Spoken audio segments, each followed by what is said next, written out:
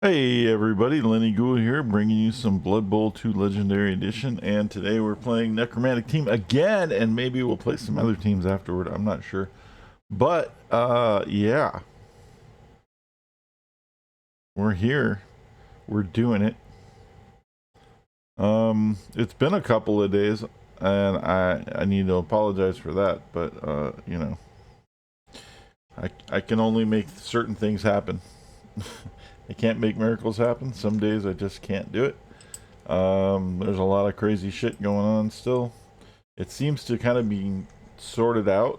That maybe things are getting back to normal a little bit, and I'll be able to stream a little more regularly. But until that point, it's just going to be very sporadic, like it still is. So, again, I apologize for that, but it is what it is, and you know, you get content. You get it when I get it. When I get to do it, I guess is the best way I can describe it. Um, I just wish I had better answers. I wish I could say, hey, this is when I'm going to stream, but I just can't because I just don't know. I don't even know when I get to sleep. Like, shit's just crazy. It's all over the place. However, let's get into some Blood Bowl, shall we? All right. Let's see. Playing a league. Do do do do do.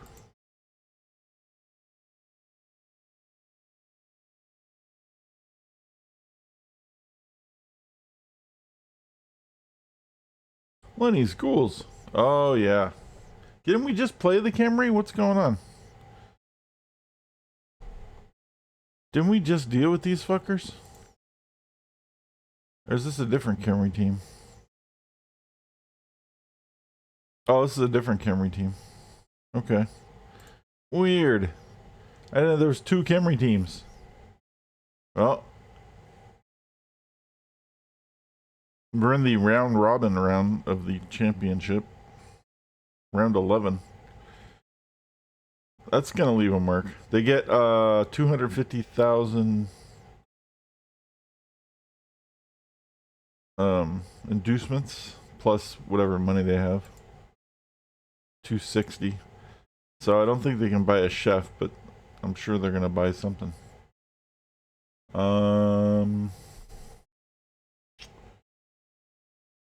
Give me 1 second, and we'll be starting.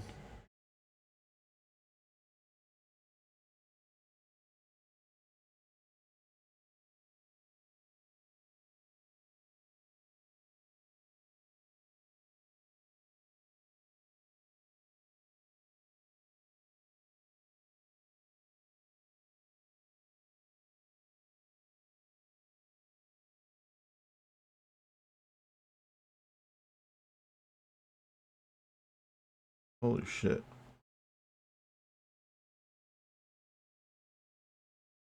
I haven't streamed since Sunday. Holy crap. I just realized that. Yeah, I had to do something. I was like, they can't just keep not streaming. So hopefully, it doesn't keep people away for too long.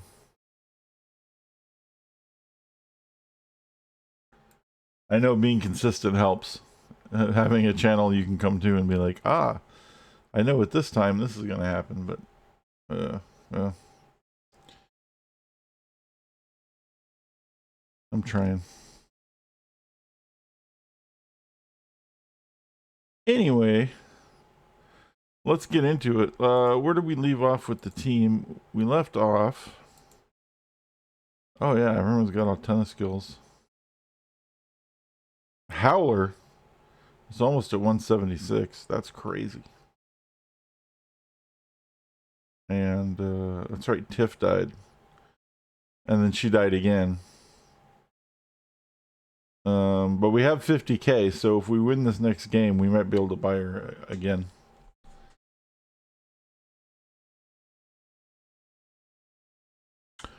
We are playing Camry, but it looks like an unskilled Camry team, which is really strange, except that they have two They have like 2,000 team rating. Oh, they have a lot of guard. That's what it is. A lot of guard and tackle and shit.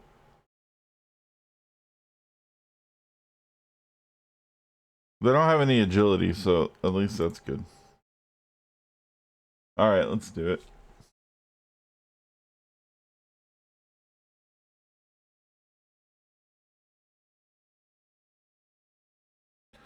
And they get the stab guy, the chainsaw, and a blood wizard babe, of course.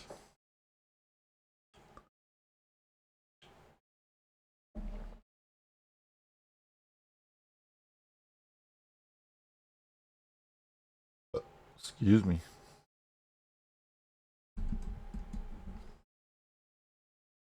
We're gonna receive, like as we do.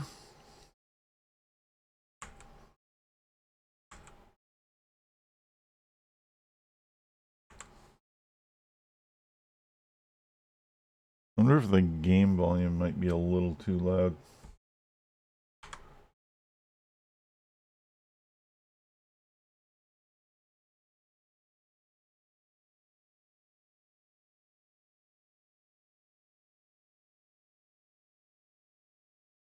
Oh, what's this?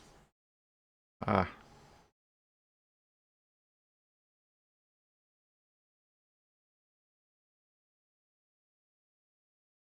Hey, Aro, what's going on?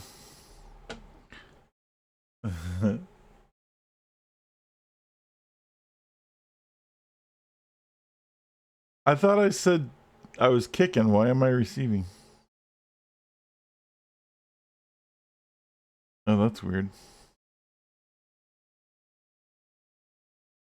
That's funny.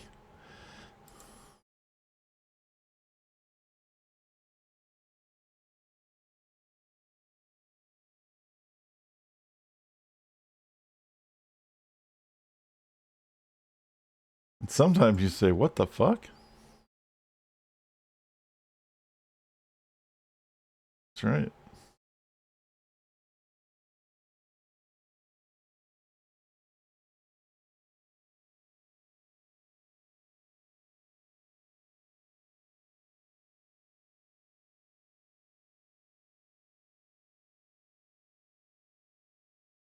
How am I? Well, I'm streaming.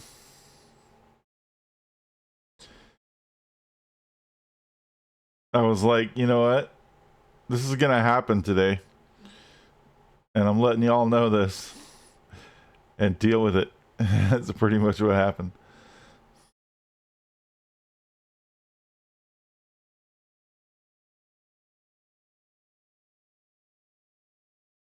We got the chainsaw.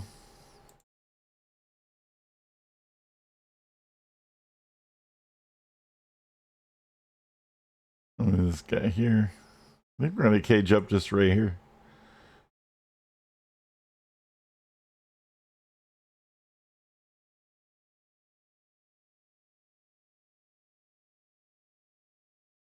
We'll block the little skeleton guy.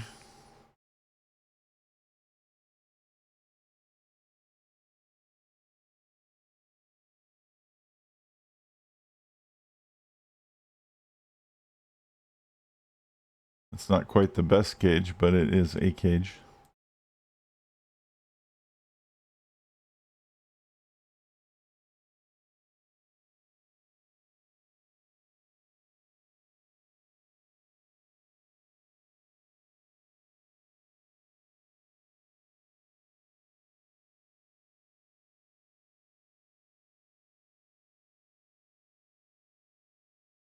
And let's blitz this guy.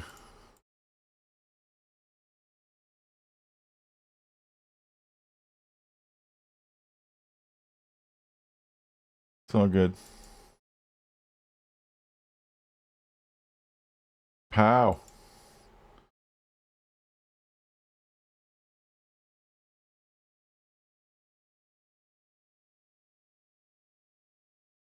Move this guy over here.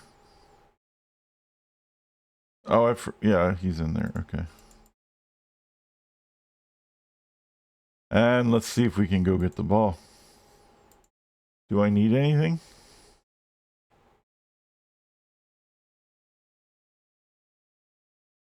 A couple $1 million would be nice.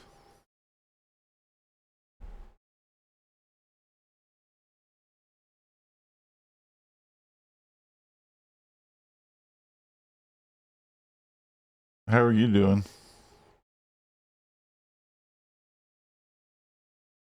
As far as just things.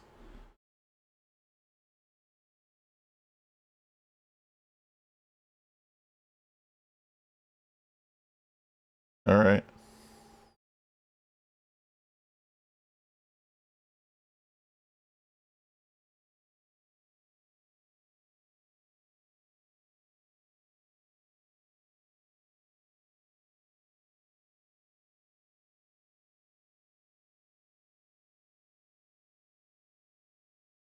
What's today?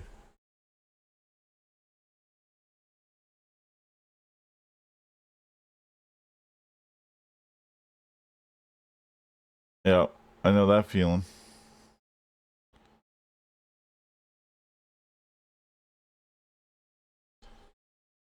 Just gotta keep putting one foot in front of the other.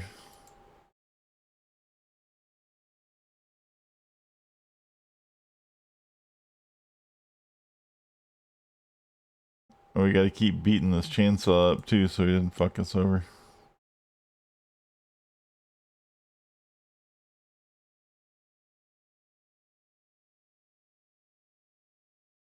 Oh, double skulls, come on. There's the POW.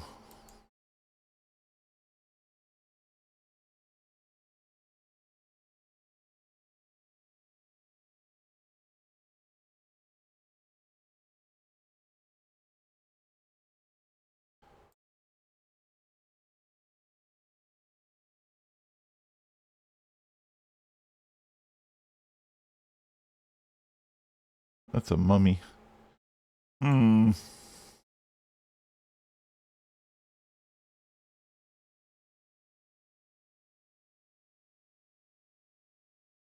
How am I gonna hit that fucker? He's gonna hit my werewolf. So I need to hit him first, but it's gonna be 2 dice against. And if I don't get the POW, he's gonna get me. He's gonna fuck me up on the frenzy. Unless I blitz with the other werewolf. That's not a bad idea. As vague as that is, it's really a whole story you already have lived. 1, 2, 3, 4, 5, 6. Blitz in here.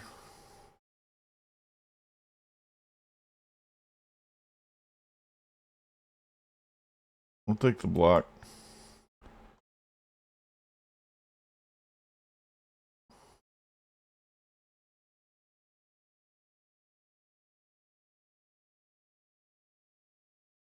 And we're gonna foul the chainsaw.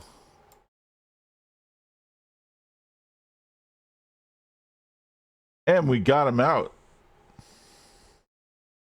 Oh no, Grim got sent off for fouling the chainsaw. No, we just stunned him. Yeah.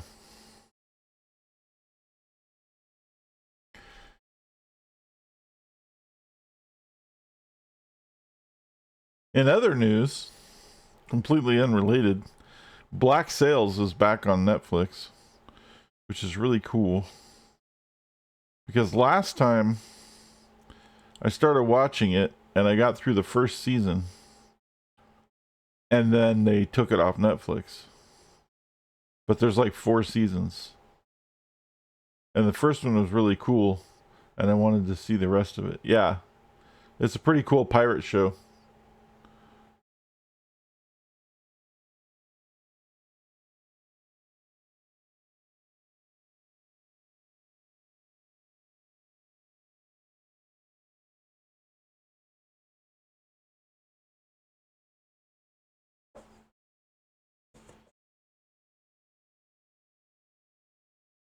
Oh, dude. That's a rabbit hole.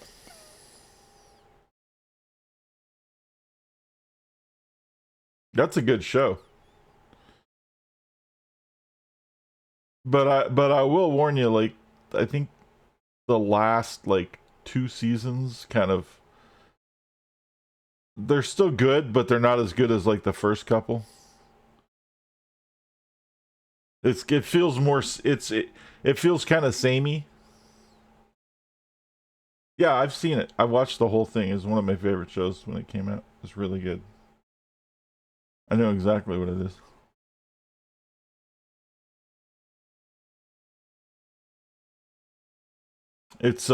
It's loosely based off of a real crime family.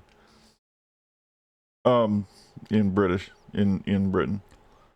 Um, but yeah.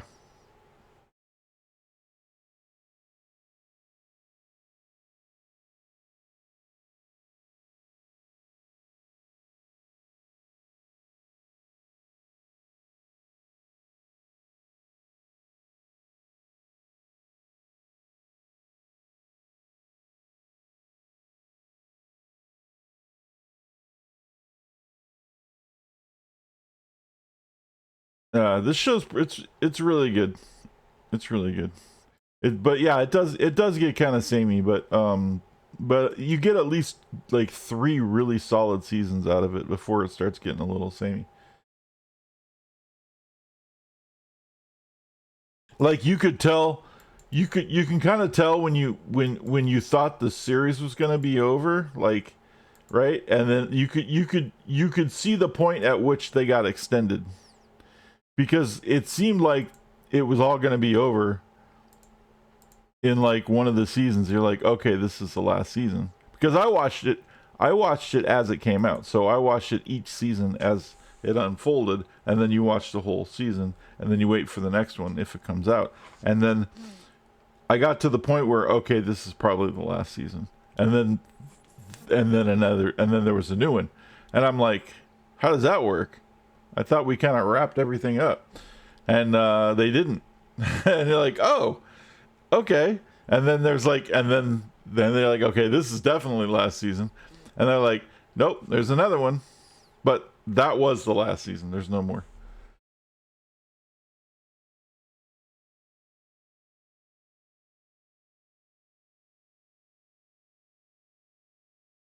Yeah. Well, I mean, I binged it season by season, but I had to wait a season before then. They dropped the whole season at the same time, but they dropped one season, and then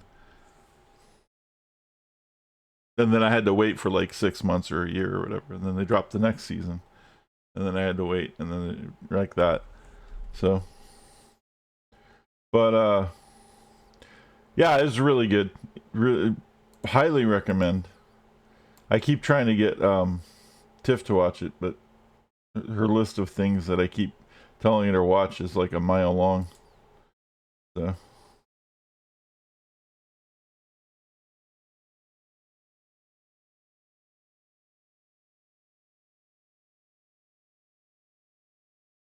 I'm like, you gotta watch this. You gotta watch this. She's like, yeah, yeah, yeah. Keep telling me that. It really is. Hey, Tiff, what's going on?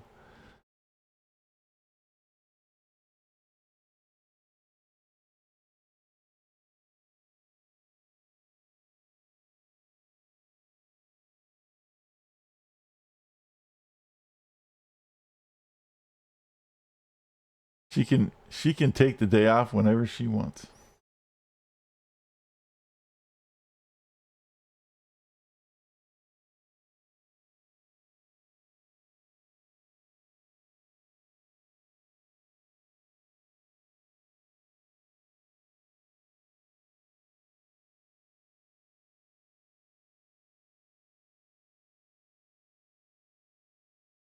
Totally.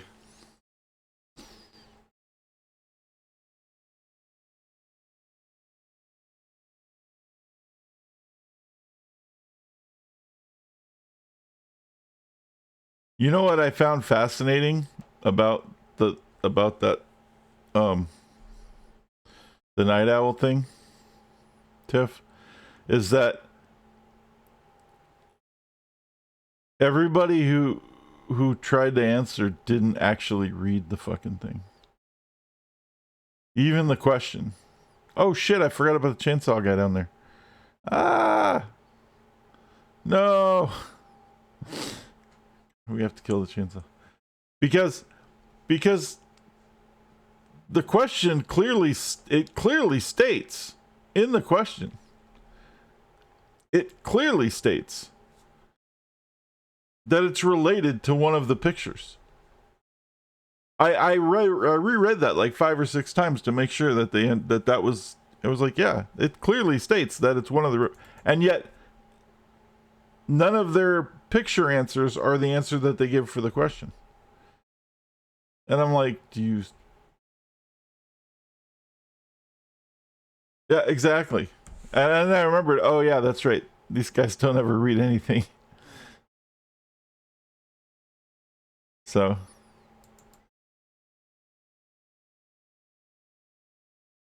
it was funny.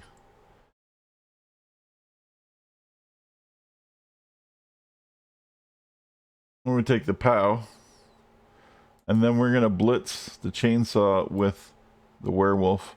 1, 2, 3.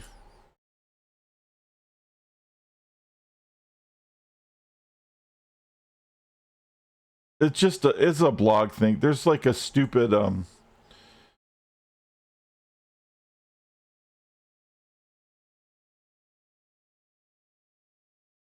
there's a feature on the blog that she still writes that has like once in a while at night there's like a goofy thing, like just to kind of fill, I don't know, space so people can still comment and shit and stay engaged. And usually it gets largely ignored, but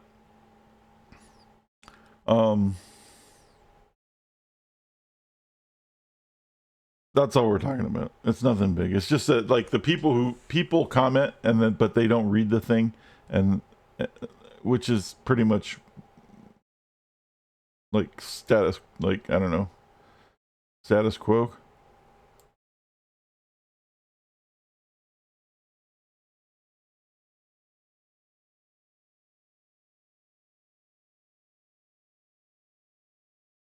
Yeah.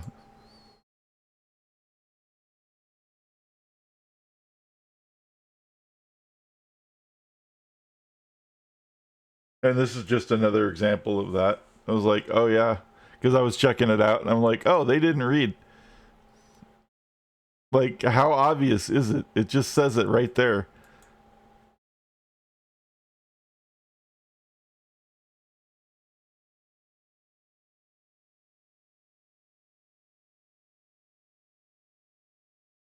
Right. And it's harder to read the article now too because he took away the headlines. Right? So then the headline has to be hand typed in order to actually, you don't get the headline from the article, you get the headline from what someone typed. It's all stupid.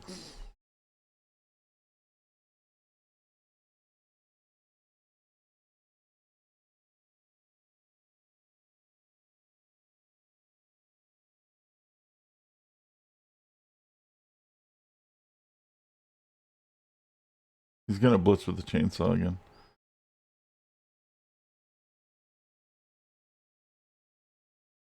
Oh, he didn't. Holy crap. I would.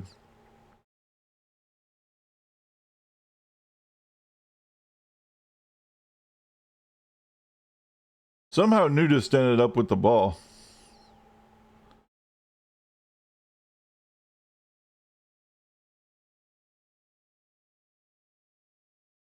And now he's playing like ping pong. Camry's playing ping pong with Nudist. But he still holds on to the ball. Oh no, he had strip ball. Motherfucker had strip ball. See, that's what happens if you push somebody and you have strip ball, the ball pops out of their hands. It's a good skill to take. The problem is if you take it on a player, like how useful is it going to be? You always have to have that player at the place where the ball is, and that almost never happens. So that's one of those skills that's really good on paper, but in practicality, gets used very, very rarely, unless you have a lot of people with it. And if you do, then you're wasting it.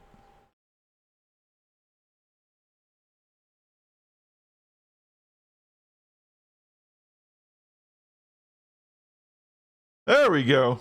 Killed the chainsaw. That's what I'm talking about. He regenerated, but it doesn't matter because he's done for the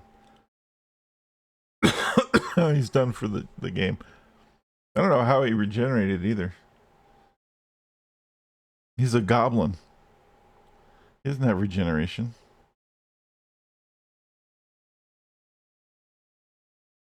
Well, it doesn't matter because he can't come back because he's a secret weapon.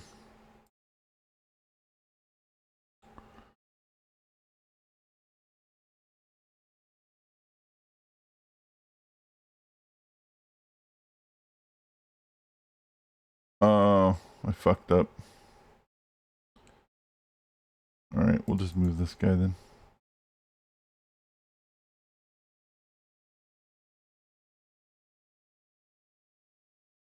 Well, I hit him, but I didn't know I was gonna kill him. Either way, it's all good. Unfortunately, being that this is a Camry team, even though this is a goblin, it's registering as a Camry, and therefore we didn't get our free zombie, which kind of pisses me off. Because the Camry team is undead, even though that guy's a goblin as a star player. That's a bug.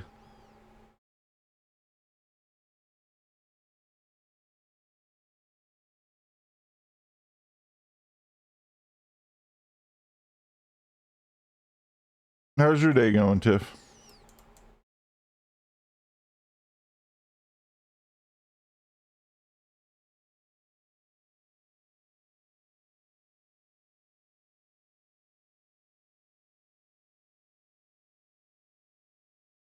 It's been long.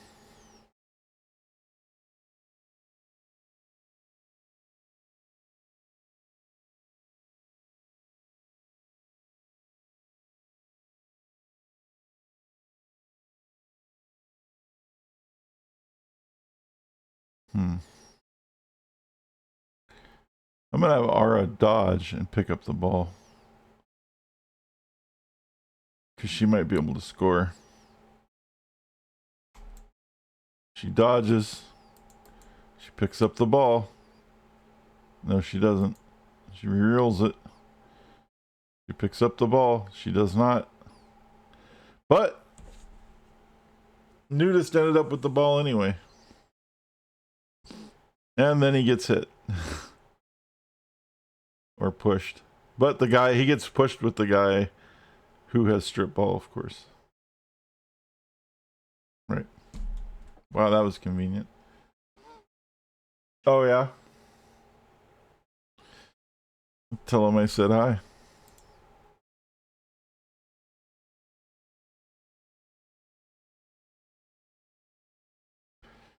I kind of had to bully my way into streaming today.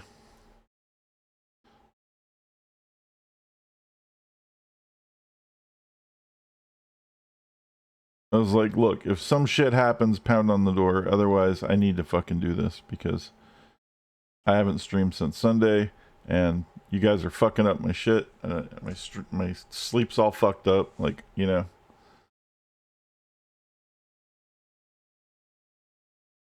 I know, dude. I kind of did. In not so many words. So if you hear a pounding on the door, then we'll have to stop.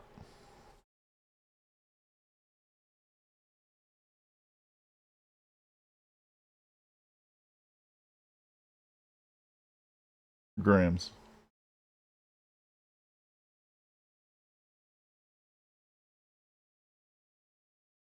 What's up, nudist? What's going on, nudist?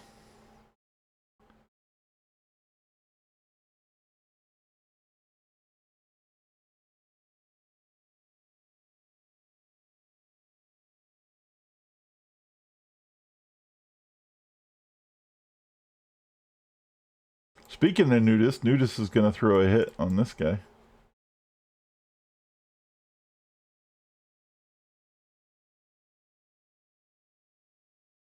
And got a casualty for it too.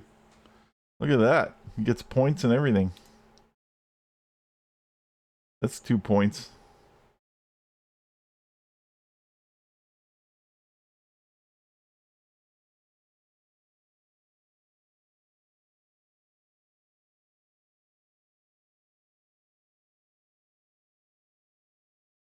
That's right, dude.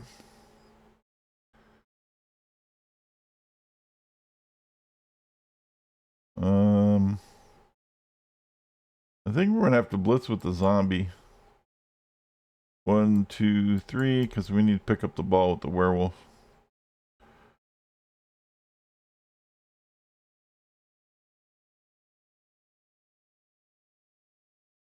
There we go. And let's see if the werewolf can't pick up the ball and do something with it.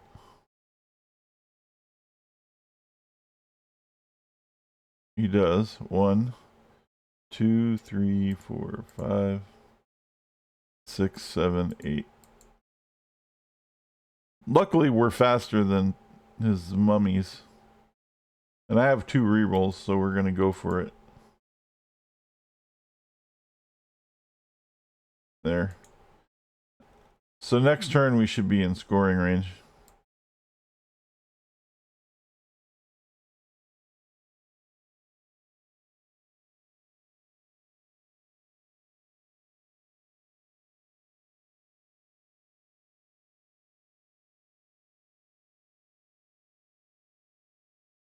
Look at that baller. Cursed Clown just throwing the smack down. Like you just don't care.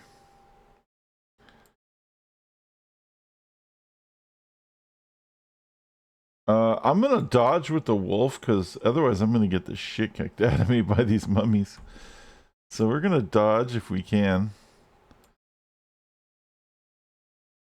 I do. 3, 4, 5, 6, 7. We'll just go ahead and put some protection next to that wolf over there. And then we'll go ahead and move this guy too. There we go. That should lock it up.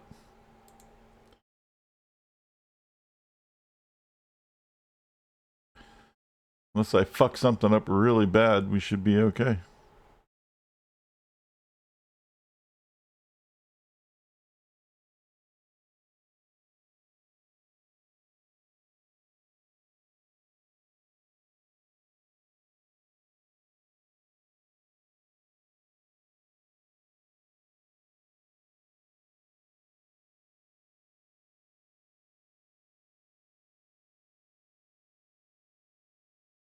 In other news, my PoE bonk character is doing really well.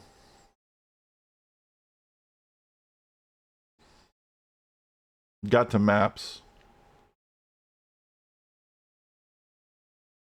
And is like... There's some crazy mechanics that I'm doing with it that allows it to do what it does. And without it, it would be weird. But basically... all of the resistances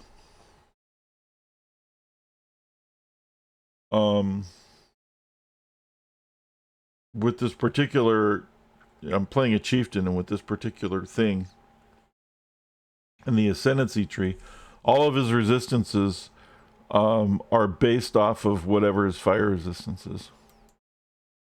And he also gets plus every plus to fire resist, maximum fire resistance also adds to all of the pluses of the other resistances as well.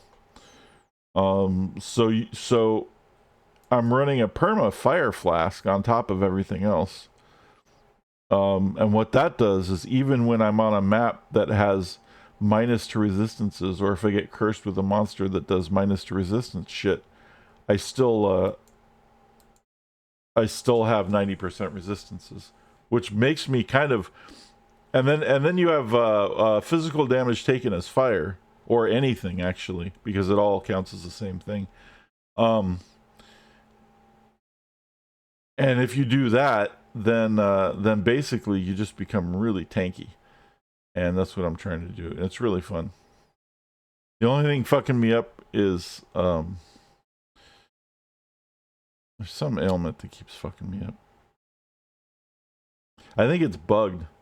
Oh, it's that stupid arch nemesis lightning fucking um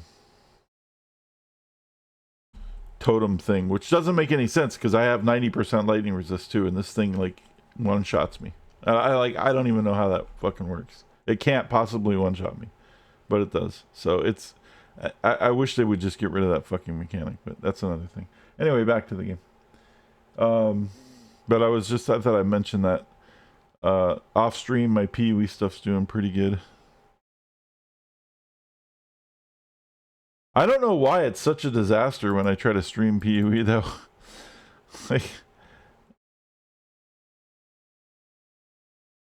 it just is.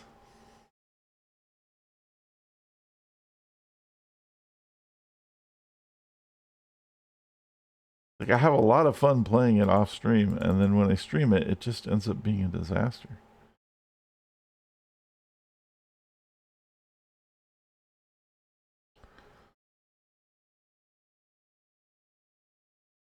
Like it wasn't meant to be. I didn't mean to do that. What I meant to do was that. Anyway. How's your day going, nudist? You doing good? Things going well for you?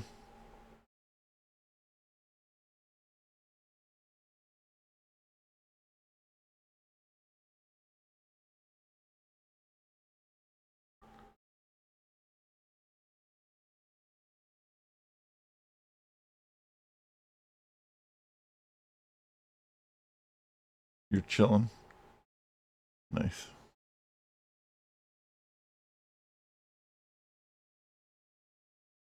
Smelly Hooker pirate movie is back on Netflix. Actually, Smelly Hooker pirate TV series. Black Sails. So that's a pretty fucking fun. It's not I mentioned it earlier to Ara, but nobody else is really hanging out yet. But it's just fun. It's like not great, but it's entertaining as hell, and it's a very fun escape. You can just watch that and be like, you know, all the pirates doing the pirate things, and it's fun. And there's a lot of gratuitous sex in it, which is also really good.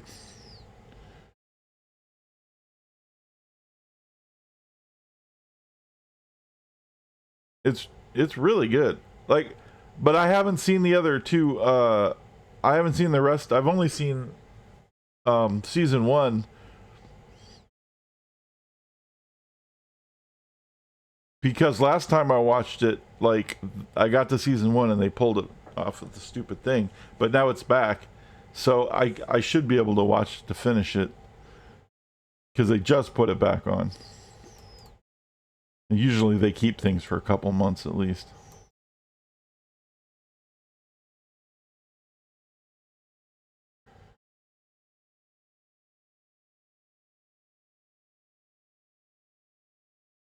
Lots of sex, lots of violence. Probably more sex than violence. Well, yeah, yeah. Especially the first episode is like half sex, and then they tone it down a little bit.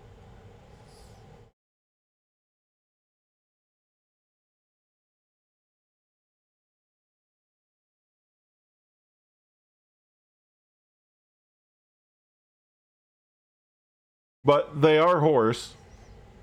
It's like whores and pirates. That's like the whole movie.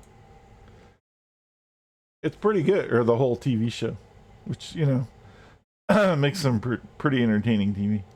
Um, you really can't go wrong with that.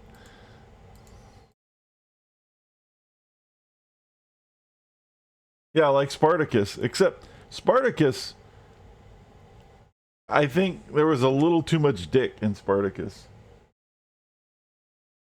to be fair. But naked Lucy Lawless was like at least every other episode, which is pretty amazing. So I was like, it was worth. It was like I can deal with a little bit of fucking, you know, I can deal with a schlong like swinging across the fucking thing once in a while.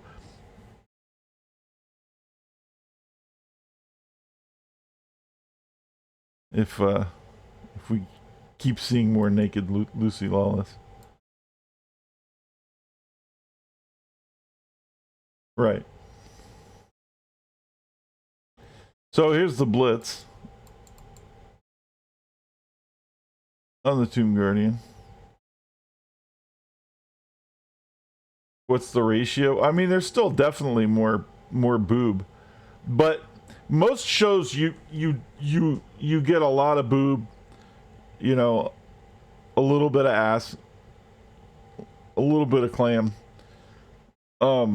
occasionally, and then like very rare, and maybe like the guy's ass. But in Spartacus, they're like, yeah, here's a dick, and you're like, whoa, all right. Now, to be fair, I mean, if it was, there really is, the ratio isn't even close. It's just that you so rarely see that.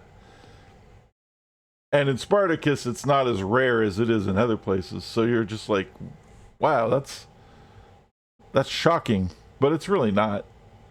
If we're being fair, it's not even close to the amount of like boob or anything that you constantly get from pretty much all shows that are like that.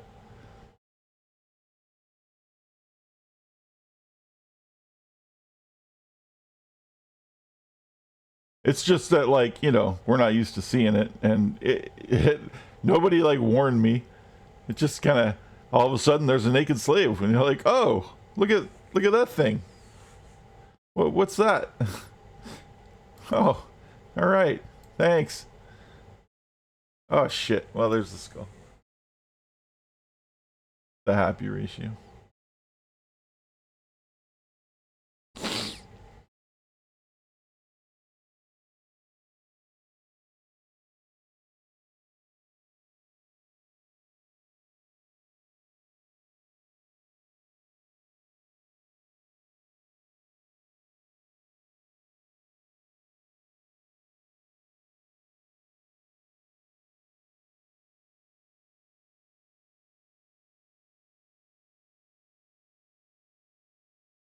I just realized that I was like, that was my turn 8, so I shouldn't even did what I did to get the ball, because now I'm a victim.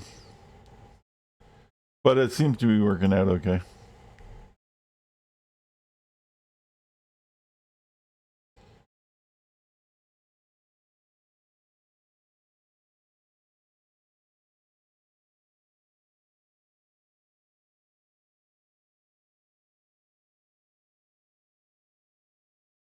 I would say that Spartacus probably has a lot more nudity than Black Sails.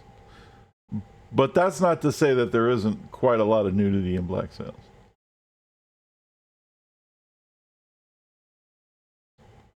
But I think Spartacus has more.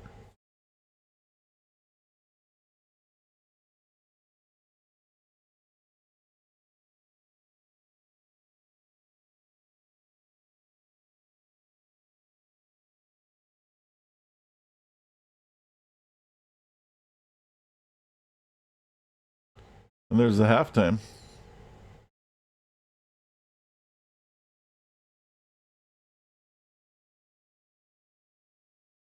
But then Black Sails also has like, fun pirate shit. So the thing that I hope that happens is I hope Anne Bonny ends up having a bigger role in the show, and she probably doesn't. I know she's there just because she's like the only woman pirate in history that they could think of. But she was like like she's a badass in this show, but like in history, like she was like ran her own shit. So it is interesting that she's in the show, but it's kind of like Deadwood, right? They put a lot of like in Deadwood.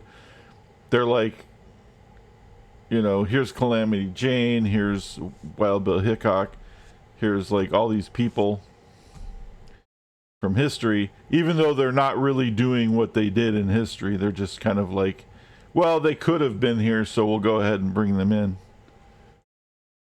Pixel Hobo, what's going on, man? It's been a while.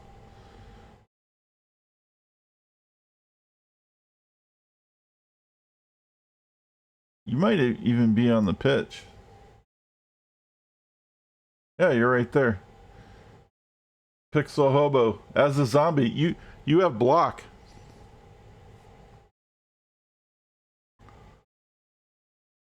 I think I'm good with that defense. We're talking about smelly hooker pirate movies and Roman Empire movies.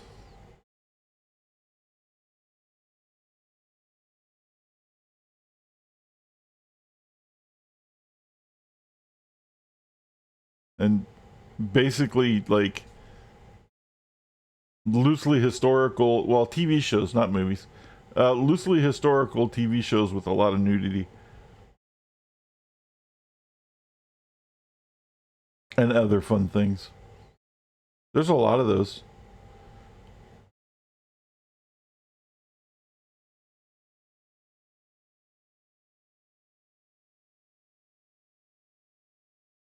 One that doesn't have much nudity but is really good is Marco Polo, and it's not actually, even though Marco Polo is in it, it's really about Kublai Khan. And the character that plays Kublai Khan completely steals the show, and the whole show is basically about him anyway. And it's when Kublai Khan was in the short period of time where he ruled China, when the Mongolians beat China for like 5 minutes and Kublai Khan was fucking running it.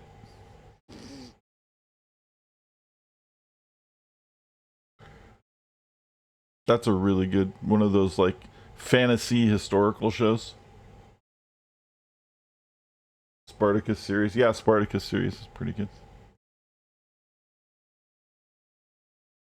We're also talking about Black Sails,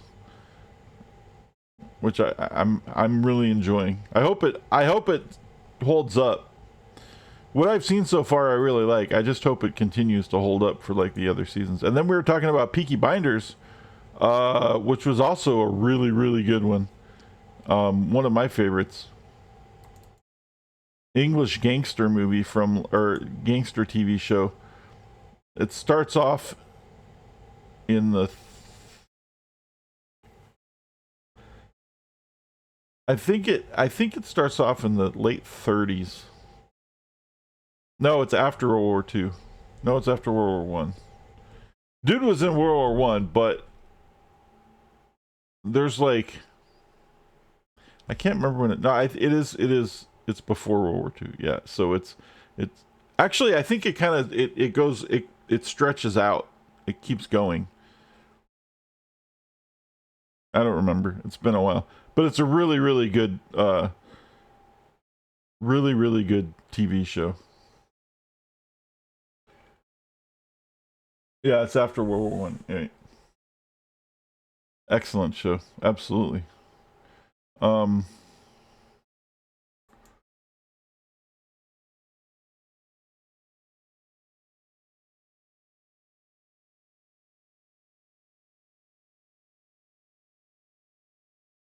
and then if you can handle the subtitles, Narcos and Narcos Mexico are both absolutely fantastic. I mean, top fucking notch. Totally riveted on my seat the whole time.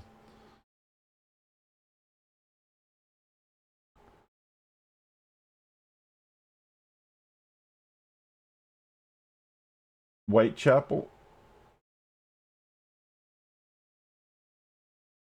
I don't think I did. It doesn't ring a bell.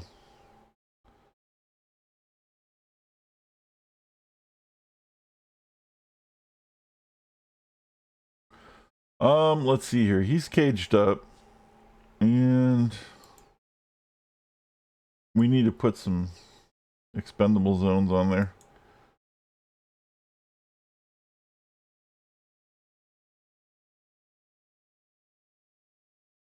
I think we could blitz that guy, which will put us next to the ball.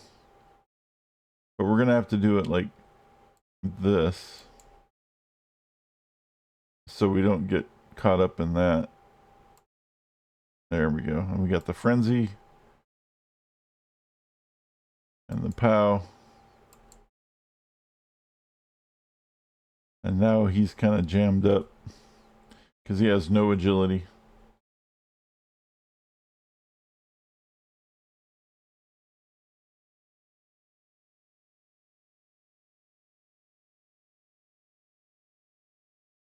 Oh, he already moved. And we'll keep the werewolf, the second werewolf. We need to put somebody downfield, but we already blitzed, so we can't do that. Let's just move these guys here and see what he does.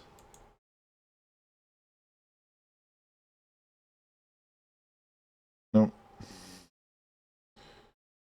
Mindhunter was really good too. A bit cerebral, but very good.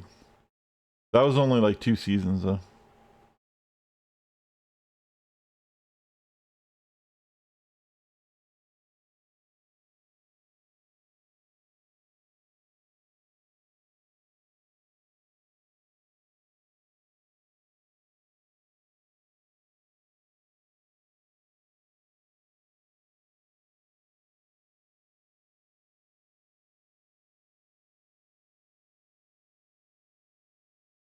It seems that way. It seems a lot of people felt that way because it doesn't look like they renewed it.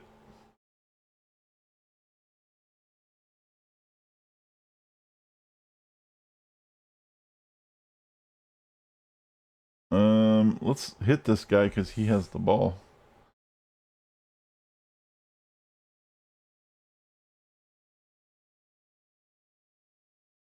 Pop the ball free. Holy shit, Pixel Hobo almost catches it, but we don't need him to, so that's okay. He's a zombie, he shouldn't be catching the ball. He moves too slow. Sorry.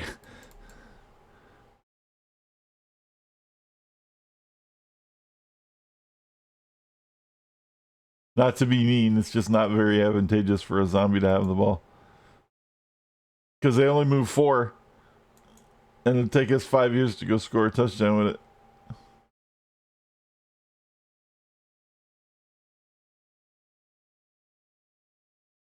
it. Plus, we need to win this game so we can buy Tiff back for a 3rd time. Because she died last time. Again. Like, I don't know what happened. Like, she died and we were all sad because she had like, I don't know, almost like 70-something points. It's just a shit ton of points.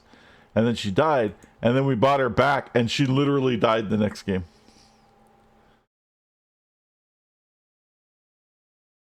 It's like fucked up. We're gonna move Ara into scoring range so that we can do shit when we do end up with the ball next turn. 3rd time's the charm. Yeah, there you go. Let's go try to pick up the ball. Howler does not. Rerolls it. Can he do it? No, Howler cannot pick up the ball. Oh shit. Vinny Vincenzo ended up with the ball, which sucks because he also moves 4. It's kind of like a zombie with the ball, except the guy's a little stronger.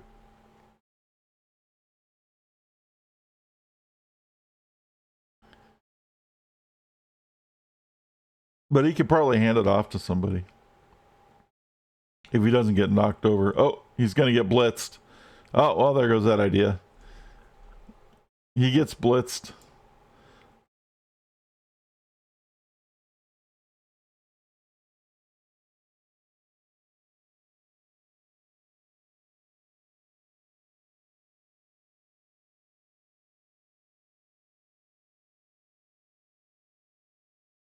Pixel Ho got stunned.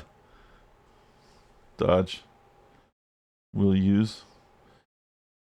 Nudist getting pushed into the sides.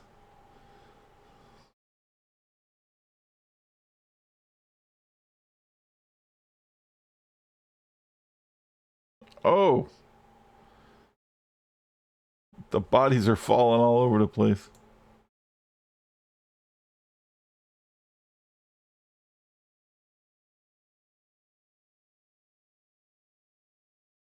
Kirsten takes a hit. Damn. And stunned. See, this is where Camry start. This happens every time I play the Camry. Everything's fine, and then toward the end they end up just beating the living shit out of me, and that's what's happening right now. Like, we're just gonna beat the living shit out of you. Okay.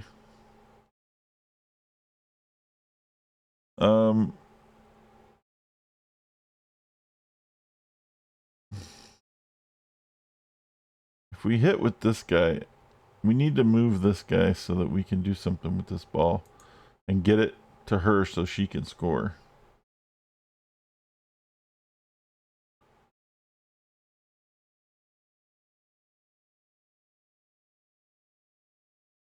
There we go. That's what we need.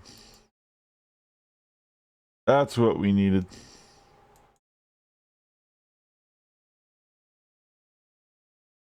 It's just what we needed. It's just what we need. All right. Let's pick up the ball and see if we can pass it or hand it off to Ara. 1, 2. Oh, I dodged. I didn't even realize I dodged right there. 3, 4, 5, 6. Fuck. 7. Now we're gonna have to dodge again. 8.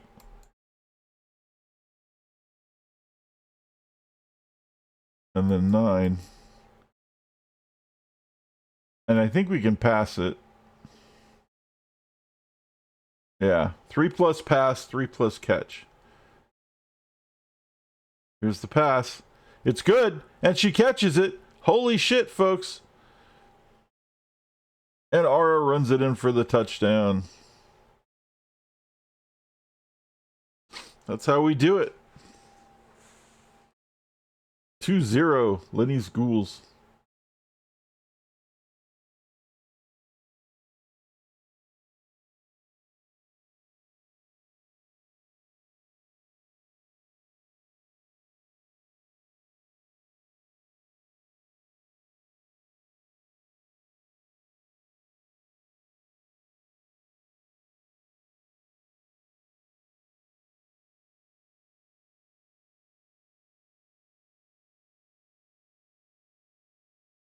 Oh shit, what's today? Let me check something real quick, guys. Sorry.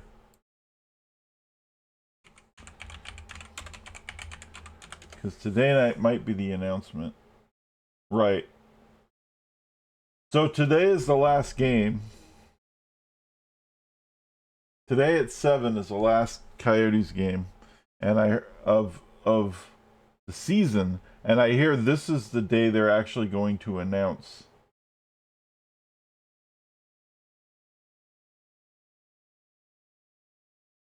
officially the move, even though they've been pretending like they weren't going to do it.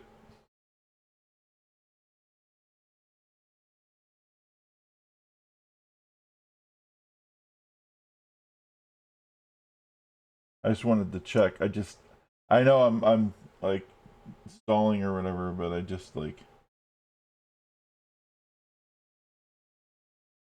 I needed to check on that. Yeah, we had the Coyotes here, the hockey team, for a long time, and then like shit's just been fucked up the whole time, and we're losing the team. But the team has been pretending like it's not happening on social media the whole time. But everybody else is like, yeah, it is. Wow, they're still pretending like it's not happening on their Twitter site. Well, they did say that they were gonna. People said they were gonna announce it after the game instead of before because they're trying to get the last fucking. Because they're greedy fucks, and they're trying to get people. They don't want people to be like, oh, there's no reason to watch to go to the game now, since they won't ever be playing again. Which I would think if you had announced it, more people would be like, oh, it's the last time we're ever going to see the Coyotes. Let's go see them one last time. So, I don't know. Let's see. The kickoff. Defense.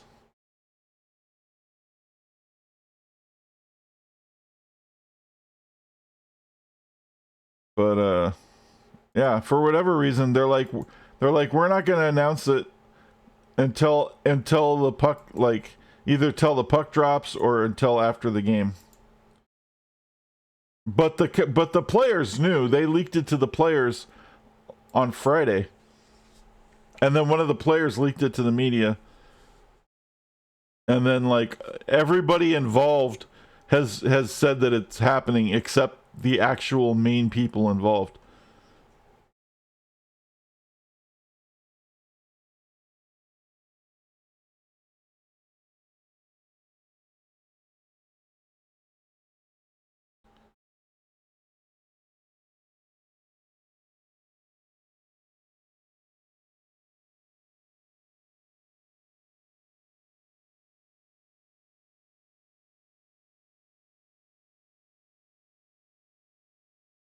I just think it's kind of cheesy though that they're pretending like everything's fine.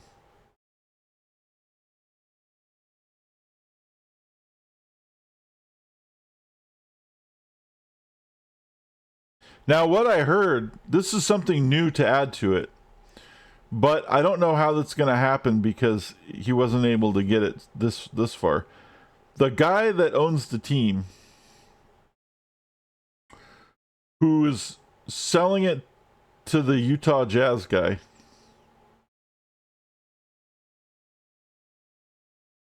has been made a guarantee that if he can manage to secure a stadium site in 5 years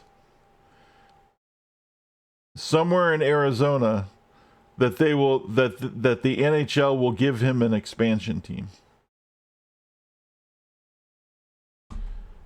And I'm like, well, what the fuck, dude? But they're saying it's because this last deal fell through that his time is up and he has to give the team up, and then like, you can get another team. But that's kind of fucked up. So what, like, we're going to be like, oh, there goes the Coyotes, and then like, let's say he does manage to land a deal for a stadium. And then like 2 years, in 2 years we're going to get a new team. Are you going to call that the Coyotes too, or are we going to call it something else? Like, and then how's that's just stupid. It's just, I mean, I get it, but it's kind of dumb. And it's the same thing they did to Winnipeg, actually, which is really weird. Winnipeg lost their team because they couldn't fill the seats. After a really long time, the Winnipeg Jets, and they ended up coming to Phoenix and being renamed the Phoenix Coyotes, and then eventually was renamed to the Arizona Coyotes. And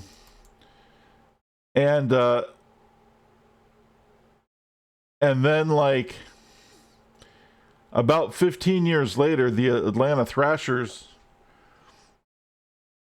lost their team, and then the Thrashers actually went to, wait, was it the Thrashers? Or did they get an expansion team?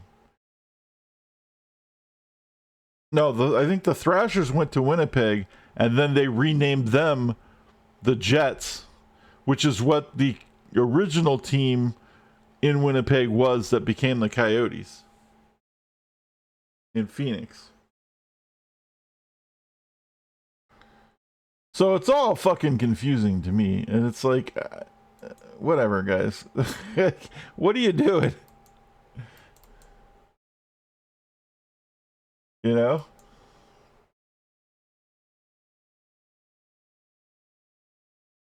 I think that was the Thrashers. If it wasn't, I know Winnipeg got a team, and I thought it might have been the Thrashers, but it might not have been. I think it was, though.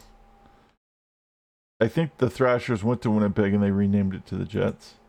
Or the Thrashers got dismantled and they gave the Jets an expansion team. It's one of the others. I mean, it's all just terminology, but it's all the same fucking thing. But the weird thing was that the Jets like pretended that they were still the Jets, and then even pretended that they had the history of the Jets as the Thrashers, even though that history technically is with the Coyotes, who were the Jets, and the same players came over from the Jets to the, like, that whole team came over. Just like what's happening to the Coyotes. The Coyotes isn't breaking up as a team. The whole team is being sold to the guy in Utah, and all the players are going over there, and all the contracts and everything are transferring.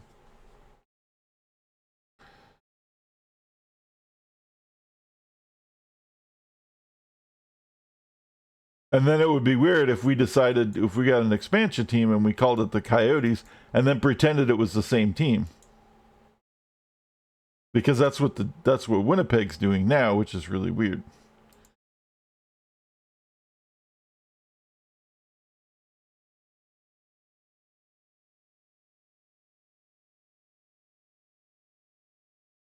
And then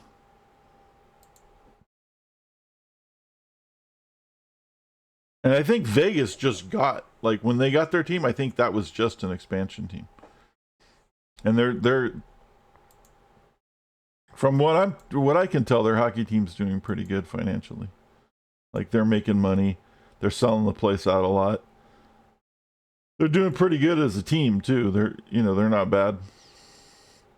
I mean, shit, they won the Stanley Cup. Like, didn't they just win the Stanley Cup like last year or something like that? Or maybe it was the year before that. I don't know. So, yeah, it's pretty crazy. I still don't know why they called them the Golden Knights, so that seems kind of stupid, but whatever. Man, whatever floats your boat. I know it's based off of some like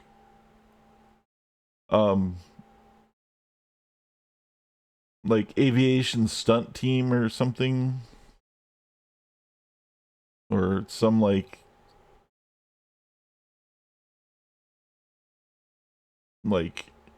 I don't know, Air Force Squad, or something based out of Vegas was like some kind of squadron or something. And I'm like, that's just a weird name to call a hockey team. But the closest one to you is the Predators. Yeah. Nashville's not too bad.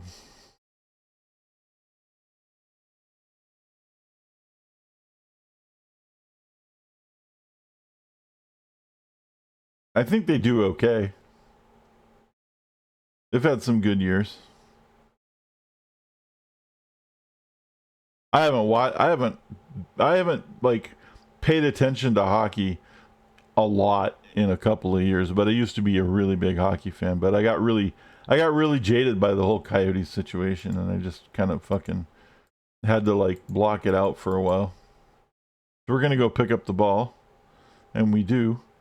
And once again, run over here and see if we can go for it twice. And we do. And now we're far enough away that we can probably score next turn.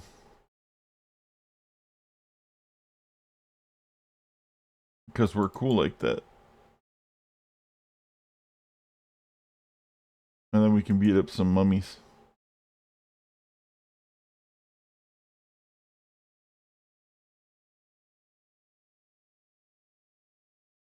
Yeah, I know, right?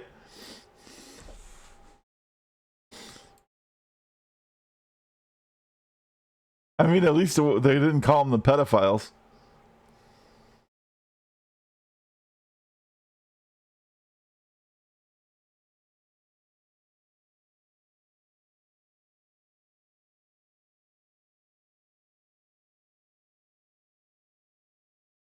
So, oh shit. You're closer to the Predators than the Hurricanes?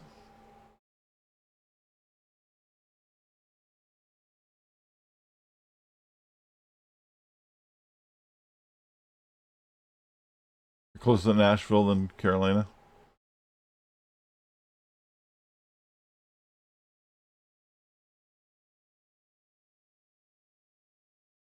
All those East Coast states are really close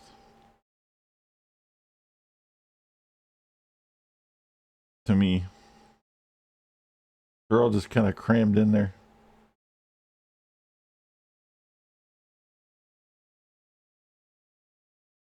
Oh, North Alabama. Huntsville Havoc. Alabama. Georgia, Atlanta. Oh, yeah, because you don't have the Thrashers anymore.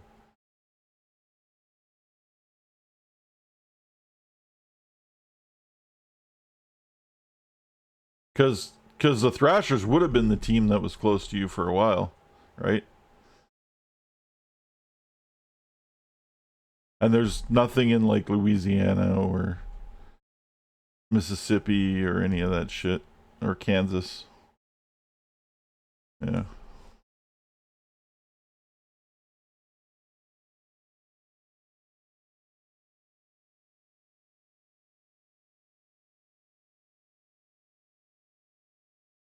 And then the Florida Panthers, like, I didn't know there were Panthers in Florida. I'm gonna be honest. I here, let's just score. I keep forgetting. I'm like, yeah, duh, we can score. Let's do it. And Howler getting another set of points. He is dangerously close to getting his 6th skill, which would be absolutely fucking amazing. Yeah, I don't know where they come up with the names. The one thing that the saving grace about the team that's going to be the former Coyotes in Utah is the name that I've heard being floated is the Utah Yeti, which I didn't know there was any like Yeti in Utah either, but the snowman thing is kind of cool for a hockey team. The Trash Pandas? Really?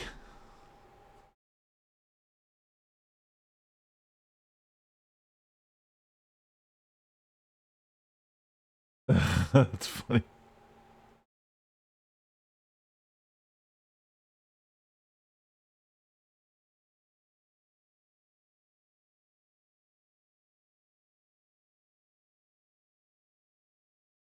Well, we still have our pro team. Just not NHL. We still have the Roadrunners in Tucson now. They used to be in Phoenix, but they moved them to Tucson.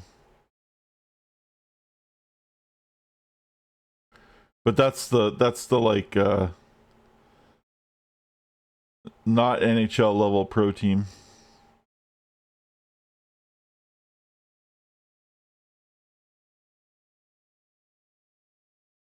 It's like the minor league team or whatever. Actually, it's not even a minor league team. What is it? It's like CHL or something. I don't remember what it is.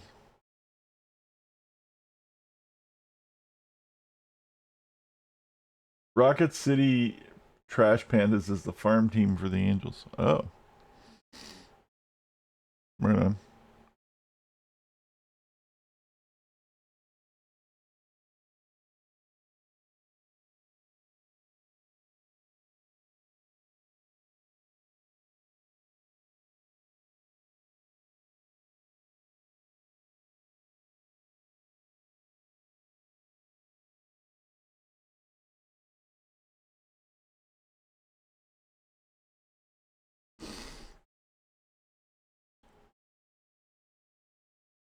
Damn, he just fucking piled on your shit. You see that guy? He just jumped on you.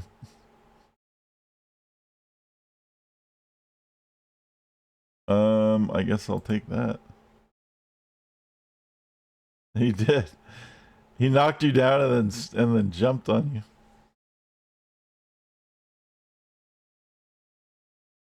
But that's okay. Pixel Hobo getting back up. He's like, I will not be insulted.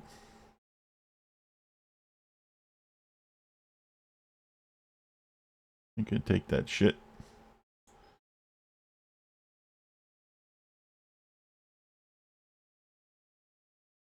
I'm gonna move this guy so we can blitz with the werewolf. 1, 2, 3, 4, 5, 6.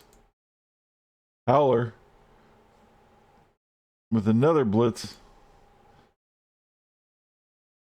Getting the push. Getting the pow. Got a casualty. That should bring him to 70 points. 6 points away from his next skill. Holy crap. And he's going to pick up the ball.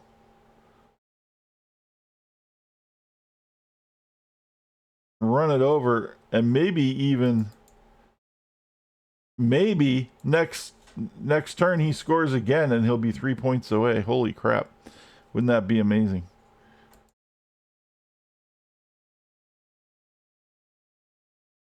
There's only one turn left after this.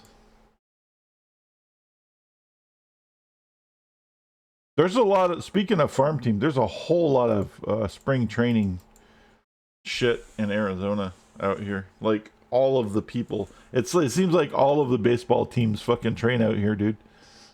It's nuts.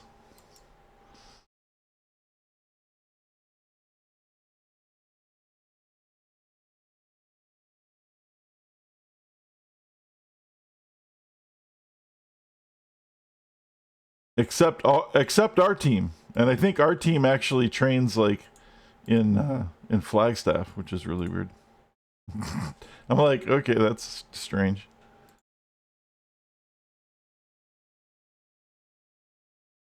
People like to talk shit about Alabama, but Huntsville's a totally different city. Where do you think rocket science was built here? NASA's brain was actually here.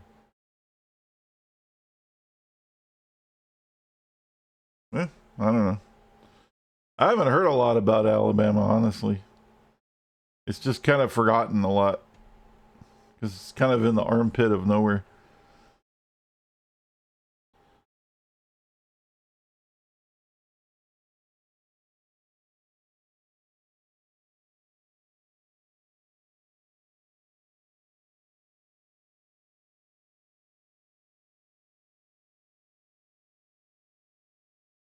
Oh, he blitzes, and he got a skull. Holy crap, that's good for us.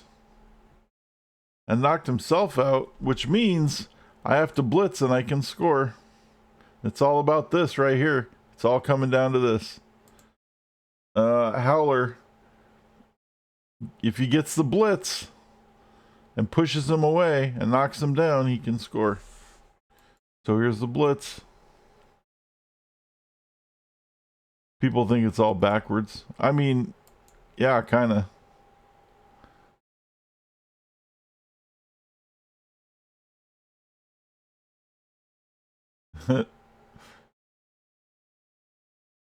Yeah, there's places.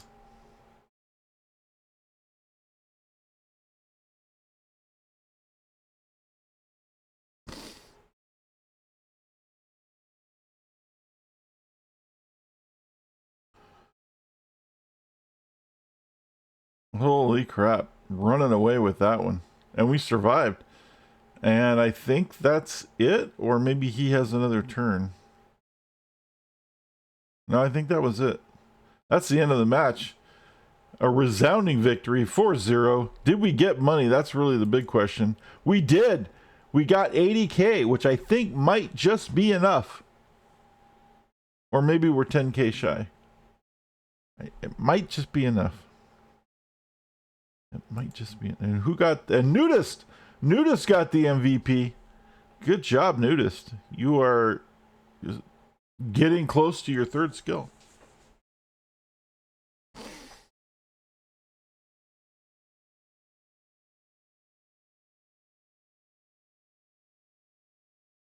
No, I mean, if we have the money. I just don't know if we have the money. No, we're 10K shy. We need 90K. We have 80K. So we do have to wait one more turn.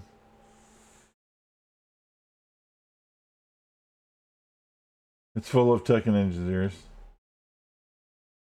It's all good, dude.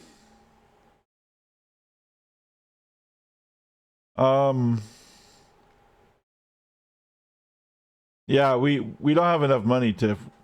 We'll have to play one more game. But everybody's getting a lot closer.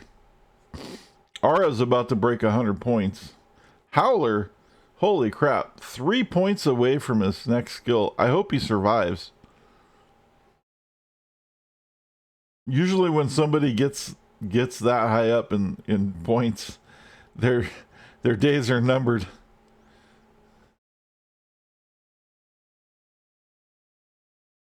Oh, there you go.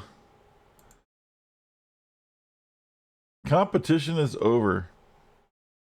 That's good, and I'm actually going to quit this league as well. So we won. We won the championship, but I'm gonna quit the league so that they have to make new teams, because that batch of teams sucks.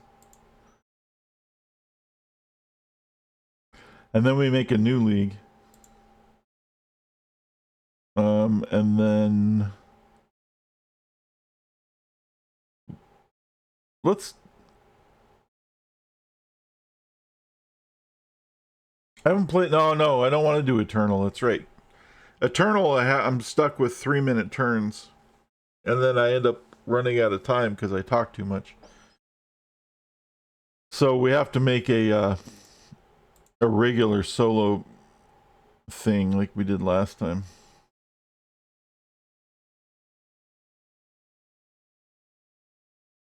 We want 4-minute turns, no aging, no enhancements. Kickoff events, yes. We want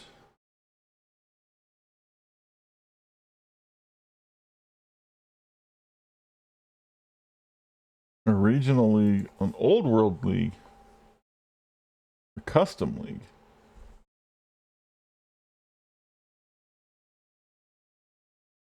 That's a lot of teams. Let's do a regional league and see how that works. Round robin, 4 groups of 4 teams. 2 qualified. Go to the final tournament, which is a knockout of 1 group of 8 teams. The league starts with 4 parallel round robin competitions. The first and second of each pool are invited to a knockout. Let's do that.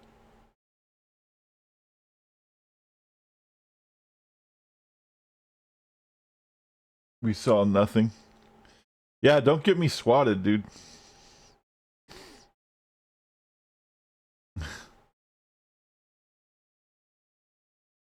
Oh shit. High elf. 2570 high elf team. Holy crap. What do they have? Holy shit. 2 agility 6. Blitzers. Oh my god.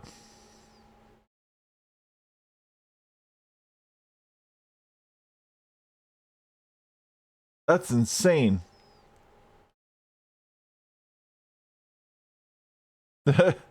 Oh fuck. Well, I mean, you know, didn't get dressed up for nothing, right? We get 170K inducements. If we don't spend our own money, and I don't want to spend our own money because we need the money for Tiff, we still might be able to get a chainsaw though, because of the difference. And if we do, I am.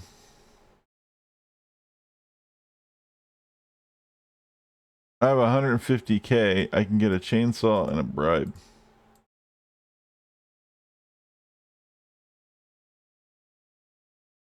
Oh no, I can't. I can just get a chainsaw. Well, let's just get a chainsaw then.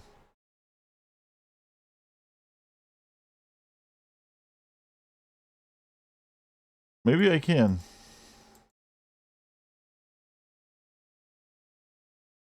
No, Breb's 100K, and I don't want to spend her own money. They get a Bloodweiser, babe. There it is. I knew this was coming. A friend that plays Custodies in 40K just messaged me.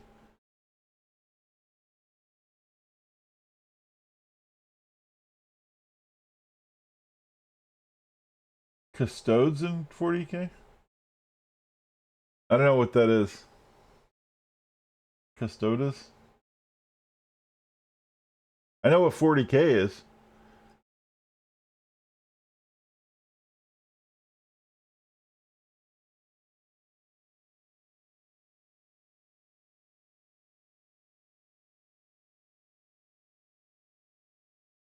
But I haven't played any digital version of 40K.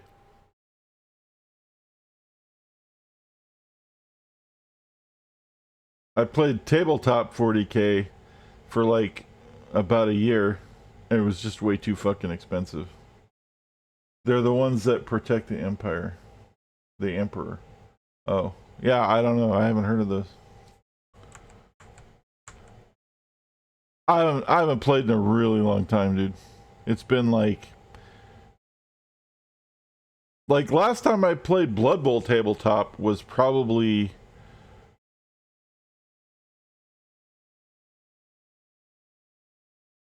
2012, and it was probably like 5 or 6 years before that since I had played 40K tabletop.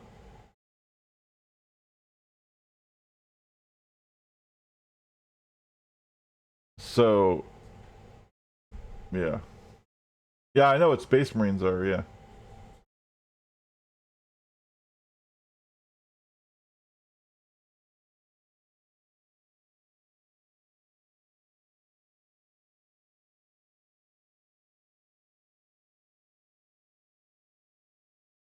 Remember what Pixel on the line. That's what zombies do. Put Hieronius on the line.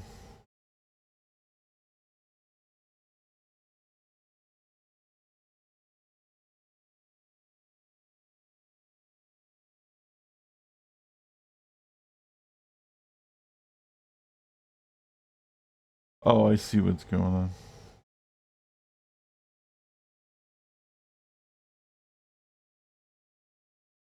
That'll work.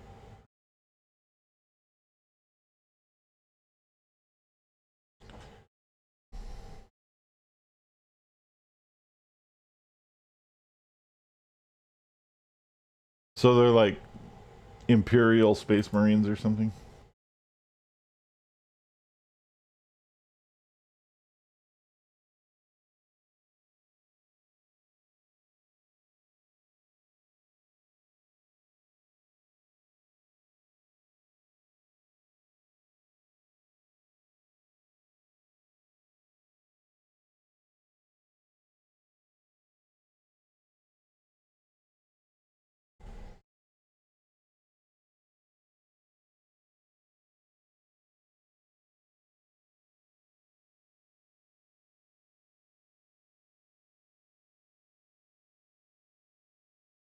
Picks up the ball. Here's the blitz.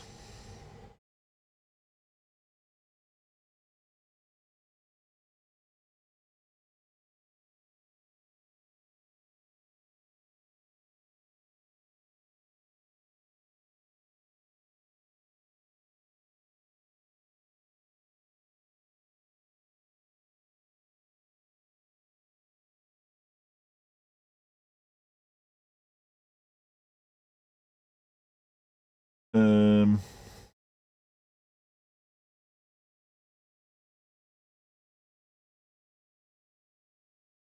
Oh yeah. The only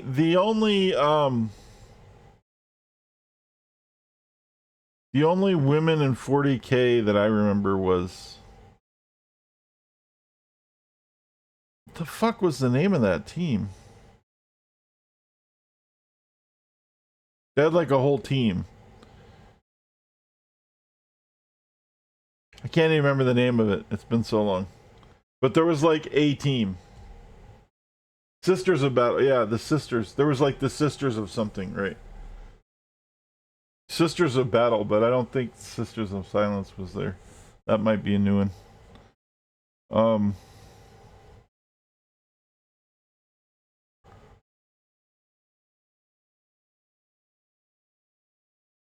Or a newer one. Games Workshop is always changing shit though, dude. They change shit so they can keep selling shit. That was my biggest problem with that company. Is they were just completely, well, it wasn't my biggest problem with that company. I have a lot of fucking problems with that company. That was one of them. They have a lot of fucking, they're Greed Workshop is what we used to call them all the time. Is they're one of the greediest fucking companies ever, dude.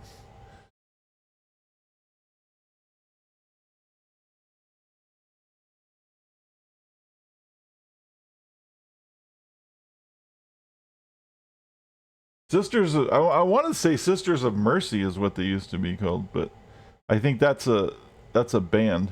So I'm confusing them with that.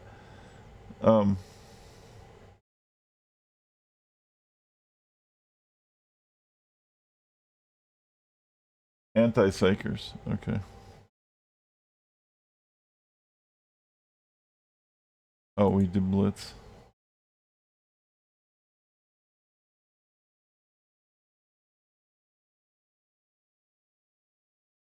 Oh.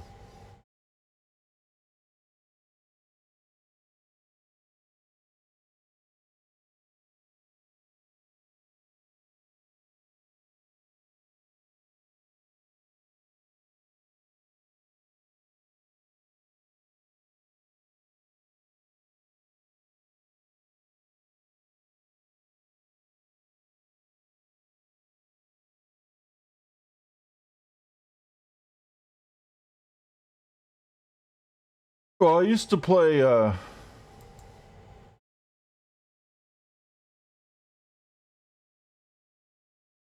used to play Orcs, and then I played, I can't remember the name of them. Tyranids. Those are the two teams I played. So I was pretty much on the bad guy side of things most of the time. I didn't pay a whole lot of attention to stuff. And again, I was playing Blood Bowl the whole time, mostly playing Blood Bowl, but I dabbled in 40k a little bit. But after it was like, I don't know if they're still doing this. I'm sure they are. But at the time that I was dabbling with 40k, what they were doing is they were putting out a new codex every like 2 months for a new team. And every single codex they put out was turned that team into the best team in the entire fucking game. So everybody would end up buying that team when the new codex came out. It was such a scam. It was so obvious. And I'm like, that sucks, dude. Because like everybody, I'd be like, yeah, my shit's pretty good. And then they would come out with a new codex and it would just be like, they would just dominate everything else. And if you didn't fucking buy the new shit, you weren't going to win. And it was just like, that's fucking stupid. And I got tired of that, especially after spending like, I think I spent like, oh no, I did have 3 teams. I had a Nurgle team too. Yeah, well, I spent like $600 on Orcs, which is insane for a fucking tabletop game, by the way. And that's not even nearly what a lot of people spend. Like, not even close. And I was like, that's absurd. And then I ended up trading them for Tyranids.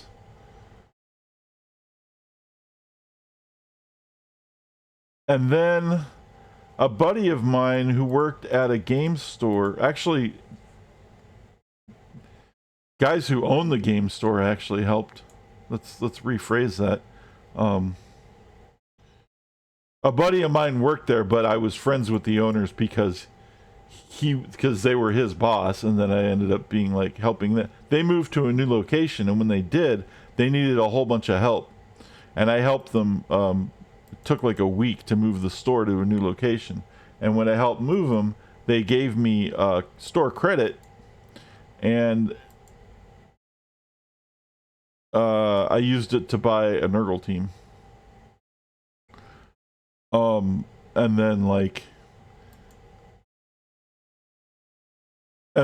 but every single team, like every time there was a new codex, that was the best team. It was just really stupid, and I didn't like it. I was pissed off about it. Yeah, power creep, they still do that. Orcs are expensive, so many models. I know. Orcs were really cool. The reason why I played orcs was just because they look cool. Like, I like orcs. And they were cool looking, and it was like a lot of fun. I was like, oh, dude, look at all this cool shit they get.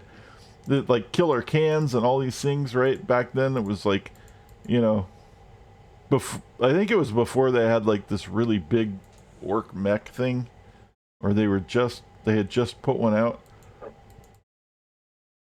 But they had all these cool little fucking orc things and all these, and I was like all over that shit. Like they had like this orc tank, and they had a bunch of cool orc shit that I really dug, and I spent a lot of money on it, and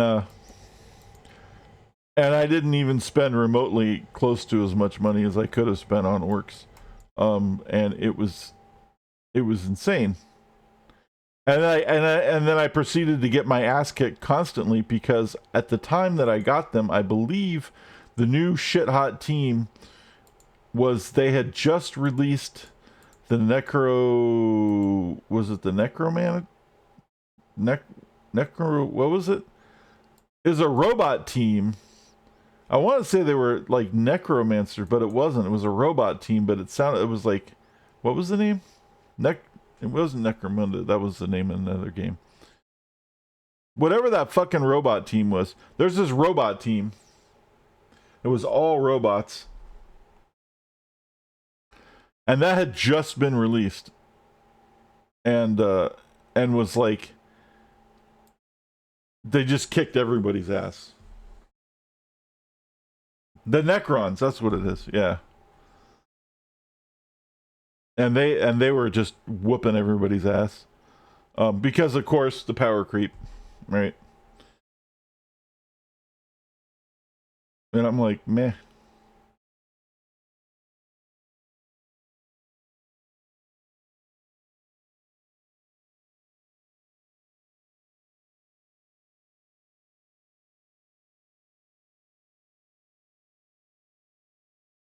Tyranids was your first army back in '93.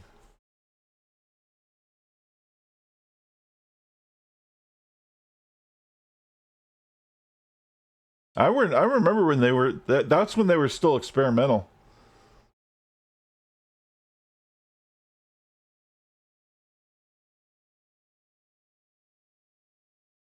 Because I remember when they came out too, when they were official, when they became official, and like a friend of mine was like really stoked about it.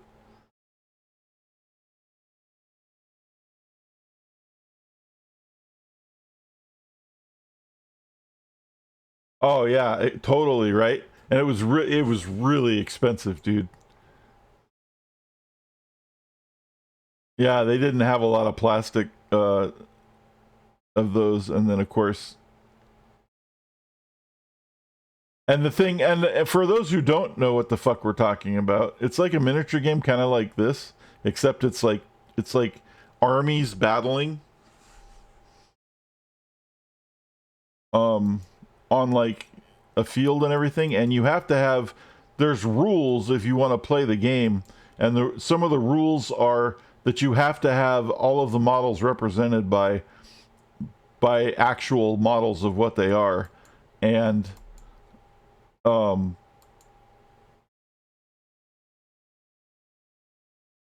so there's alternatives where you could use like plastic.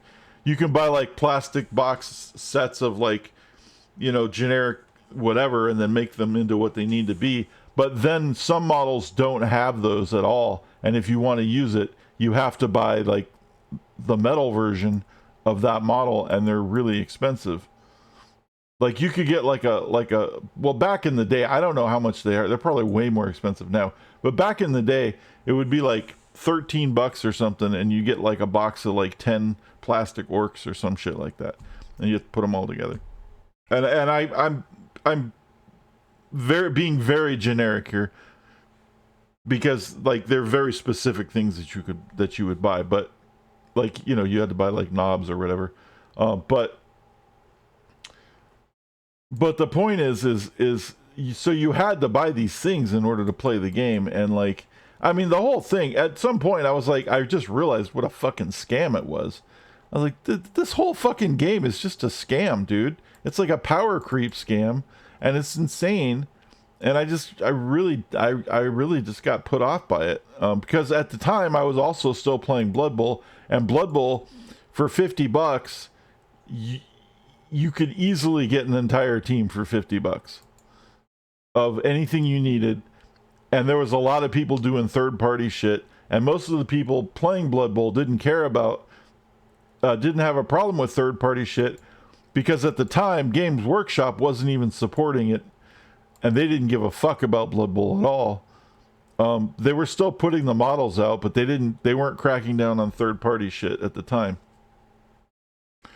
So they didn't give a fuck. So you could buy like supplemental, like the shit they were putting out was so old that they didn't even pay attention to the fucking game they were selling. If you bought a box, like a team of like orcs or whatever, it wouldn't even be like the right positionals to even like field a proper team, right? So like it was always just kind of weird. And then at some point they started giving a shit. And then they started going after fucking anybody who had anything at all to do with who even remotely like breathed the name Games Workshop or made any implication that it could be used in any Games Workshop game, and they would like sue them and take their sites down. Anybody who would post rules online, they would shut their websites down. All kinds of shit, dude. It's just crazy. Yeah, the third party stuff looks so good. 40K was never cheap. Oh, well, the 40K orcs weren't too bad when they were plastic. They were expensive, but they weren't as expensive as like a lot of the other shit.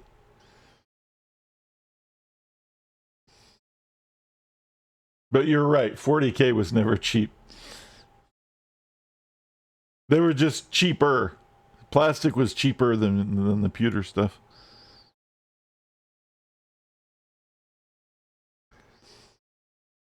But yeah, they got crazy about like shutting people down for all kinds of stuff. And I had just started making Blood Bowl boards.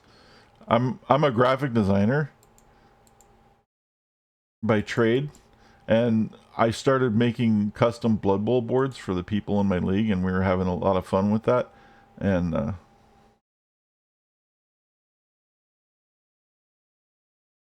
like right around that time is kind of right around when they started cracking down on shit. I was like, oh no,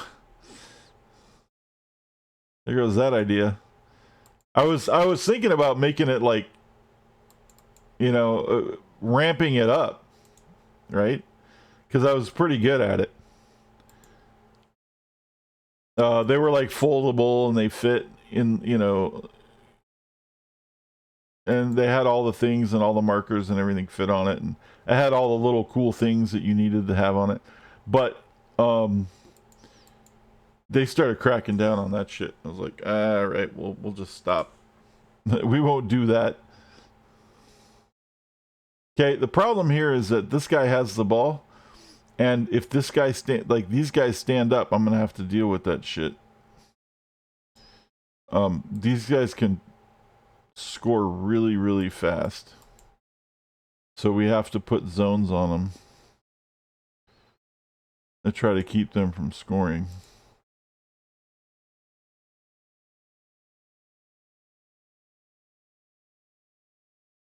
So they're going to stand up and try to pass the ball. And they're very agile.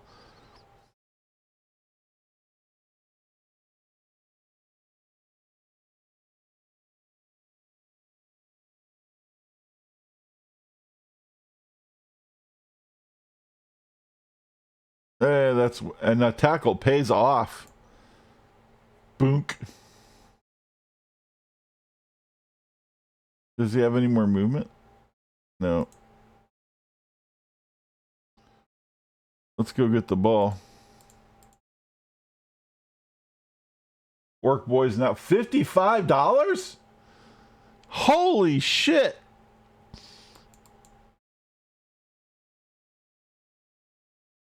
I swear it was like 13, man. Like in the 90s. For plastic. $55. Jesus Christ, dude.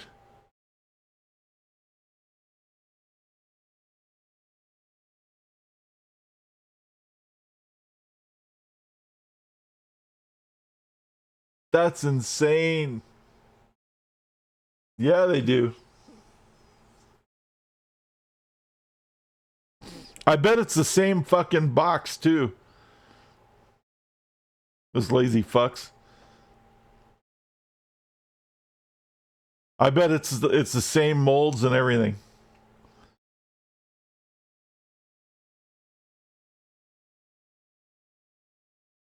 They might have changed the box art. Maybe.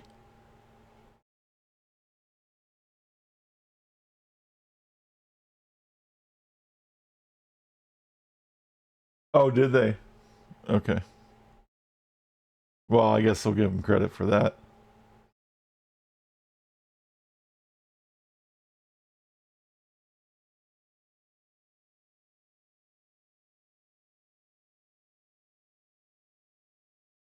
Okay, we're in an interesting position now. We could actually score if we can get a dodge. He doesn't have tackle, and we do have rerolls. And that's really all we need to do. And that'll actually give Howler his next skill. The problem is if we fail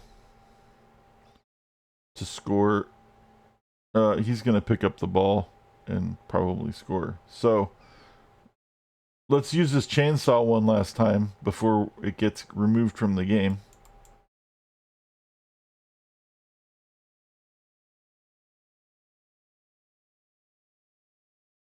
Let's throw this hit.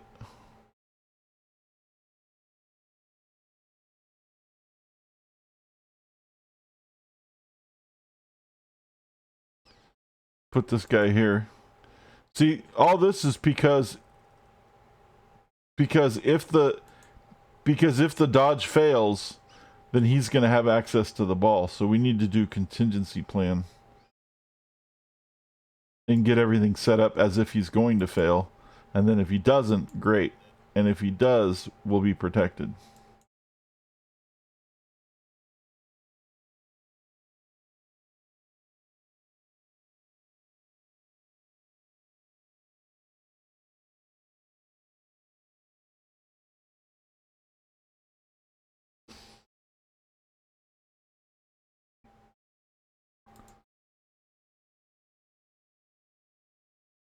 They're in 10th edition. I haven't played since 8th. I have mainly Death Guard and Nurgle Demons. A lot of models. They used to fucking I don't know if they still do that now. They probably I don't see why they wouldn't, but a lot of the miniature shops, the games shops that used to host Blood Bowl events in my area used to sell they would consign teams for people.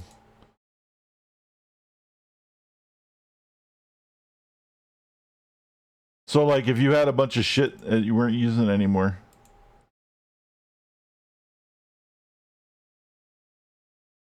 they'd let you display it and put a little tag and so you can sell it. So you wouldn't end up being stuck with like, you know, $1,000 worth of fucking miniatures or whatever.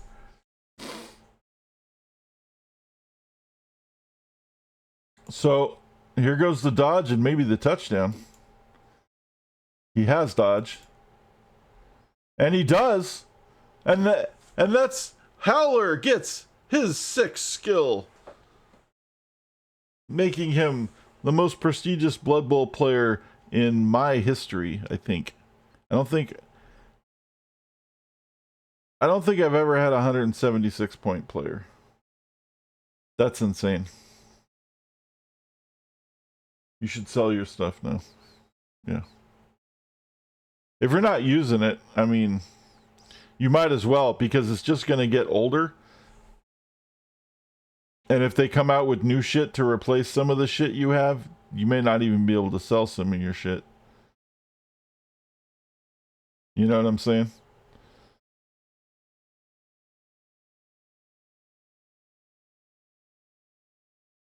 That's crazy. I can't believe how that's insane. All right, we got a couple. Oh, we still have another half to play. He's now his job is to survive the game.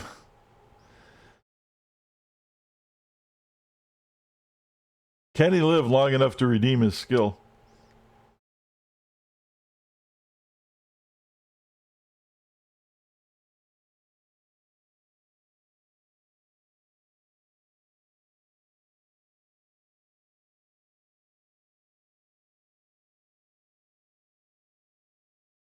Yeah, well, so on the Blood Bowl front, with Games Workshop, this version that I'm playing, they didn't have a lot to do with it except saying it was okay, and like they were going to make some money off of it. But Blood Bowl 3, they changed. Games Workshop took over the rules and changed the game entirely to what they wanted it to be. And for a longest time before Blood Bowl 3, or before, I think it was called 2020, Blood Bowl 2020 was the rule change. I don't quite remember. I think that's what it was. Before that, for like 30 years, there was a third party kind of committee called the BBRC, the Blood Bowl Rules Committee, that would meet and put together something called a living rulebook, which would come up, and it was just a group of players who were really, really into the thing, and because Games Workshop didn't want anything to do with Blood Bowl, except like if they can still make money off it, fine, but they didn't want to do shit. They're like, just tell us what to do and we'll fucking do it. We don't care about it. And so the BBRC put together like these rules for a long time, and we had a really great set of rules that people were changing once in a while, and it was really good, and everybody ran with that, and in the Blood Bowl community, and even Blood Bowl 1, the digital version of that, and then this Blood Bowl 2 follow those rules. And then at some point, Games Workshop got interested in Blood Bowl again because it got really popular because of the digital fucking version of the game. And all of a sudden, they took over the rules, fucked them all up, and started getting really greedy with everything again. And Blood Bowl 3 is their heavy hand into that game, and it's awful, by the way. And those rules are awful, and they don't make any sense. And the game is an absolute fucking nightmare.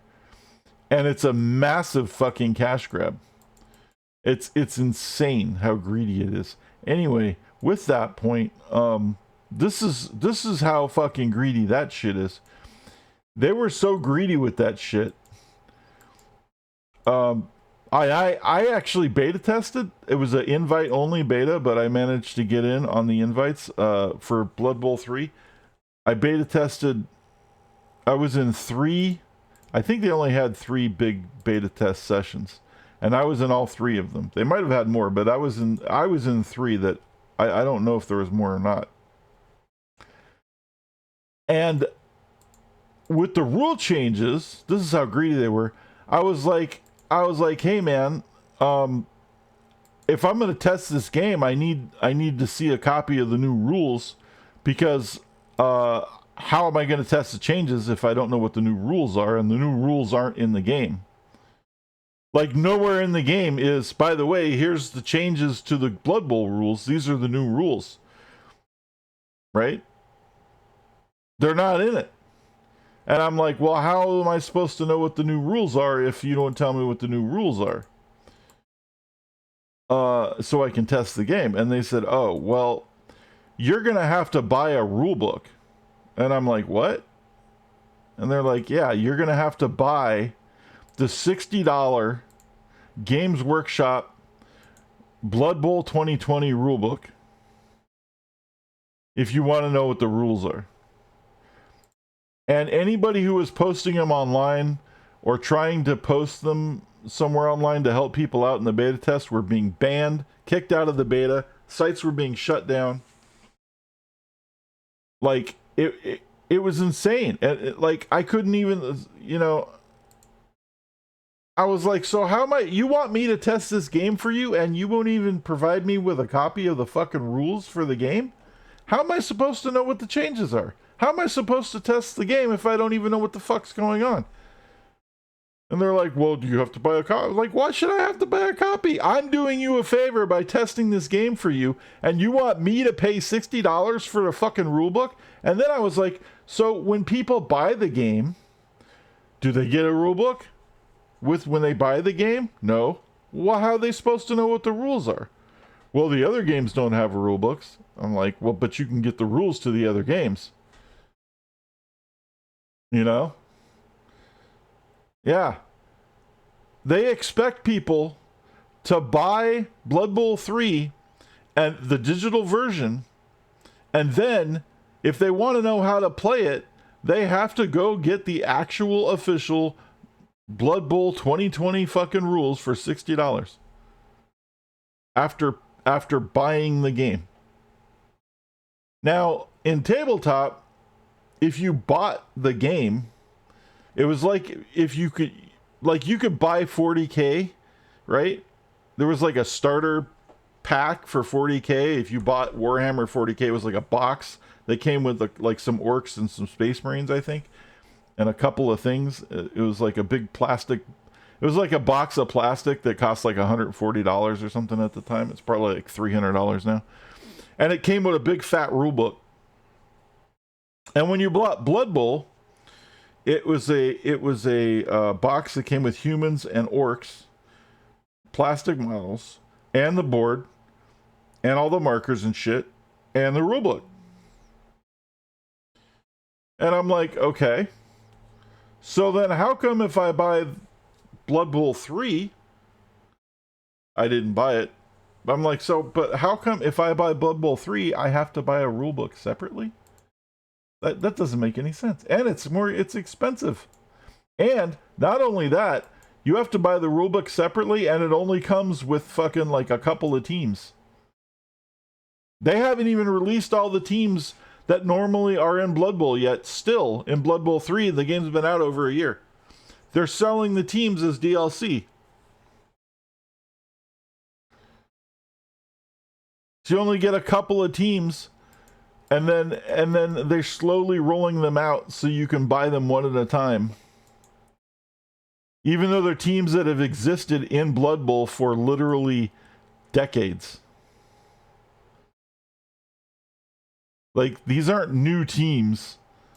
These are teams that actively have been in Blood Bowl for, there's 26 teams, I believe, that are normally in Blood Bowl. And this version of the game, the Blood Bowl 3, only comes with something like 8 of them. And actually 2 of them aren't even real teams. Like, they're ones that they made up. So it's like, what are you doing, dude? Like, for that game. So here's the Blitz. They're so fucking greedy, man. And then, and check this out. So the digital version of the game also has MTX. Which in these days, yeah, cosmetic MTX is pretty common for a game, and I don't fault them for that. Although, you know, what it is what it is. But here's where I do fault them for it. In Blood Bowl 3, if you buy like a helmet, because you want this like new helmet for your guys, right? Like, oh, this helmet looks pretty cool. It's not for the team. It's not even for the position. It's for the individual player character. And not even like, I bought the dwarf helmet, like the dwarf blocker helmet, I can use the dwarf blocker helmet for one dwarf blocker, but then if I get a new dwarf blocker, I can move it. It's non-transferable, one-time purchase piece of MTX for one character on Blood Bowl. So like, for example, and I don't mean to bring this up to be, I'm not trying to pick on Tiff. But for example, like the other day, Tiff died, so we made a new Tiff character. And she lasted one game and she died. Now, if I had bought an MTX helmet in Blood Bowl 3 for that character, and then they died that match, I'm out like $8 or whatever the hell it is for the fucking helmet. It might be more than that. I don't know how much it is. Like, you don't, it's non-transferable, and it's for the specific character on the team. Every team has up to 16 characters, and then when they die, you replace them. And they die all the time because it's Blood Bowl. It's totally insane. It's total, and I couldn't believe that shit. I was like, that is so stupid, dude. And then they had something even more really stupid that a lot of people fell for. This wasn't necessarily greedy, but it was out of touch. And I told them this in the beta many times. In fact, every time, all 3 times. And they just completely ignored me and other people who mentioned this. So Blood Bowl 3 has this feature that they thought would be neat. And the feature is, when you pick the colors for your characters in the game, it's Citadel colors. Right? Well, that's kind of cool. So, but it's how your screen is interpreting the Citadel colors. And what they're telling you is they're giving you the numbers, and they're trying to encourage you to then, if you want your team at home, your tabletop version to have those colors, they're giving you the color list so that you can say, oh, this is what they look like on my game, and if I just use these colors, if I buy those, that's what they'll look like on tabletop. But the person who came up with that really cool idea failed to realize something really crucial to why that's a really bad idea. No 2 monitors display color the same way unless they are specifically professionally calibrated aftermarket. What you're seeing as this shade of green on the pitch is slightly different than what I'm seeing as this shade of green on the pitch.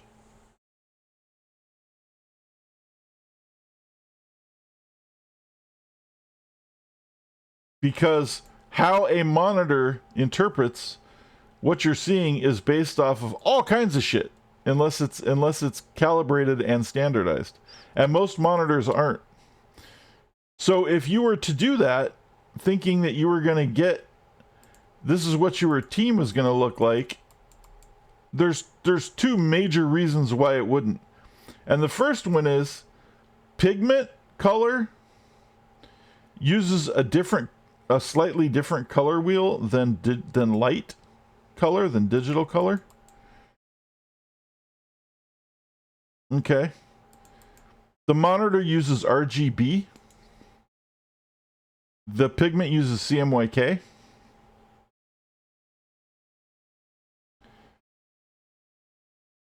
what's blue in RGB looks a lot different than what's blue in CMYK. Like it doesn't work that way. Like it's basically the whole thing. And I kept telling him, I'm like, you guys understand that if somebody uses this feature, what they're seeing on the monitor is not the color that their characters are going to be if they go buy that paint color. It's going to be different. It doesn't matter, but I think they were going to be like, you could order the paints in the game to be sent to your house, like, or something like that. Like you could use the game store as like a Games Workshop fucking website store, or maybe it linked to the website. There was some tie-in though, and I was like, well, okay, I understand that, but they're gonna be really disappointed when they buy the shit and it doesn't look the same, because it can't look the same. It's impossible for it to look the same.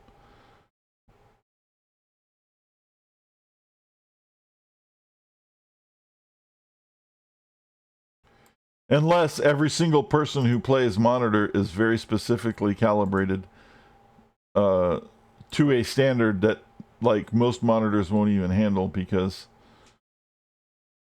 the only monitors that actually do that well, that are calibrated for like professional graphic design purposes, they don't even do that anymore, really. Most of them don't, unless they're like a big print house. Most small time designers don't even do that because it's too expensive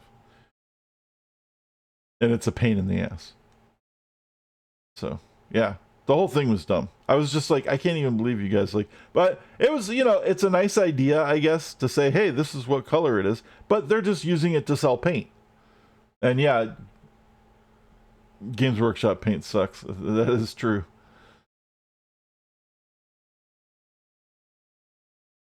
And they dry up really fast. And don't tell me that isn't fucking baked into on purpose.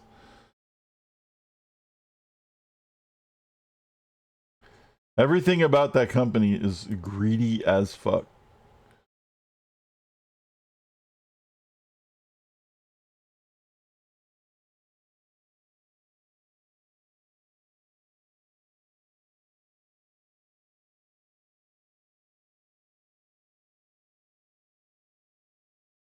Oh, exactly. But that's why they do them, because you have to buy them every couple of months.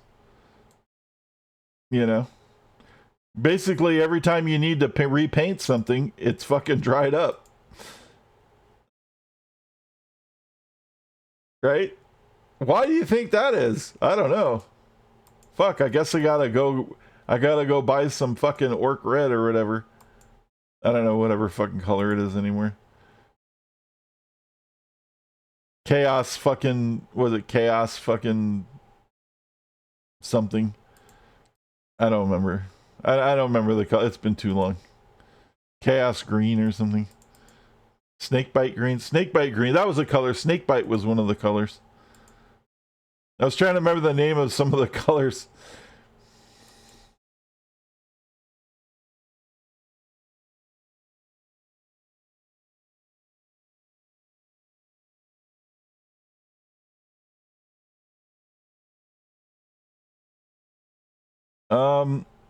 It looks like the only way that this is going to work is if this guy dodges again. Because it's turn 8. So once again, dodge. He does. No, he failed. Oh well. And he got knocked out, but that's fine. That's the end of the half. Definitely for orcs. Yeah.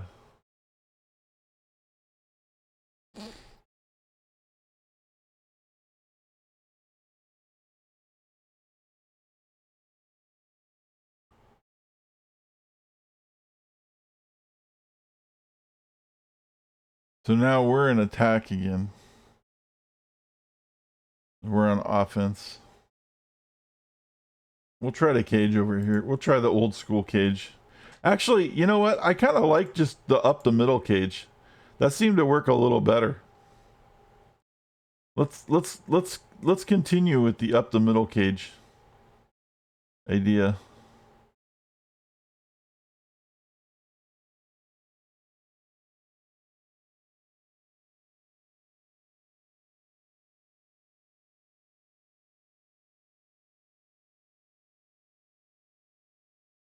That's Pixel Hobo. That's Taco Grim. Wait a minute.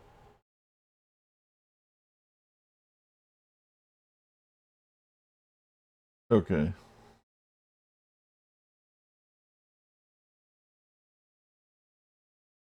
What happened? Taco Grim. Okay, Pixel Hobo on the line over there. We got Taco Grim. Still needs some points, dude. Definitely don't want to put a white on the line. Or a, not a white, but a ghoul. We'll put our ghouls back. Oh yeah, we need one to deal with the ball. Let's do this. She's basically a werewolf now.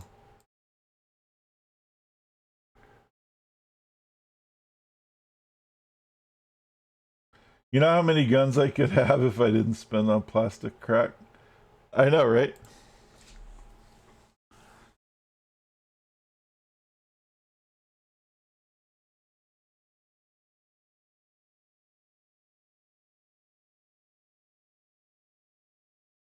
Well, I got rid of most of my shit on eBay a while back.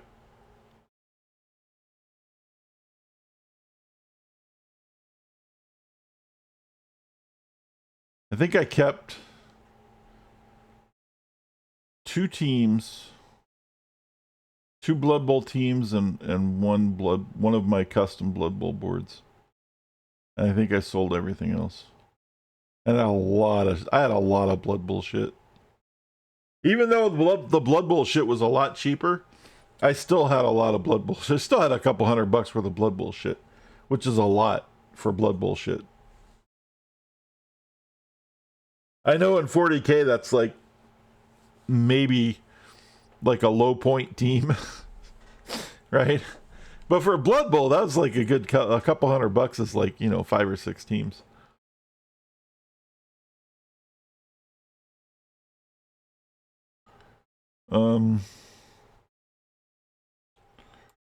Or at least it was. I don't know anymore. It might be really expensive now.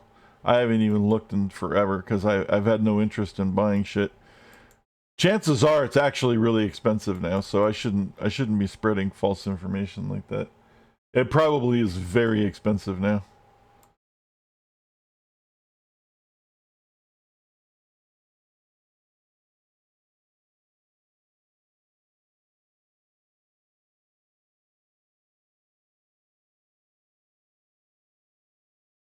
Because Blood Bowl's all like, they realized that Blood Bowl was kind of popular, and so they're like, oh, let's exploit this again. And so, that's how they fucked it all up.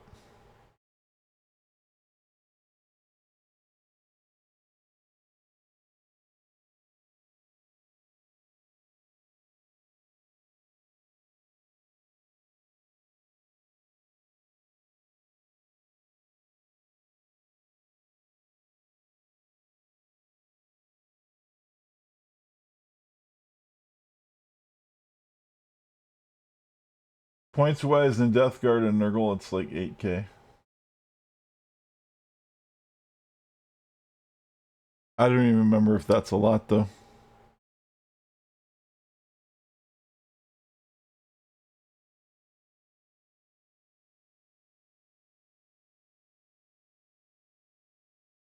Wasn't it like 7,500 point tournaments usually, or am I thinking of something else? That is a lot. Okay. Maybe it was 5,000 point tournaments.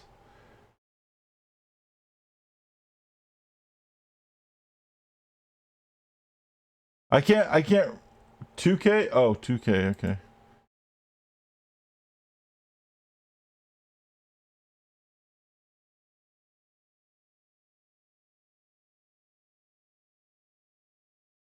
I think they used to be a little bigger though, because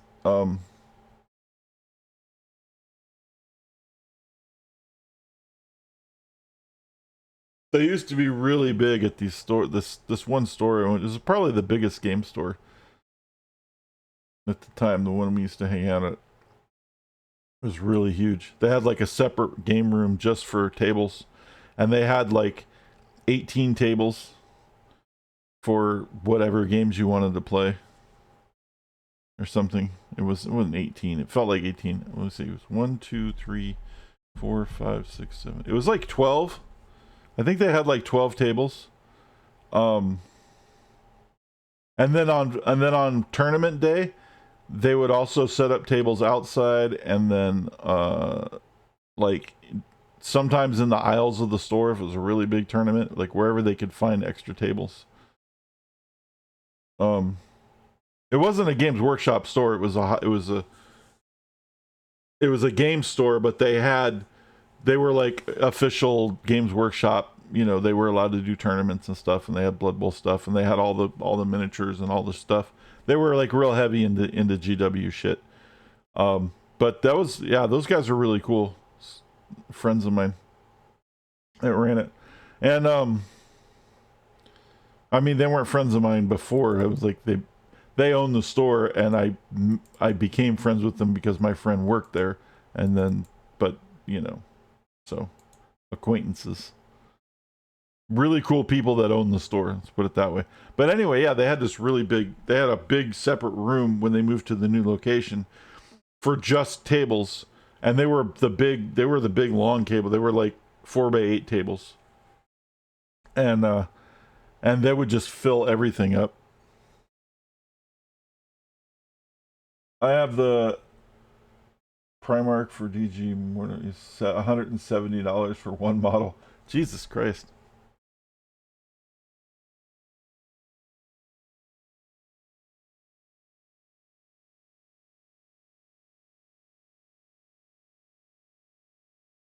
But we would, but even when it wasn't like 40K day, excuse me, like people still played 40K once in a while there, or just regular fantasy, or a lot of people played D&D. And then on Blood Bowl nights, we would come in and just be like the fucking Hells Angels of the place or whatever. Like, we were so fucking rowdy, dude. And it's just because Blood Bowl's a rowdy game, you know?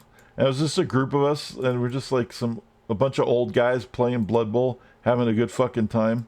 Because Blood Bowl it's all about beating the shit out of each other. And there's a lot of luck involved and a lot of like shitty dice rolls that you fuck up all the time, and it's really easy to get pissed off about. And it's good fun, and a lot of people we would go in and talk shit and just kind of be rowdy. And it was kind of like our bowling league night or something. And it was just funny. I remember that. And they didn't want to kick us out because, you know, we're friends, but they're like, dude, you guys got to chill the fuck out. Like every time. We're like, yeah, sorry, we just get a little heated. It's fun. And people are trying to play D&D and shit, you know, and they're like, the elf goes in here and he's gonna fucking, you know, he's gonna trigger the trap, and then all of a sudden they're hearing like, God damn it, fuck! Somebody throws dice across the room. They're like, what's going on? Holy shit! Like, no, man, don't worry about it. It's just some Blood Bowl.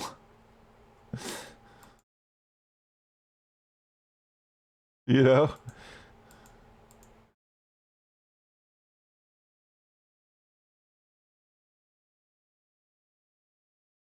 There's some like Hero Clicks was really big. Oh, and also Magic. There was people playing Magic there all the time too.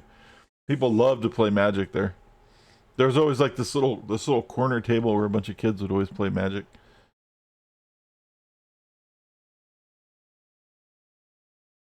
And they had packs. They always had like the latest packs of everything.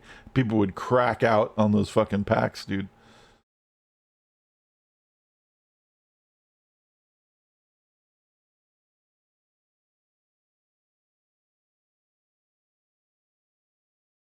Yeah.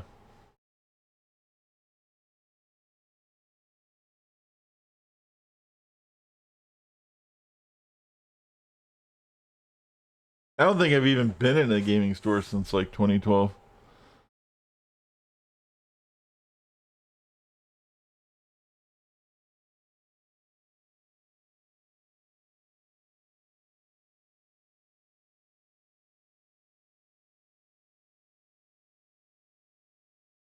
All right, so we're slowly moving the cage up.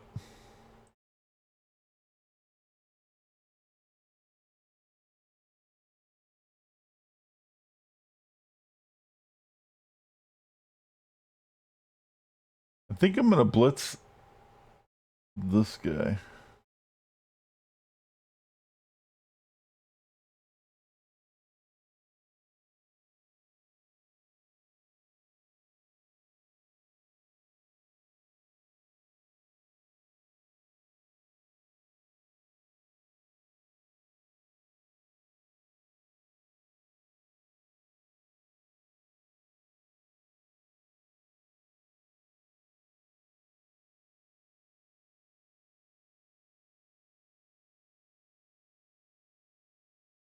See, I don't mind having the back of the cage exposed if I can keep his guys on the other side of the scrimmage lane.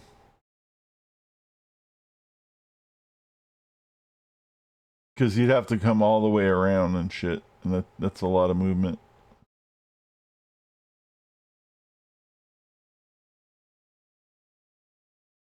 And that gives me more options.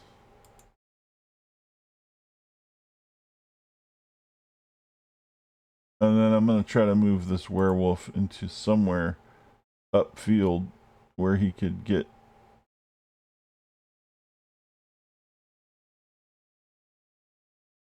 I guess we'll just go here for now. All right. That should be pretty good. And then we just need to move up a little bit.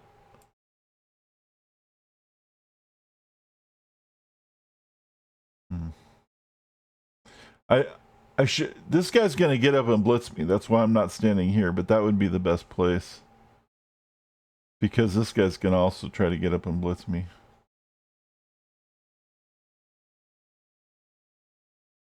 I guess I should have put somebody back. Now I'm seeing the error of my ways.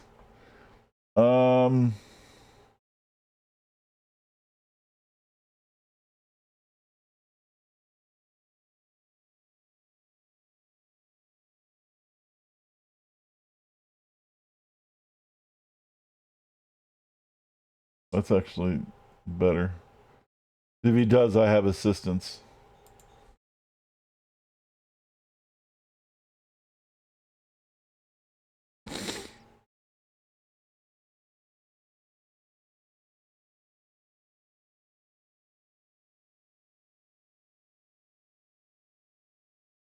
I kind of missed that whole thing though. We had a lot of fun on those game nights because it wasn't just randos. It was always like we had a league of buddies and probably the same people for like 8 or 10 years. And we would just play Blood Bowl every Tuesday. Sometimes it would be Thursday. Once in a while it would also be on Saturday. But we'd meet up at the game store and hang out, play Blood Bowl for a couple hours, and then like go out to dinner as a group, and like just bullshit some more and just be annoying fuckers. And most of the guys were married, so this was their like stay out as late as possible because it's Blood Bowl night away from the wife kind of thing. Like the guys' night out kind of thing or whatever. Yeah, escape.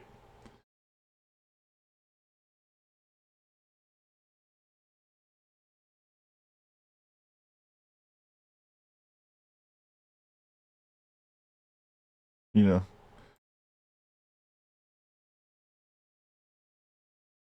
It's the night where their wife gets to fuck the UPS guy or whatever's going on. I'm just kidding. Whatever they didn't know about. They're like, oh yeah, motherfucker? You want to go out all night? I'm just kidding. They're going to go for it twice. Oh no! We failed. We're going to re-roll it. We're good.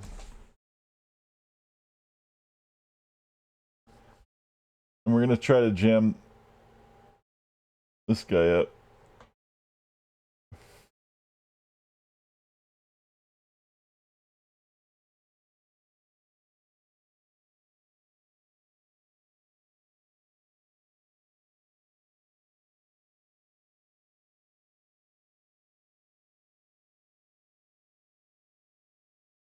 Oh shit. Well, I guess we ain't doing nothing.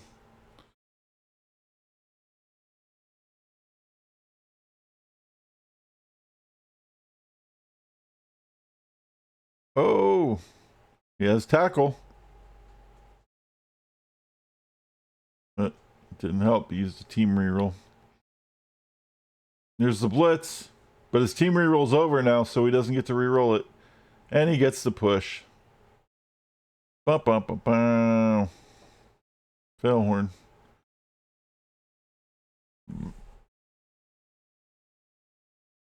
Now we need to get our ass down there and knock that guy off so this guy can score.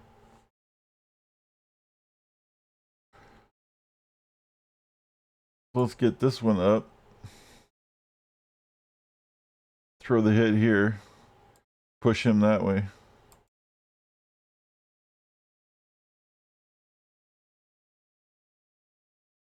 This guy's going to put a zone. And then we're going to blitz with the wolf.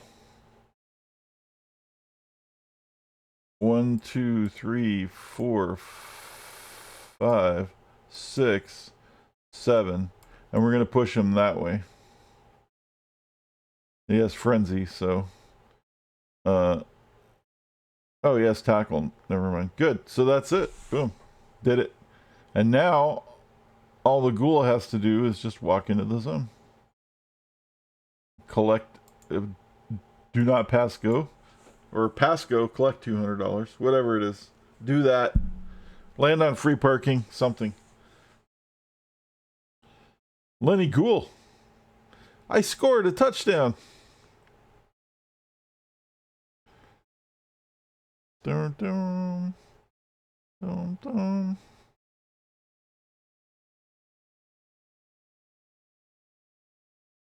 Woohoo. Totally.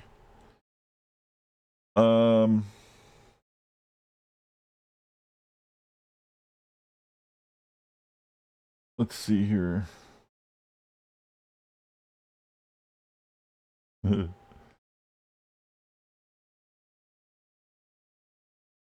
I still like this defense. I think it worked pretty good. We'll do it again.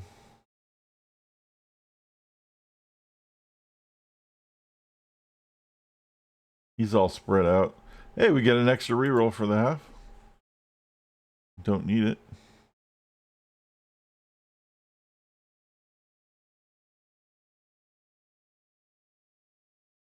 You know it's a really high TR game when half of the fucking board is covered in fucking skill icons.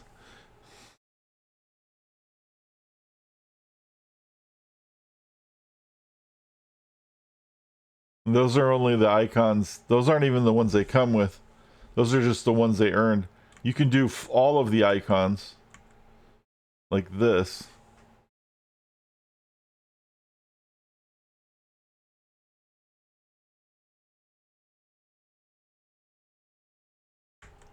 Or just the skill icons like that.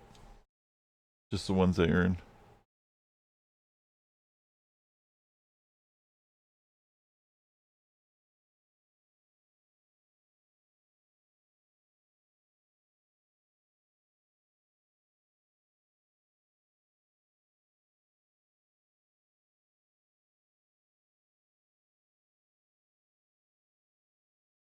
All right. Let's start off the hitting with this guy because he has fend. I think. No, he has wrestle. Well, we're gonna push him. I hate wrestle. Wrestle pisses me off so much. I hate that skill. I know it's been around forever, but like it was really new when I last played tabletop. It was a new skill, so it's still considered a new skill to me, even though it's been around for like fucking ever. It's been around for like 15 years or something. or more.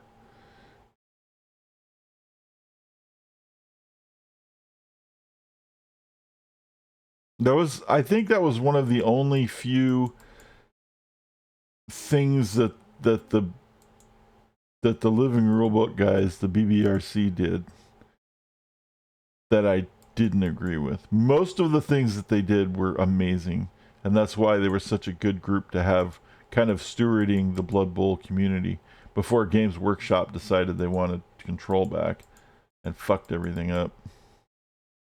It was really, I think it was, yeah, that was pretty much the only thing. That and the Warpstone team was kind of stupid. I didn't really agree with that. But it's not horrible.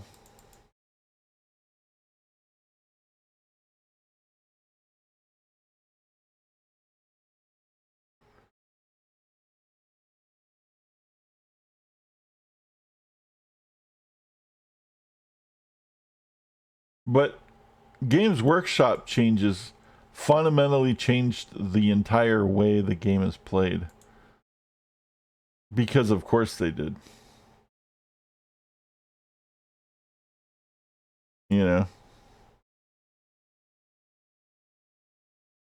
Just why I'm not playing that version of the game, but also because that and the digital version is extremely buggy and fucked up and doesn't even have remotely close to all the teams. So, and all kinds of other issues. But yeah, they just completely changed. You know, they just took a good thing and they're like, let's fuck it all up. I'm like, no, please don't. So that's why I'm playing this version. And the other people can play the other version, and that's fine.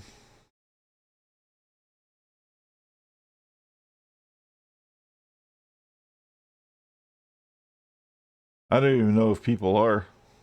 There's not a lot of people watching this, but I'm willing to bet that the Blood Bowl 3 category hasn't got a whole lot of people in it either.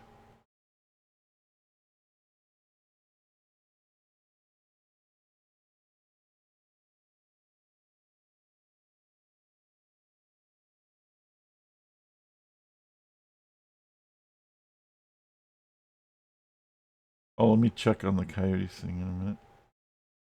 Now that the game has started, see if they say anything. Give me a sec.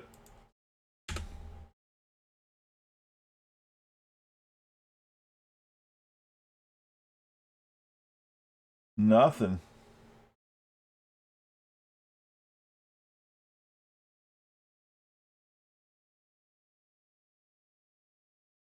Wow. There's a goal. They're just acting like it's normal game day. AFK in a few? Alright.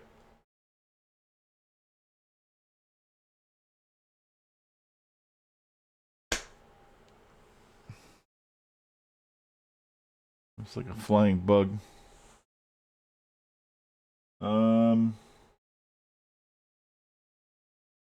Yeah, I'm not seeing shit.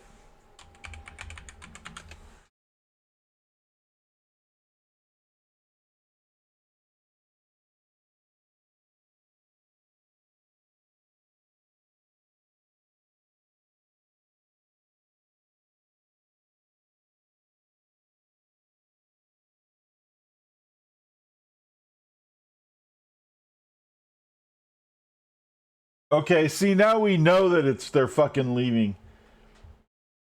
Someone's got a video clip of they're giving Shane Doan his retirement banner. Like, Shane Doan retired and had a banner hung up in the thing a long time ago. But because the team's leaving, they have to give him his stuff. So they're actually giving him his retirement banner. Not officially, but in the back rooms. So, yeah. Gee, if there couldn't be any bigger sign than that.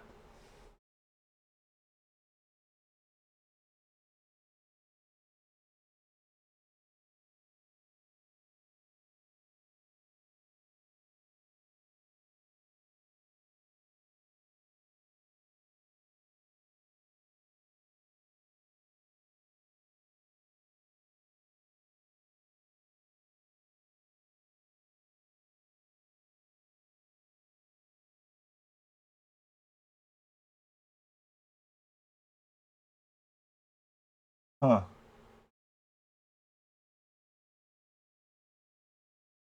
Weird.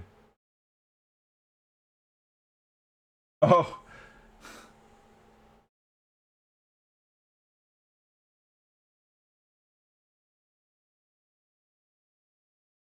All right. So there's a fan site posted. They were at the game, and they're posting that they actually packed the arena tonight, which again isn't a big fucking stretch. It's only a fucking like it only holds like 5,000 people. Oh, I was just looking at the Coyote stuff for a minute. I wanted to see if they announced anything. Everybody else is saying it except the team.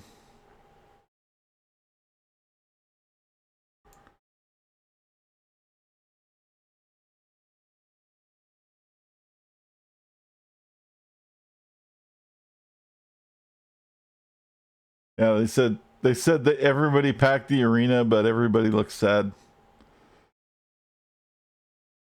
But again, it's a tiny arena, which was part of the problem. They could barely fill it. The fact that they have to brag about it being packed and it's only 5,000 people is a serious problem.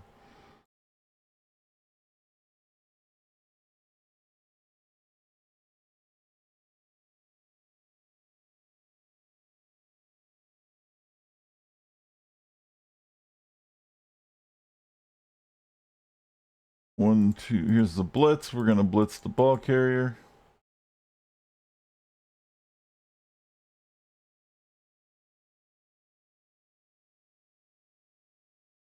Here's Russell.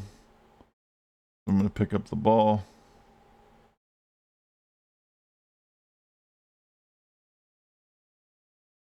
And run away. Run away!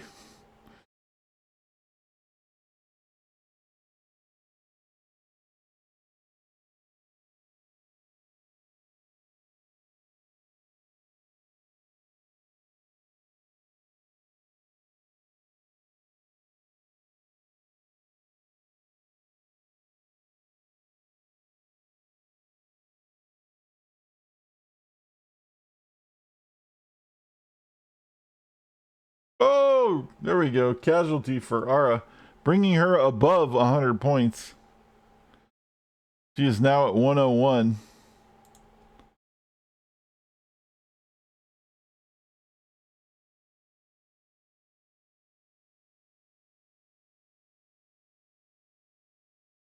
Oh, we got a death. Hyronius kills an elf. Do we get a zombie out of it?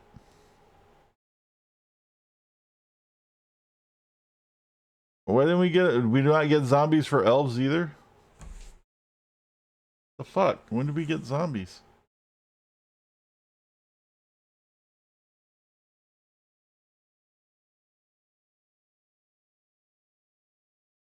Alright.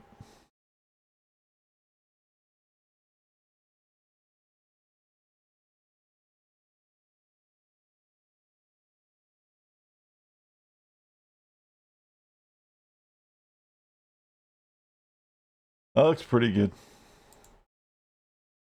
He's got options. He's gonna blitz. But all we can do is hang on for dear life. Here comes the blitz. I have block. So he's gonna push me that much closer to the end zone. Which is good.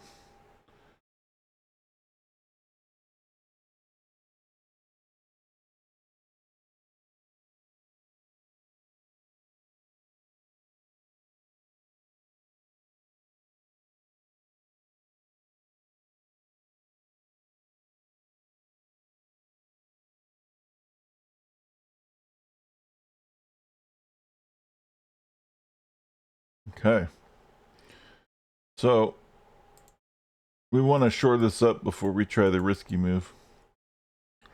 We got to make sure that he can't score. Well, I mean he can't, but we got to protect that from any kind of shenanigans. He only has one turn, so we don't really have to do a whole lot.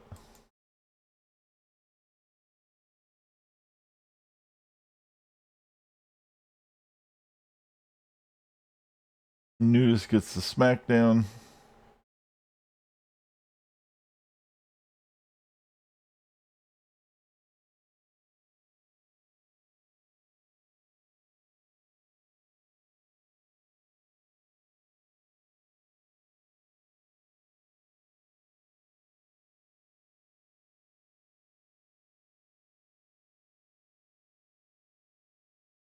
Here comes the blitz.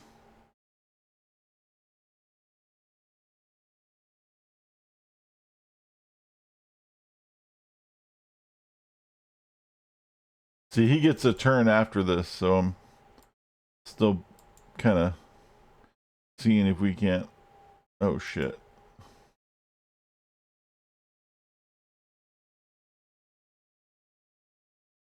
Make things a little more uncomfortable for him.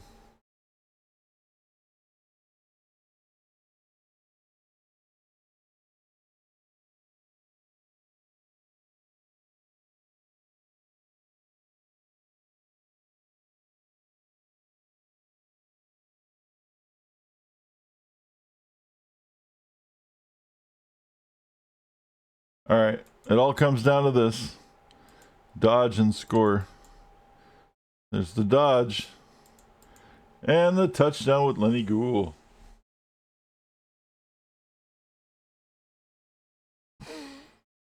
And the game's almost over. And when it's over, I'm going to check on the rest of the hockey stuff for a sec.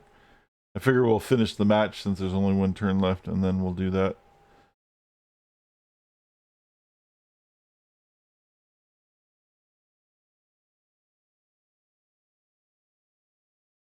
All right, he has one turn, his fair ups, and that's it. So we're going to move our guys off the line to protect them. We're going to move all the really expensive players completely off the pitch.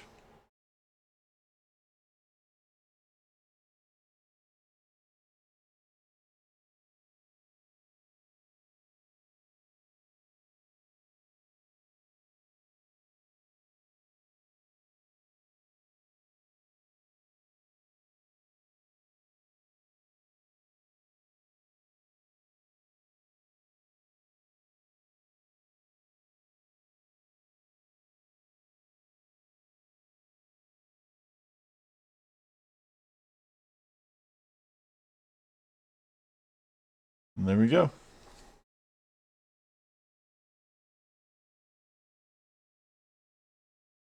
And he's going to beat up 3 zombies, and that'll be the game.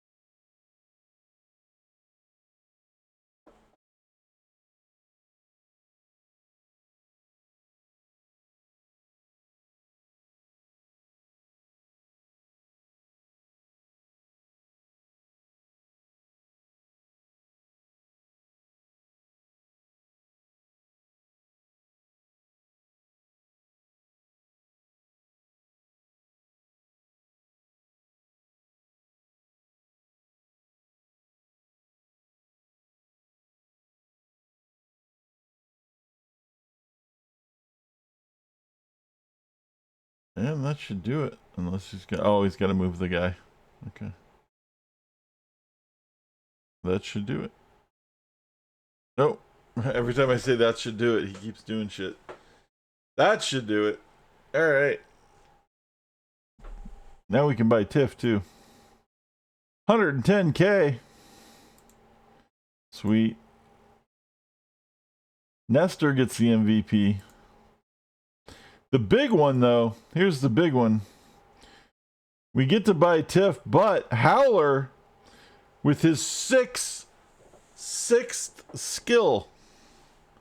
That's insane. And he lived to tell the tale. Unscathed, no injuries even. Absolutely fucking amazing. I don't even know what I'm taking. For my money, if I don't get any crazy shit, I'm probably taking Mighty Blow. Because I have Claw.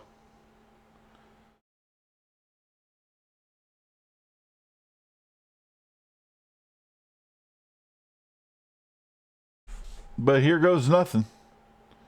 Dun, da, da, da.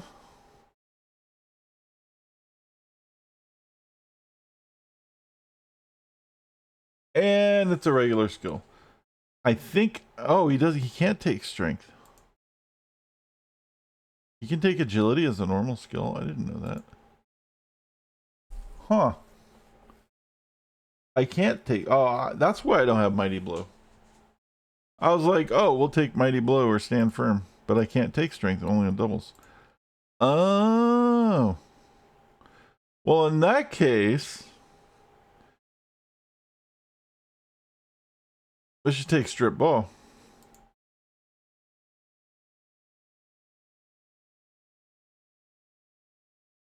Or Dauntless. But I don't need Dauntless. I'm strength 4. Excuse me.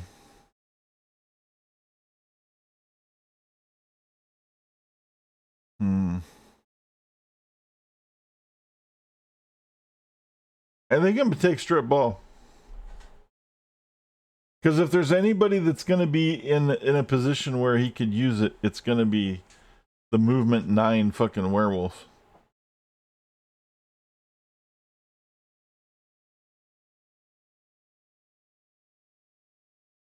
That's pretty dope. There you go, Howler. Ironically, the Coyotes team mascot, his name is Howler.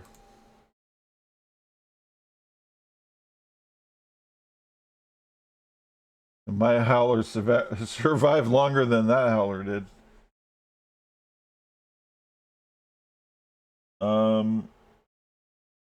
And then we can buy Tiff.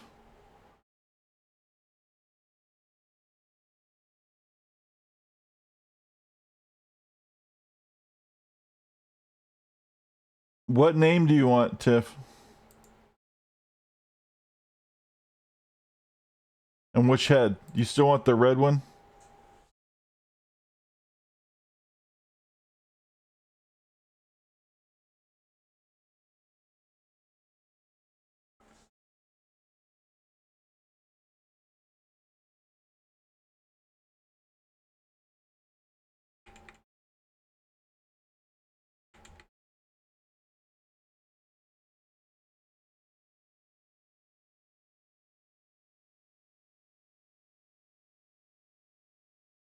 Is head 1,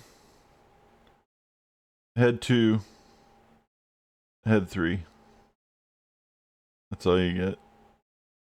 1, 2, 3. Head 2. All right. And what name?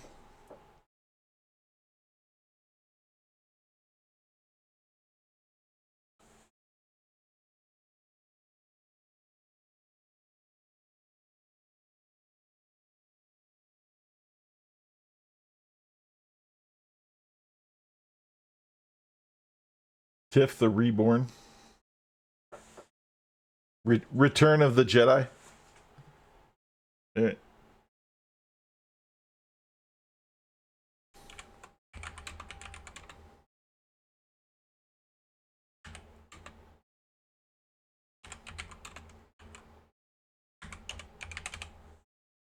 Tiff the Reborn.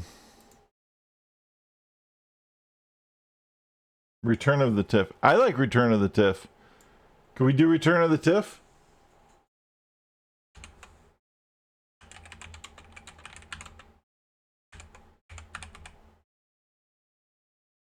Okay. That's funny. Because Return of the Jedi was part 3. And this is part 3.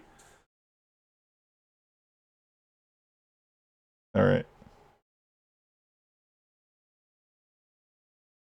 Return of the Tiff. There we go.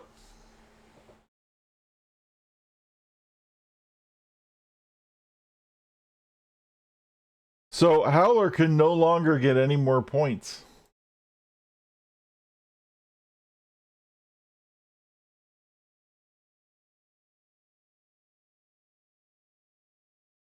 He might get points, but it doesn't matter.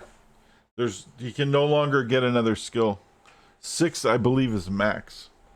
But I think it's max because that's how the game is set up. Because I don't remember if that was max in tabletop or not, or if you could go even higher. Probably not, because otherwise it'd be too busted.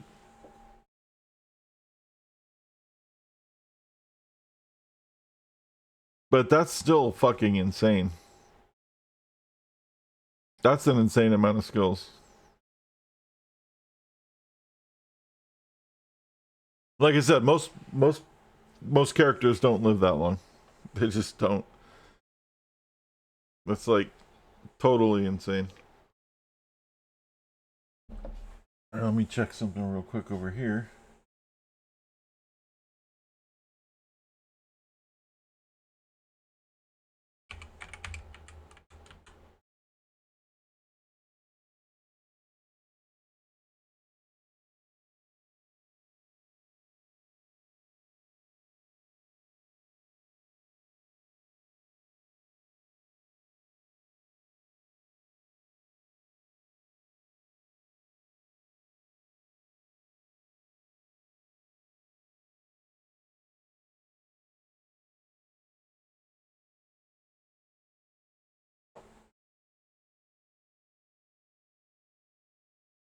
They canceled the viewing party?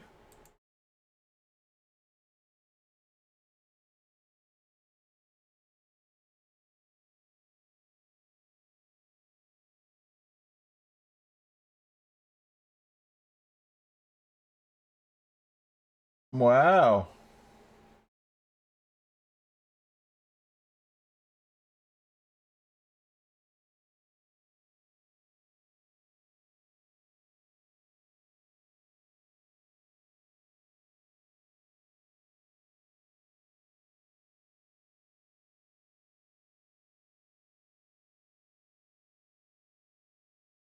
What the fuck, dude?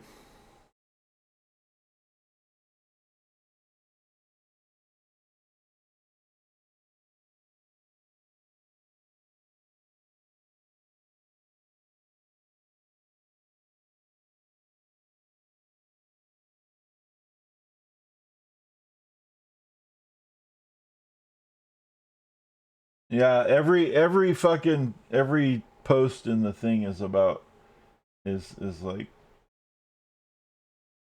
has to do with them leaving.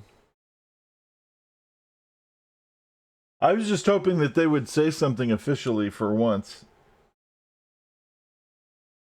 Because they still haven't said anything officially. But I mean, there's literally like Shane Doan, they gave him his banner from his retired jersey banner. They like took it down and gave it to him. Like, you know what I'm saying? Like, obviously.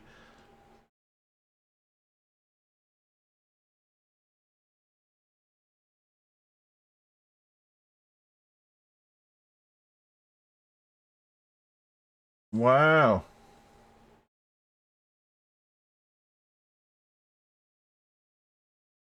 So the team. So apparently the arena sold out. So there was a watch party being set up for the overflow, and then the team shut that down. And that's what everybody's talking about. So it's the final fucking game.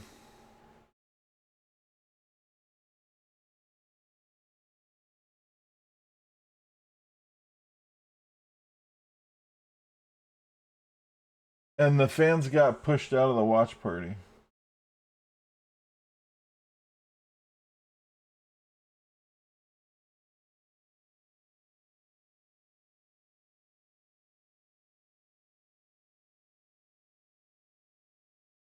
Huh.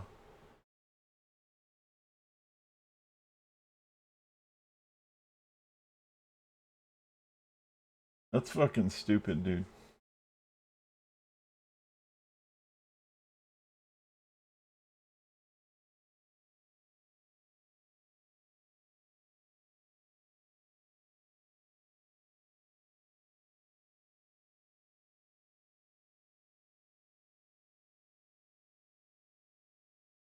Oh, so the deal hasn't. The deal gets signed tomorrow. So everything's in place. It just hasn't officially been signed yet. So that's why they're not saying anything. It says that the deal could be signed within 24 hours after the last game, which is today, which is right now. And then in 5 years, if the current owner who's selling the team or whatever that's happening, if that guy can find a stadium or have a stadium built that can house a brand new hockey team in 5 years, they will give him, the NHL will give him an expansion team.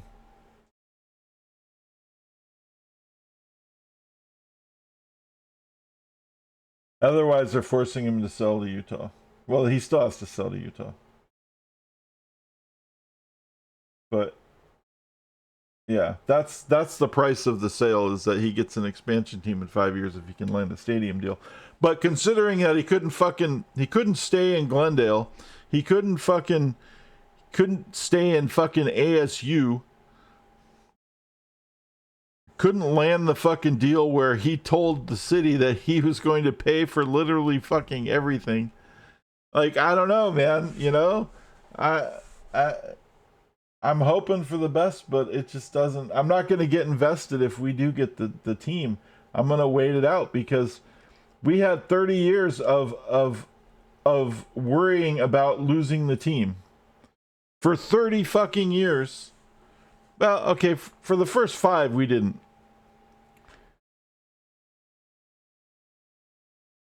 But after that, so for 25 years afterward, we were worried about the team losing the team, basically. And did all kinds of shit to try to keep the team here for 25 fucking years. Do you know how hard that is as a fan to even deal with that shit? At some point, you just like, I don't care anymore. And that's what happened to me. I got to the point where I didn't care anymore. 7 different owners. Like, it's insane, dude. Like, it's... And every one of them were like, oh, yeah, they're all saying the same shit. We're dedicated to putting the best team on the ice, blah, blah, blah. And then they don't. And then they take losses. And, like, they use it as a tax write-off for their other businesses. And it's all kinds of fucked up shit. Like, the whole thing was just, it's scandals and fucking, God knows what. So, anyway, yeah, that's, I know you guys are like, well, I'm here to watch Blood Bowl, so fuck off. But it's sports related.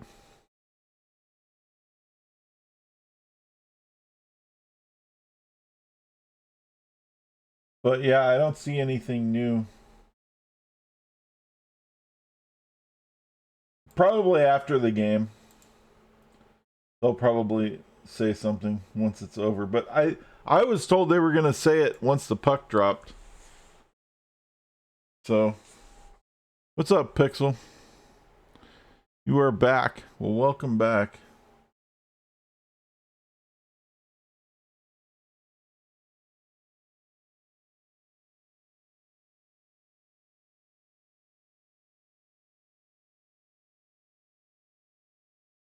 All right, Tiff. Enjoy walking your dog.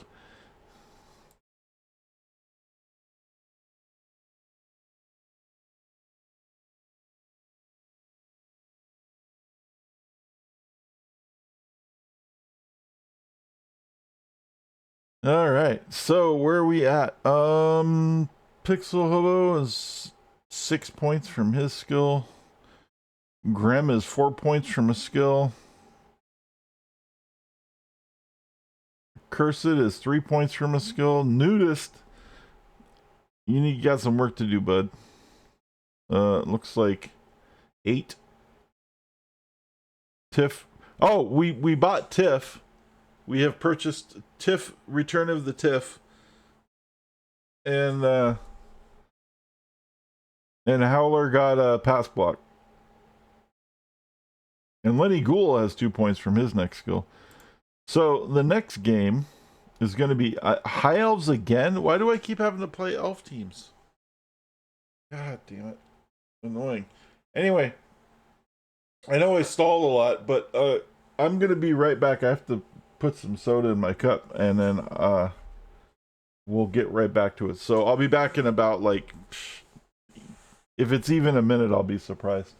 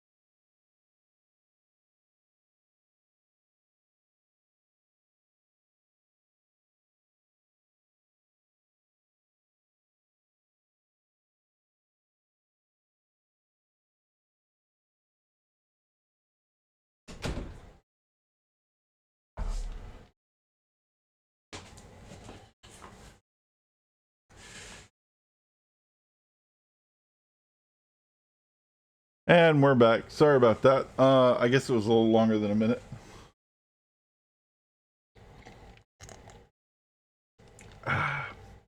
But we have soda, and it feels good.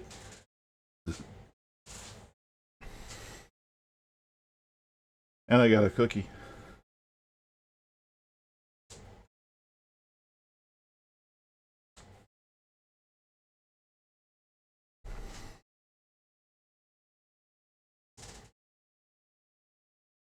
All right, let's look at this team. Chocolate chip.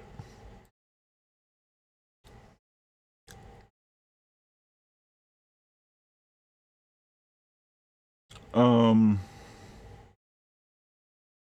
Oh fuck. This team's all stacked too.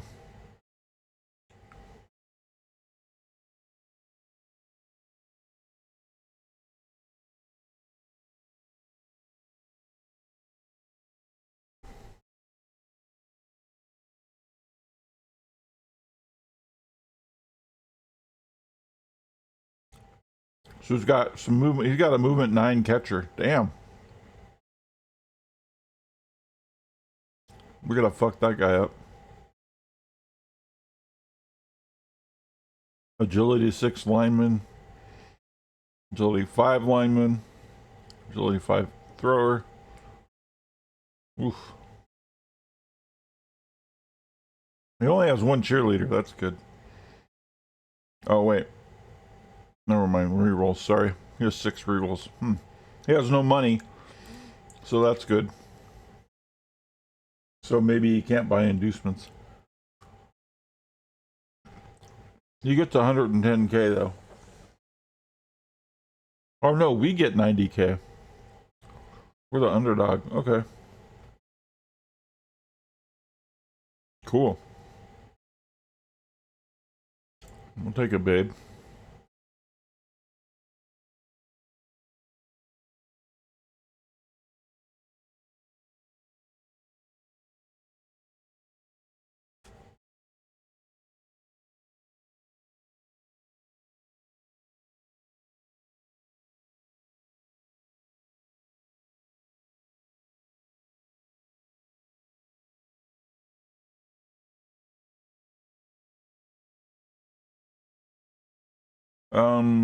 We will kick.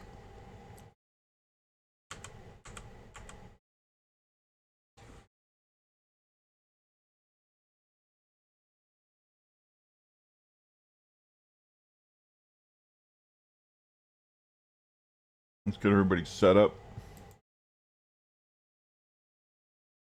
We got Pixel on the line.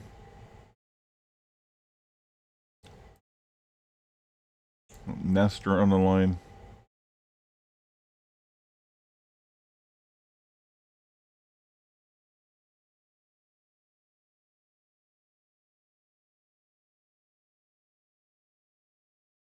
Looks pretty decent.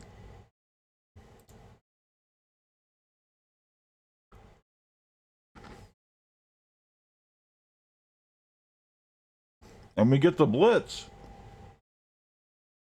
It's beautiful.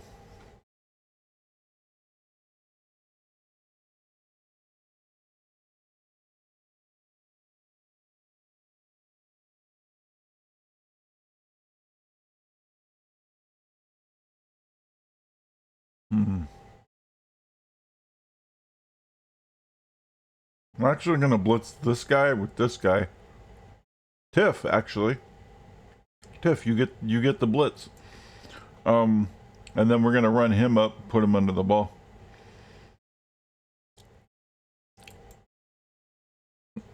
Cross your fingers, Tiff.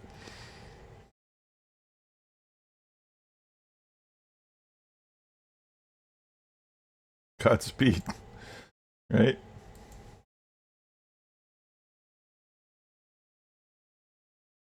You survived.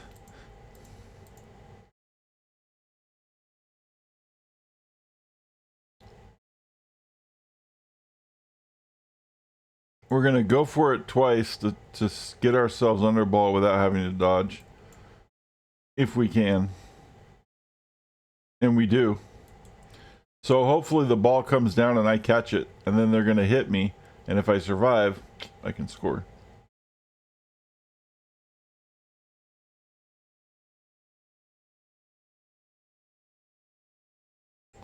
And then we have to jam up the rest of this shit.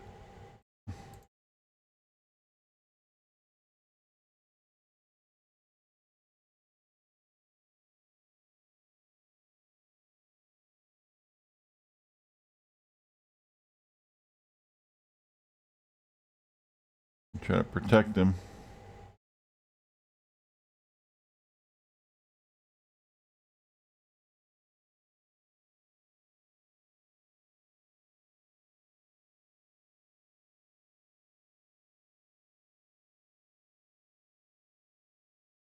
All right.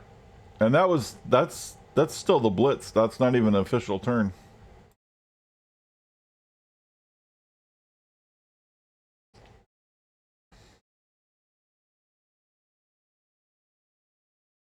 All right, here's turn one.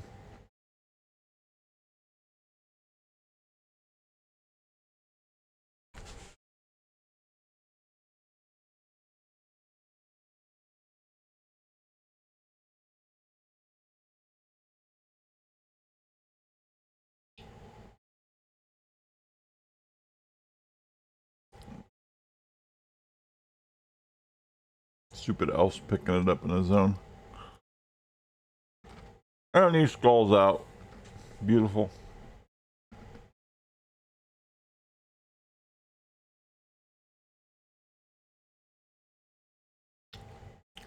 And the bashing commences.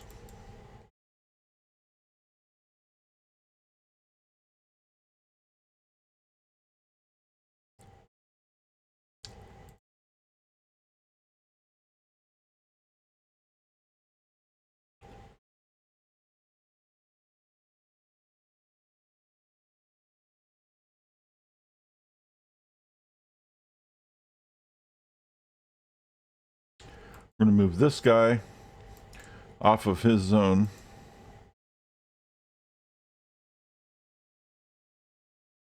So he can get into his zone. Because he has tackle.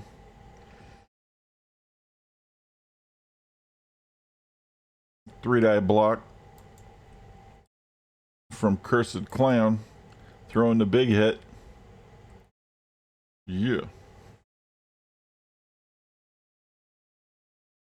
Tiff going to put a zone on this guy.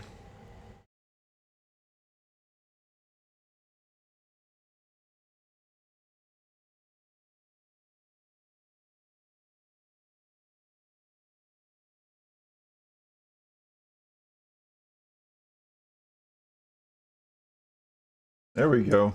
Now we're beating some elves up.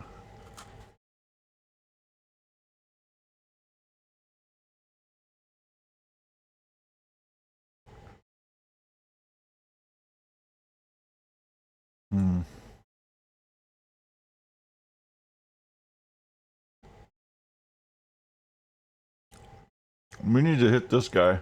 And we're going to do this as a blitz. Because if we knock the ball out of his hand, we can probably pick it up and score.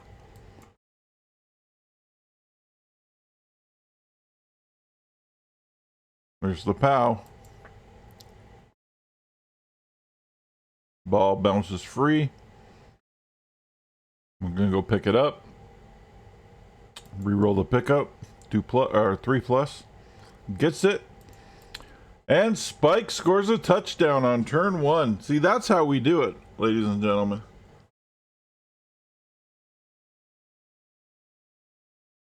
That is some textbook fucking shit.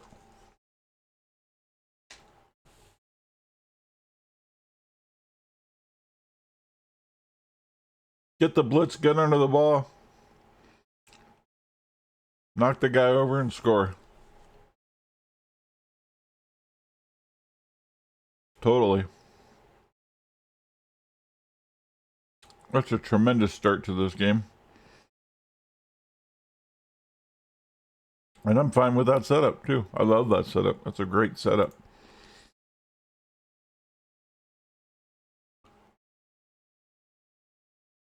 Quick snap. The AI doesn't use this for some reason, but what they would get to do if he did was move all of their players 1 square for free.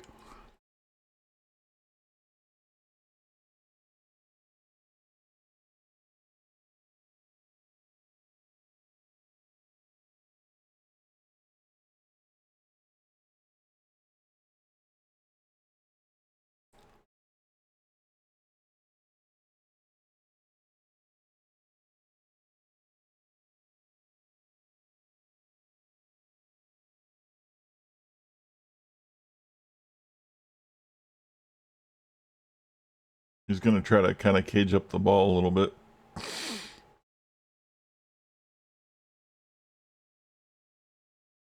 He's blitzing the zombie.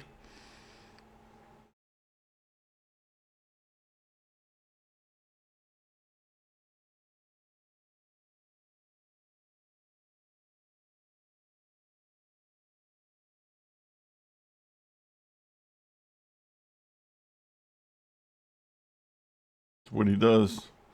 1-die block on the flesh golem. Gets a skull. Rerolls it. Gets a block. Which I have. And he fails. Beautiful. Beautiful.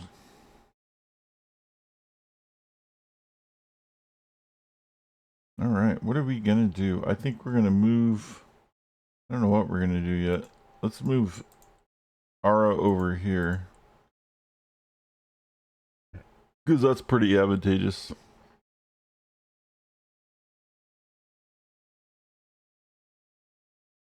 We're going to throw this block.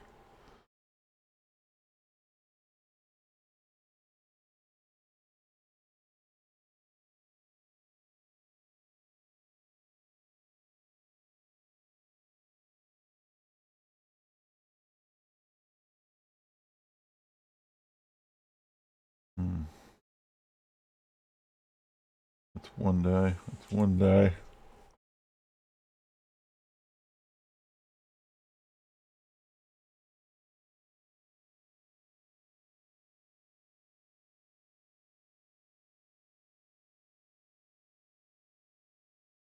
I think we're gonna blitz this guy. Just to crack this cage open a little bit and see how far we can move. We're actually gonna take the push to get us closer. Then we'll take the POW.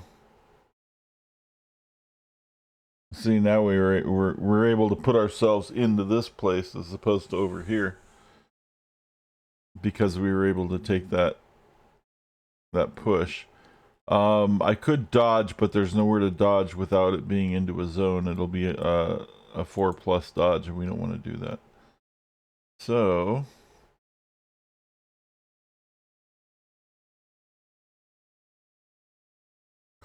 move this guy here, and then Tiff's gonna get a 2-die block on that guy. Fortunately, he has dodge. She does not have tackle. Okay. That's a 1-die block. We'll take it. Wow. That was lucky.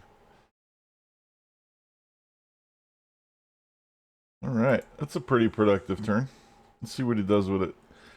All his players are on the other side of the fucking scrimmage line, which is what we need when he has the ball.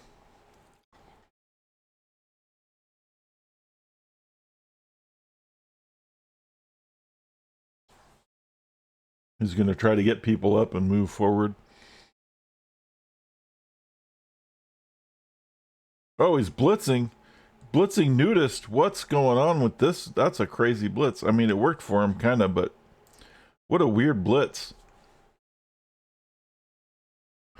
Blitzing with the ball carrier for no reason. He's trying to set up a forward cage.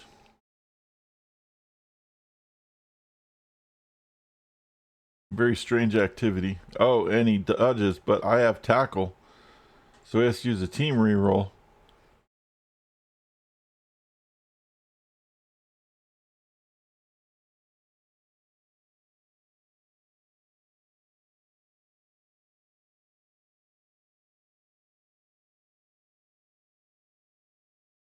We're going to get some zombies up and get them back in play.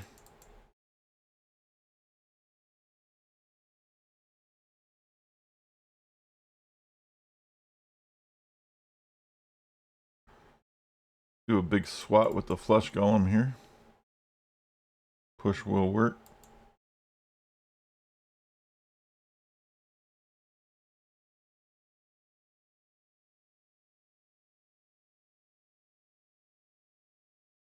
Have to do the 2-die to free him up so the wolf can blitz.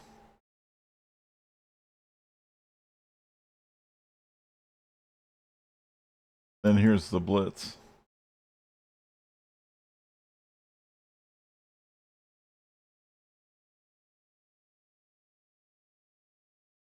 But I have a strip ball. So I got the push. He had fend, which kept me from following up, but I have strip ball, so yoink. See? It is a good, like I said, it's a good skill as long as the guy who's always going to be going after the guy with the ball has it. But oftentimes on a team, you don't have somebody that's specified as that guy. And so it's kind of a shitty thing to take early on. As a 6 skill, it's actually great because I got all the other things I need. So now it's working to our advantage.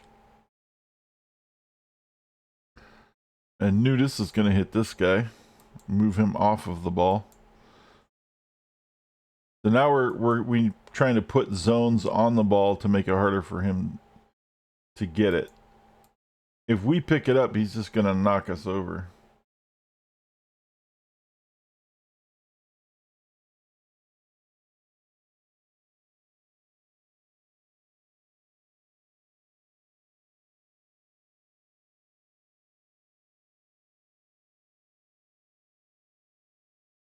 Tiff throwing the hit. Gets the POW.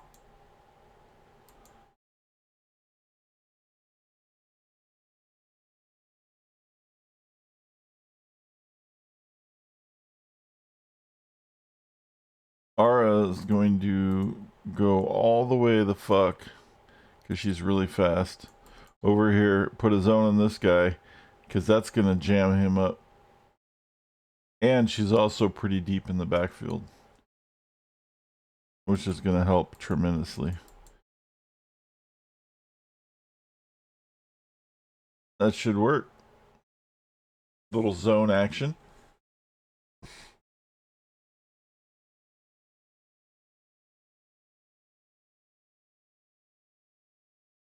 There we go. He dodged, but I have tackle, so he has to use a team reroll. And then he fails to pick it up. And that's why we do exactly what we did.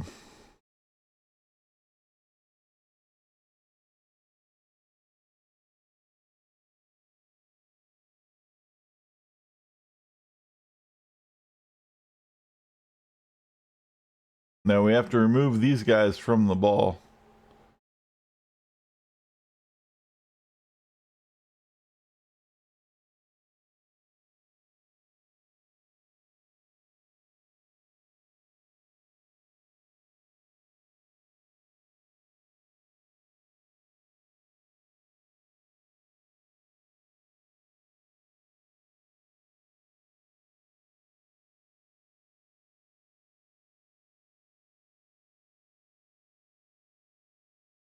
At block, he has wrestle. It's fine. We'll both go down. He's not standing up. That's the point. 2, 3. Move him here. Tiff is going to offer some assistance over here.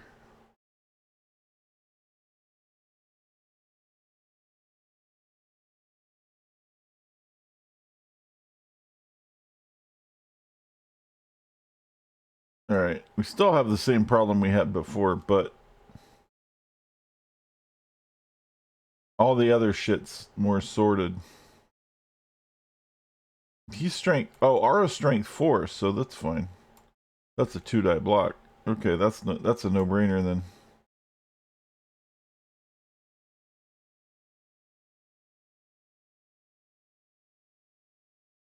And Howler's strength 4. So he'll go ahead and throw the hit. Push him onto the ball, knocking him over. There we go. Popping the ball free. Here's the 2-die block here. I'll take block, even though he has wrestle, because we'll both go down. That means he has to get his guy back up. And now we can go get the ball.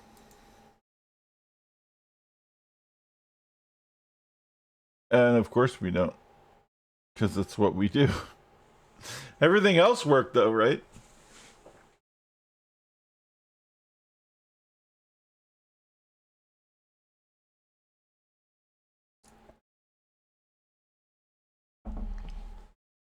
I really don't want him to go dive into 4 people and pick up the ball, but he probably will.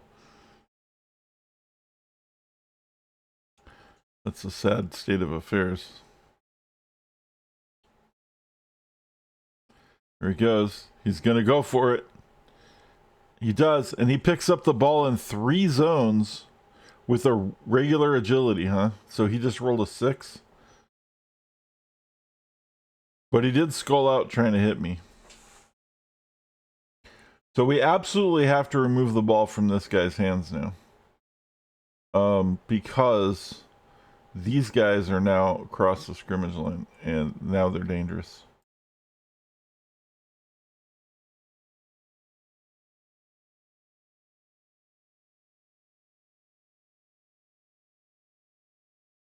So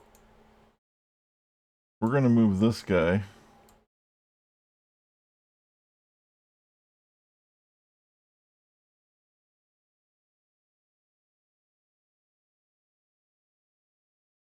Nudist got up.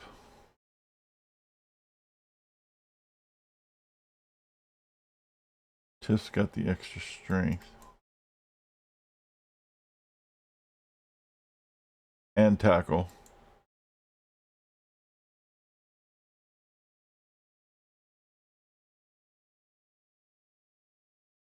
So I'm trying to remove zones from these guys so they have more hit opportunities.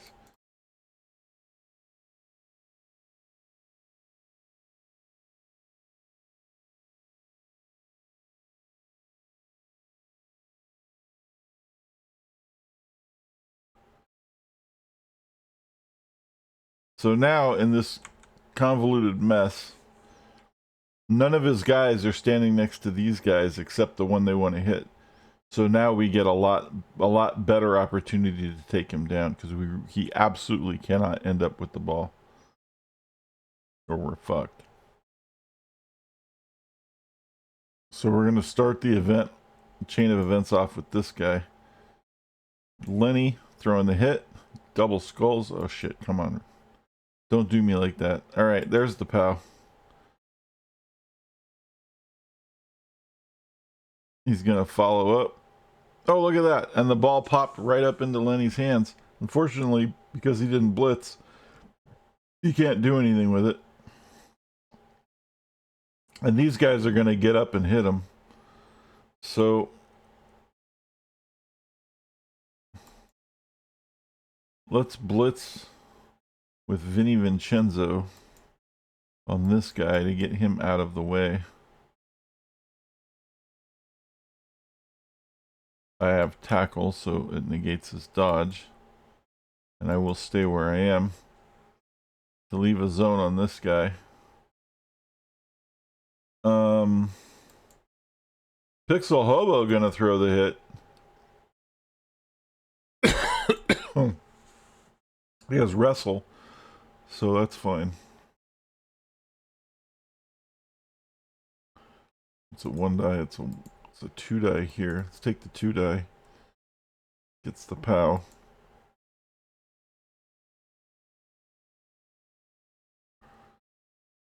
Now Tiff gets... How's it still a 2 die? Oh, because this guy. That motherfucker.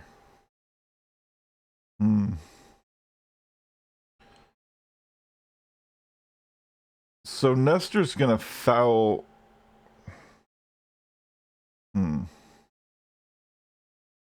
If he blitzes... Yeah, we're gonna try to foul this guy. Because we really need him on his face. Otherwise, it's gonna be a real problem. And he did.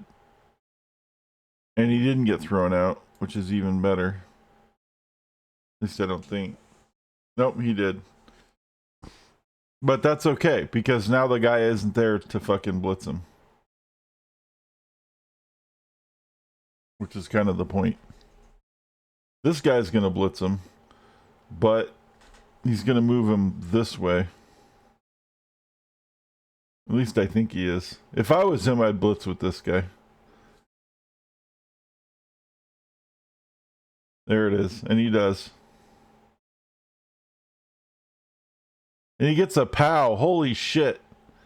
Damn. 1 die POW.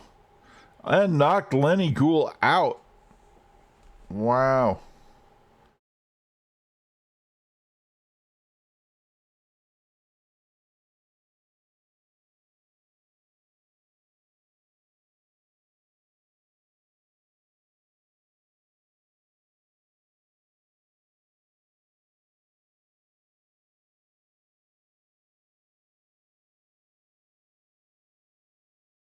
And he gets the push.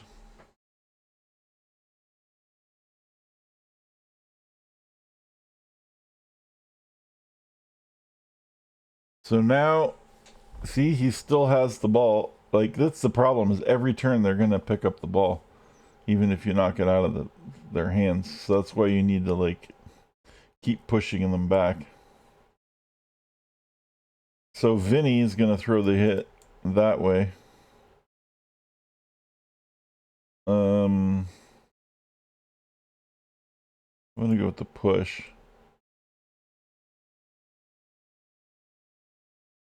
We got to jam that up.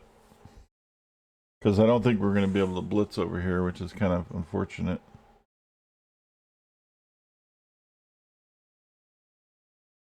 Although I have an idea. Maybe we can. We can blitz with Ara. But it's going to be tricky. So the first thing we have to do is get rid of this guy.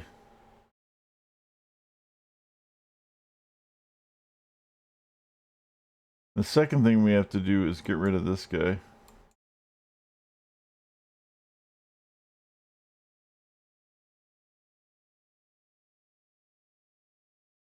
And then we can blitz with Aura.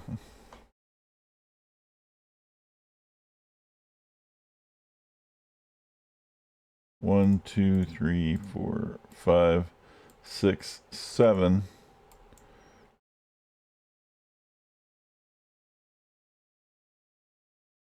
Oh, come on. We need better than a push. There it is. Pow. She has tackle. It's going to go that way. He has fend. But she has some movement left over, so she could still move up. And she's going to put a zone on this guy. Because obviously he's going to want to pick up the ball right there.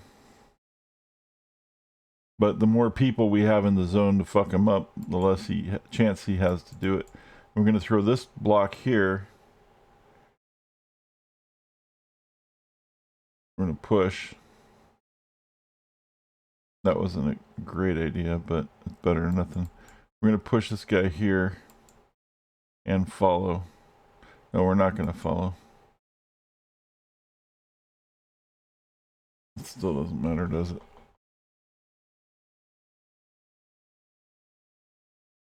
Tiff throwing the one die, gets the push.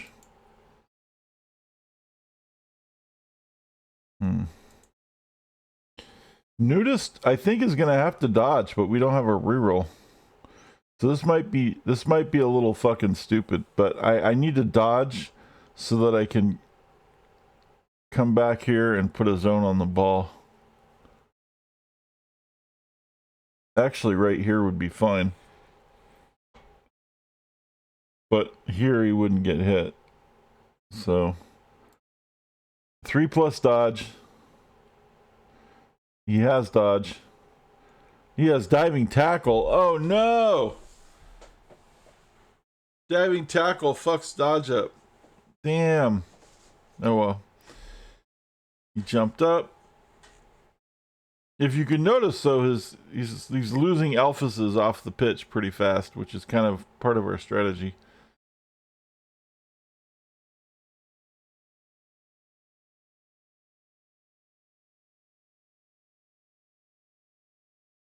At least it seems like it. Maybe not. Maybe not. Oh, Tiff got stunned.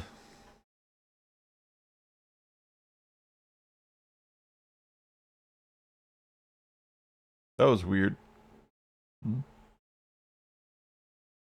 So he's trying to send someone down so that he can eventually score, but we have to make sure that he can't get the ball. And we have to stop that guy too. So New's going to get up and put a zone on this guy. One of these wolves is going to hit him, and one of these is going to hit this guy. I think we're going to use Spike to hit this guy and move him forward.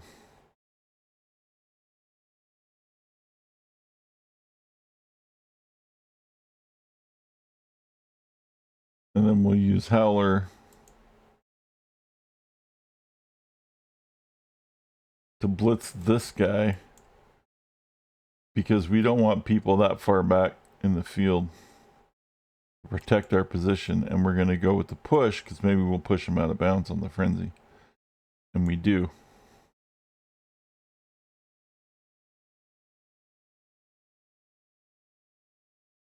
Now when we throw this hit, we don't have to worry so much about him running up with that guy.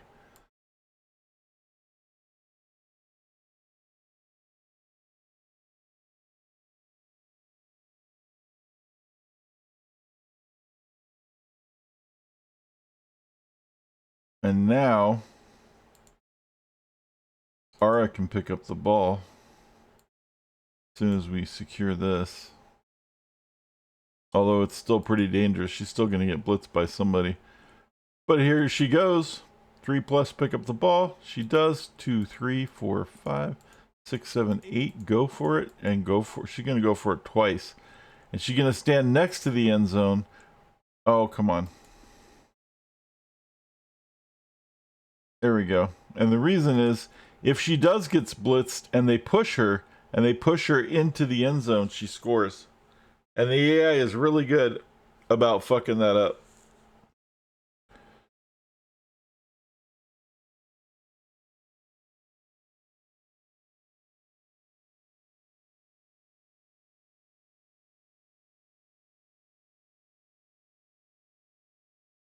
He's putting a zone because he's preparing for the blitz. And he's going to blitz with, and he's putting another zone. He's going to blitz with this guy, and he's going to push him. He's going to push her into the zone. If she can hold on to the ball, unless that's the guy with pass block, and that would suck. Oh, wow, he went for it and he failed. I mean, with strip ball. He does not have strip ball. And he pushes her into the zone, and she scores a touchdown. Exactly why I left her there. That is exactly why we put her. See how that works? I'm telling you.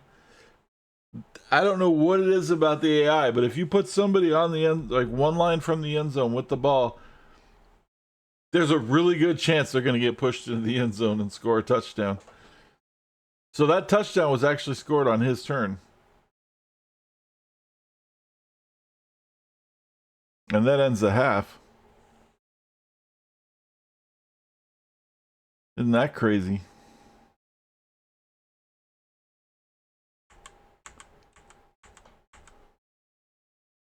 What happened to the skills?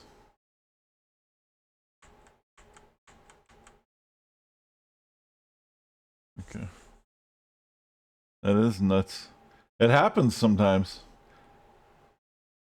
But they do, I don't know why, but they just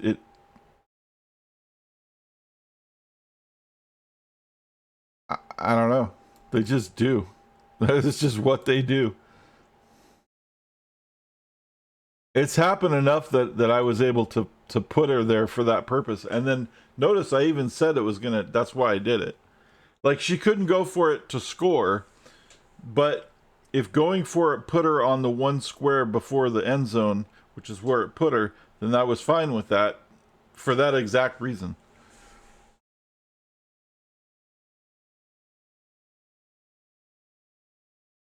And it paid off.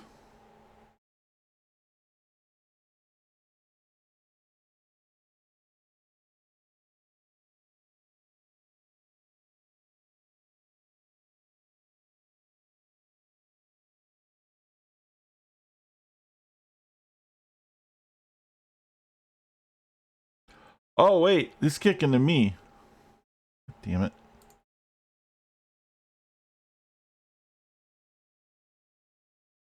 You know what? I kind of like this up the middle thing that I did with the Camry. I don't know if it's going to work so much with the elves.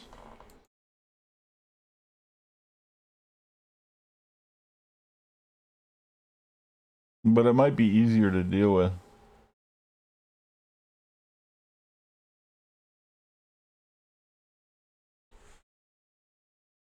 We just like cage up the middle. Pitch invasion. Randomly selected players are stunned. Uh-oh. Oh. Well, one of my werewolves, but a lot of his guys. Oh, looks like I lost a white too. Nudist and Spike got stunned.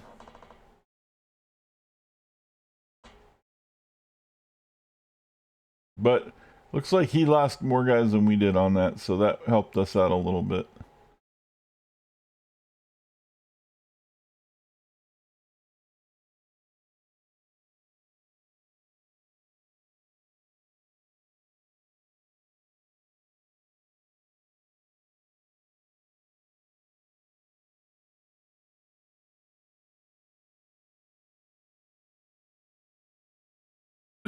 We're just gonna secure ourselves like a normal cage, I think, for now. Throw this block here. Get this guy out of the way. Oh, come on. He's totally in the way.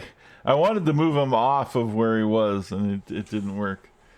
I suppose we can move Lenny here and just have her pick up the ball and sit in the middle then. And that'll be fine. For like a budget cage.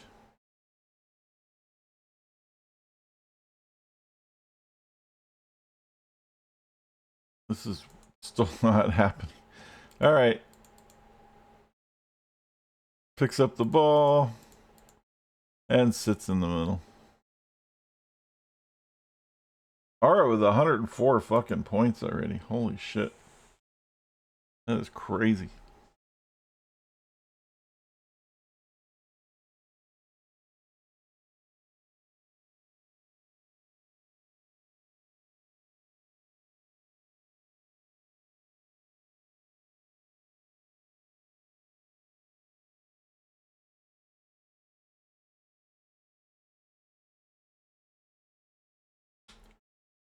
Smush.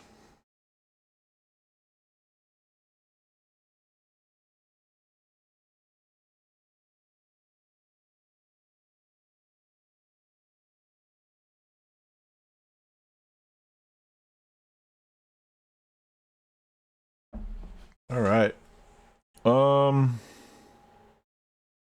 Nudist. We're gonna move the cage up, but we have to kind of work it. Let me take the skills off for a minute so I can see some shit.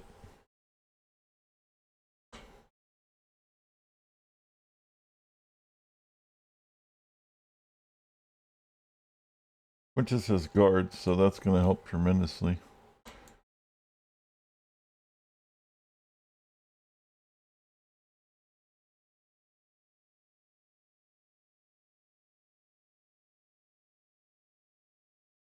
There we go.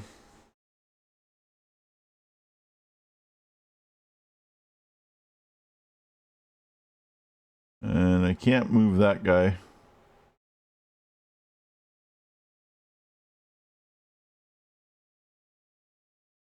What a pain in the ass. I guess, nope, we're not doing that. We can blitz this guy, though.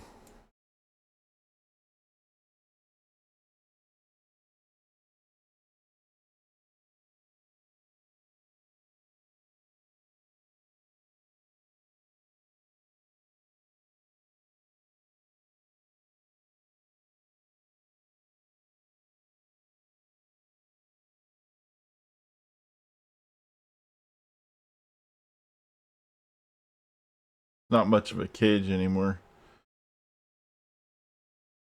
As much as a cage fight. I guess we'll just move it over.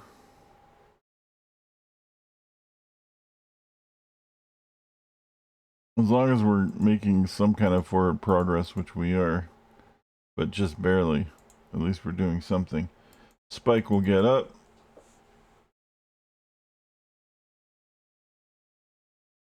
Put Howler over here.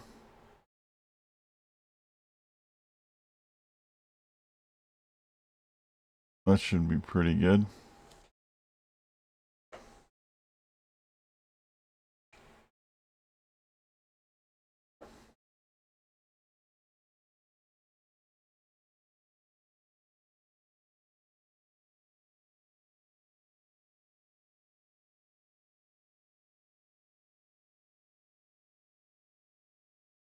He gets the POW.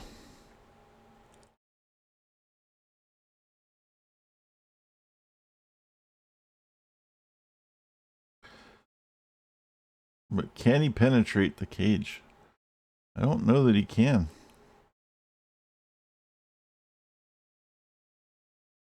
Nudist's dodge pays off. Tiff gets hit. Oh, she gets pushed. Good. She withstands the blow. Doing pretty good so far.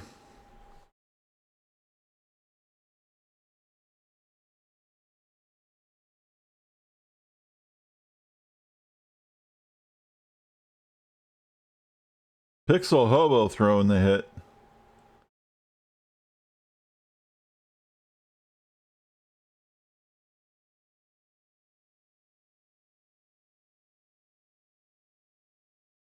save these guys for the next stage.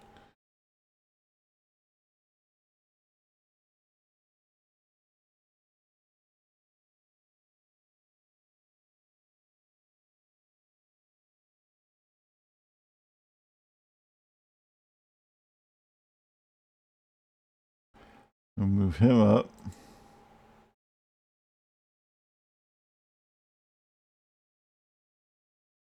Here's the blitz. Gonna hit this guy.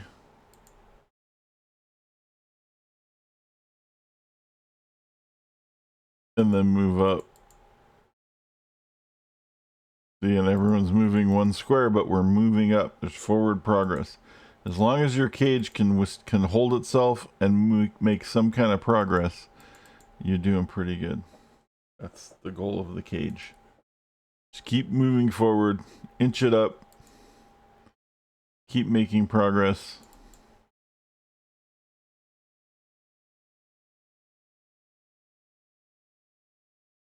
Sometimes inches are enough. Sometimes inches are miles. Tiff throwing the hit. Gets a block, has blocked, the other guy has blocked, no big deal. And Nudist, gonna dodge again. 2, 3, 4, 5. Make this a little uncomfortable for this guy.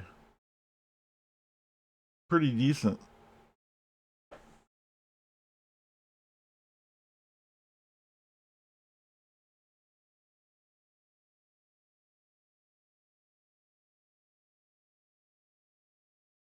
There's not a lot he can do with it.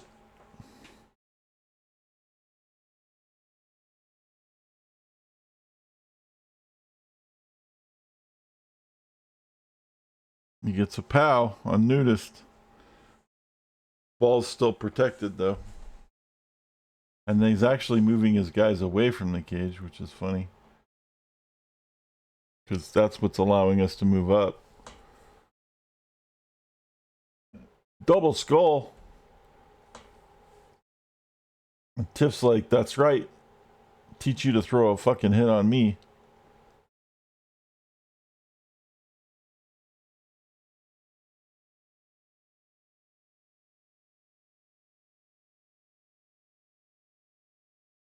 Howler gonna take this guy out.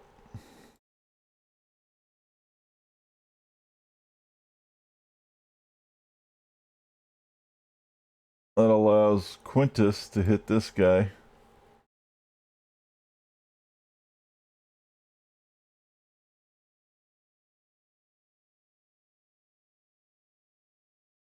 And once again, we can move the cage up.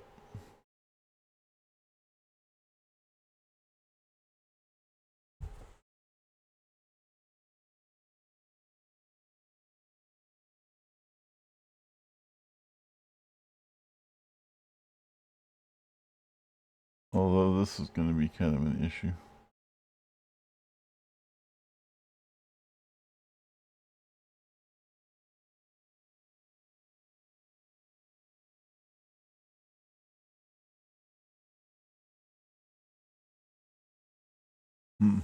Yes, Fend fucked me up.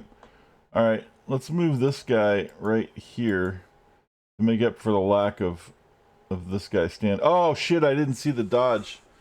Well, 4+ dodge. Let's come on, 4. Please work. No, I fucked up. That was my bad. Again, is one of those issues where if I would have been paying attention, if it was tabletop, I couldn't have done that. But it happens.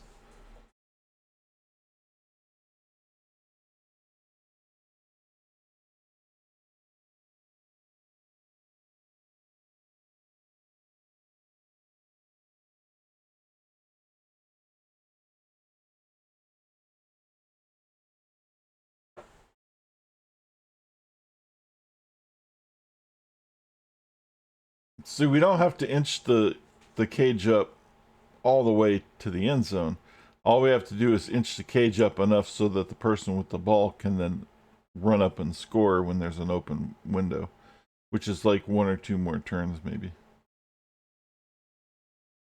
as long as we keep moving forward.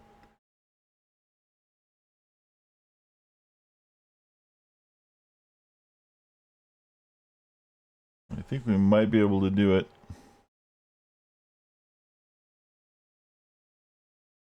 We want to move this guy. For sure. For sure. Oh no. 2 die against. Well, I'll let him pick because I have both of those. And they're both bad for him.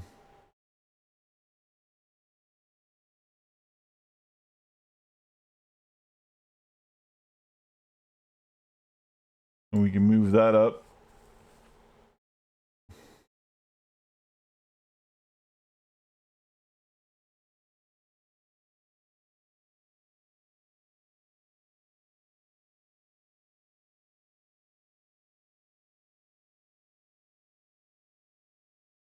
And then we still got our forward progress.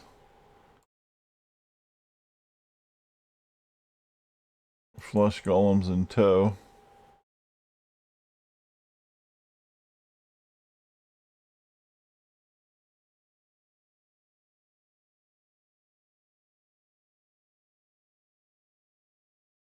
Get nudist up.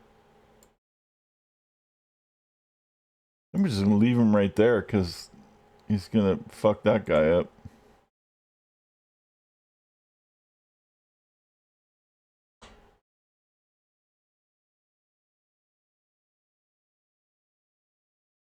And blitz with spike. 1, 2, 3, 4, 5, 6.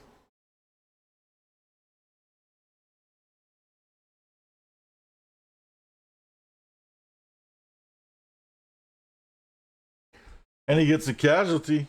2 more points for spike. Broken jaw for the elf. Everyone's happy. Tiff throws a hit.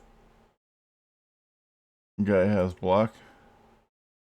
No change. 1, 2, 3, 4, 5, 6. Lenny's gonna put some zone over here. And that should be pretty good.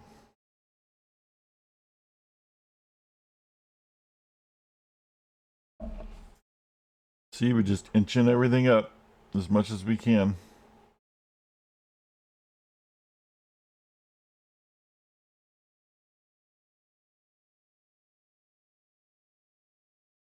Lenny takes a hit. Oh no, he's injured. Mick's next game. Oh. Well, at least it's not a permanent injury. Damn. There he goes. He dodges. We have tackle.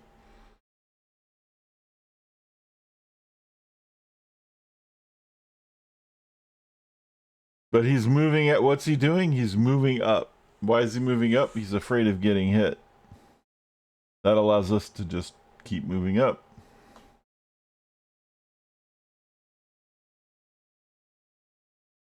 And pushing him away. There's another casualty. 1 for Howler. Doesn't matter.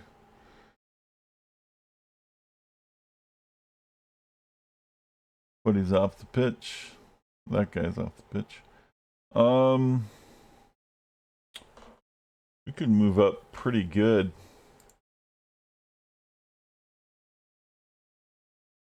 Let's blitz with spike on this guy.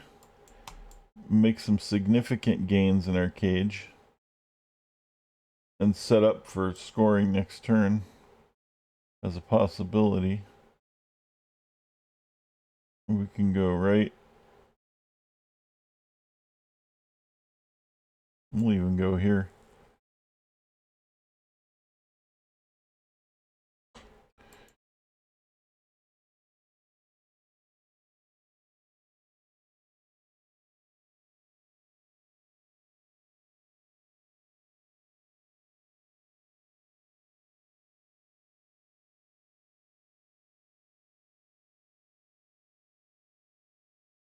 Alright, we have to throw the hit on this guy and get him off of keeping him.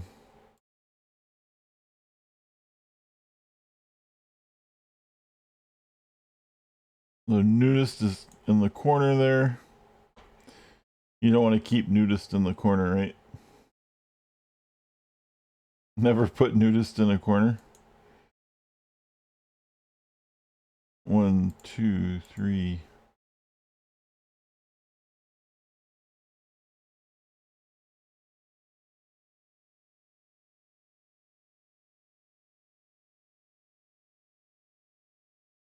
So next turn, if there's a breakout situation, Ara can score.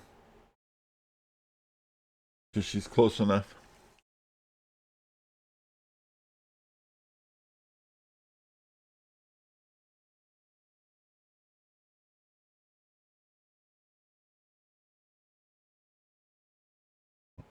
Blitzing zombies. Double skull rerolls, gets a POW. Again, completely inconsequential. Don't even know why I did the blitz. And the fact that he didn't follow up is even more weird. Pixel Hobo takes it, regenerates. Okay, that's just odd. I don't think the AI has any idea what the fuck's going on. And there we go. He dodges, we have tackle, and that just kills it for him.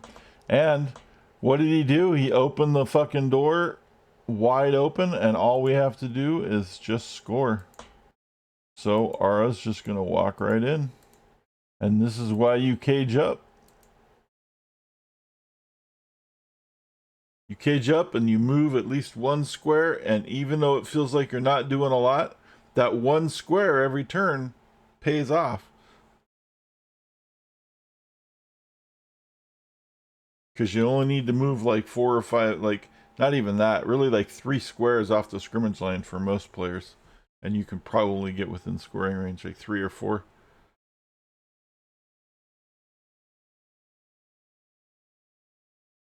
So now we have 1 turn left. He gets his fair ups with 2.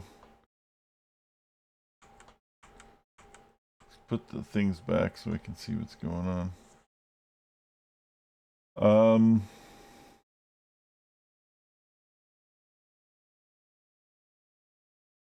We'll replace Howler. We will get a turn after this, so it's not like we're going to do the no turn thing. And there could be a blitz involved, so we could score again if we're really lucky. But we probably won't.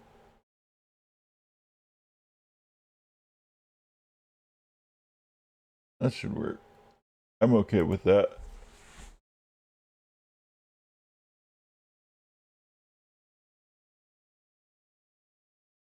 Brilliant coaching. We get the extra reroll. So we won't score again this turn, or this game, but he does get this turn, then we go, then he goes again.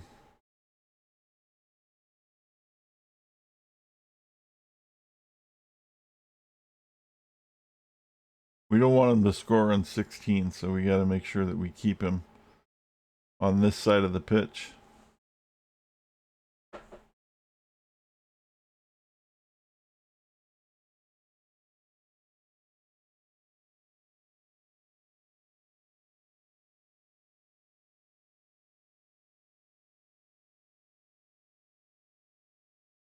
Gets the POW.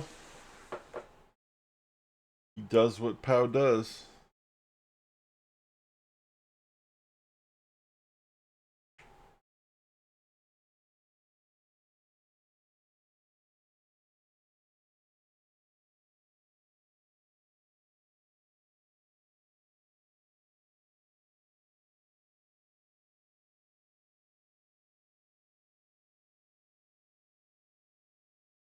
And he gets up.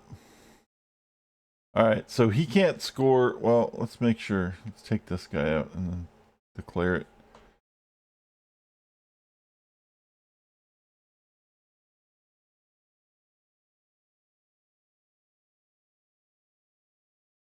Okay, he can't score now. Next turn. So all we have to do is just beat him up a little bit. And call it good.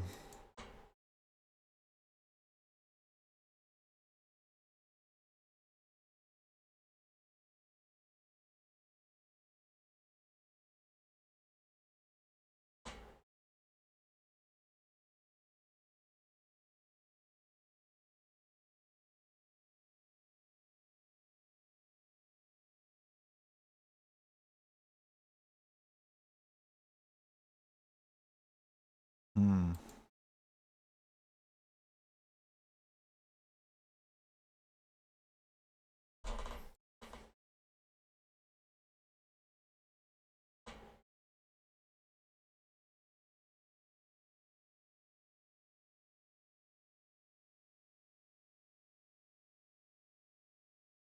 How are we gonna do this? Oh, we can blitz with Aura. And then fuck that guy up.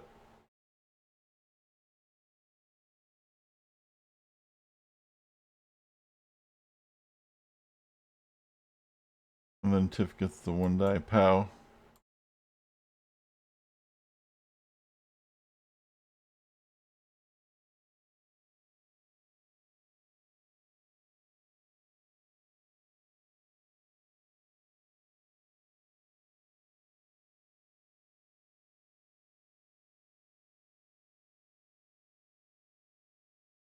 Alright, and that ends our turn, and then he's got one more turn and the game's over.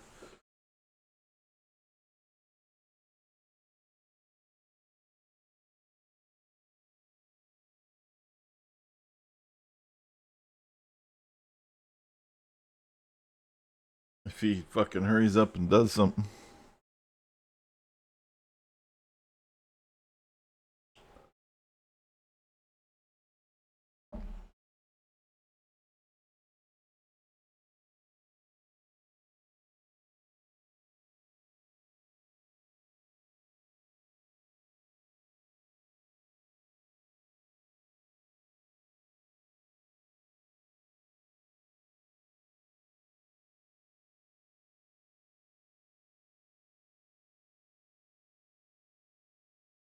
Well,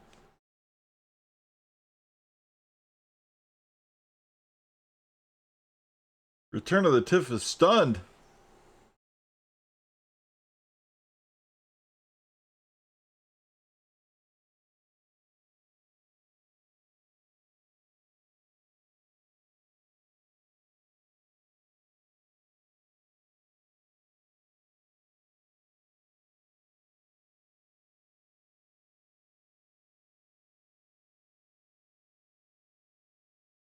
And that ends the game.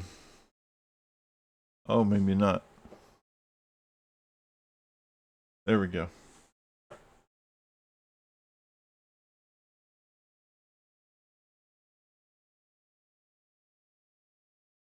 $40K cash. Quintus with the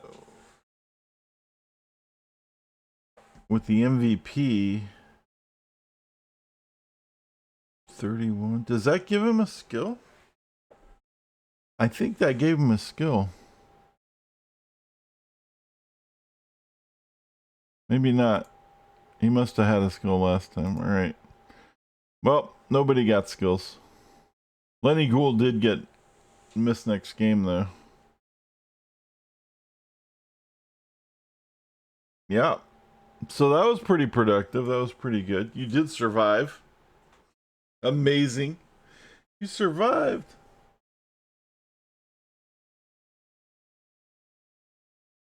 Oh, no.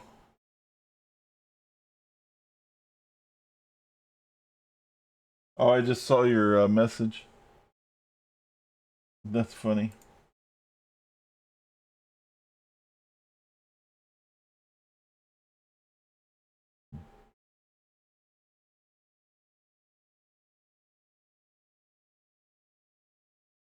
All right, ladies and gentlemen. Well, it's been about 4 hours. I'm going to call it. Heading to bed. Hey, I'm taking off too, Pixel. So thanks for hanging out. Appreciate y'all. Thanks for watching me play video games. And if you guys like what you see, give me a follow. If you want to support the channel, give me a sub. People on YouTube, there's all these things you got to do on YouTube. You can do the things if you're gonna watch this later. Here's the Discord link. And I think that's gonna do it. I don't know when the next stream is going to be. I'm aiming for tomorrow, but I can't guarantee anything. I would like it to be tomorrow. If it is, it might be earlier in the day. Maybe. But again, no guarantees. I'm just throwing that out there. It may or may not be Blood Bowl even. I don't know what we're doing. So we'll just play it by ear. But I appreciate y'all. Eat plenty of tacos. Dream of tacos. Get plenty of sleep. It's so late tonight. And I will see you next time. Peace out, and thank you, everybody. I appreciate y'all. And now, folks, it's time to say goodnight. We sincerely appreciate your patronage and hope we've succeeded in bringing you an enjoyable evening of entertainment. Please drive home carefully and come back again soon. Good night.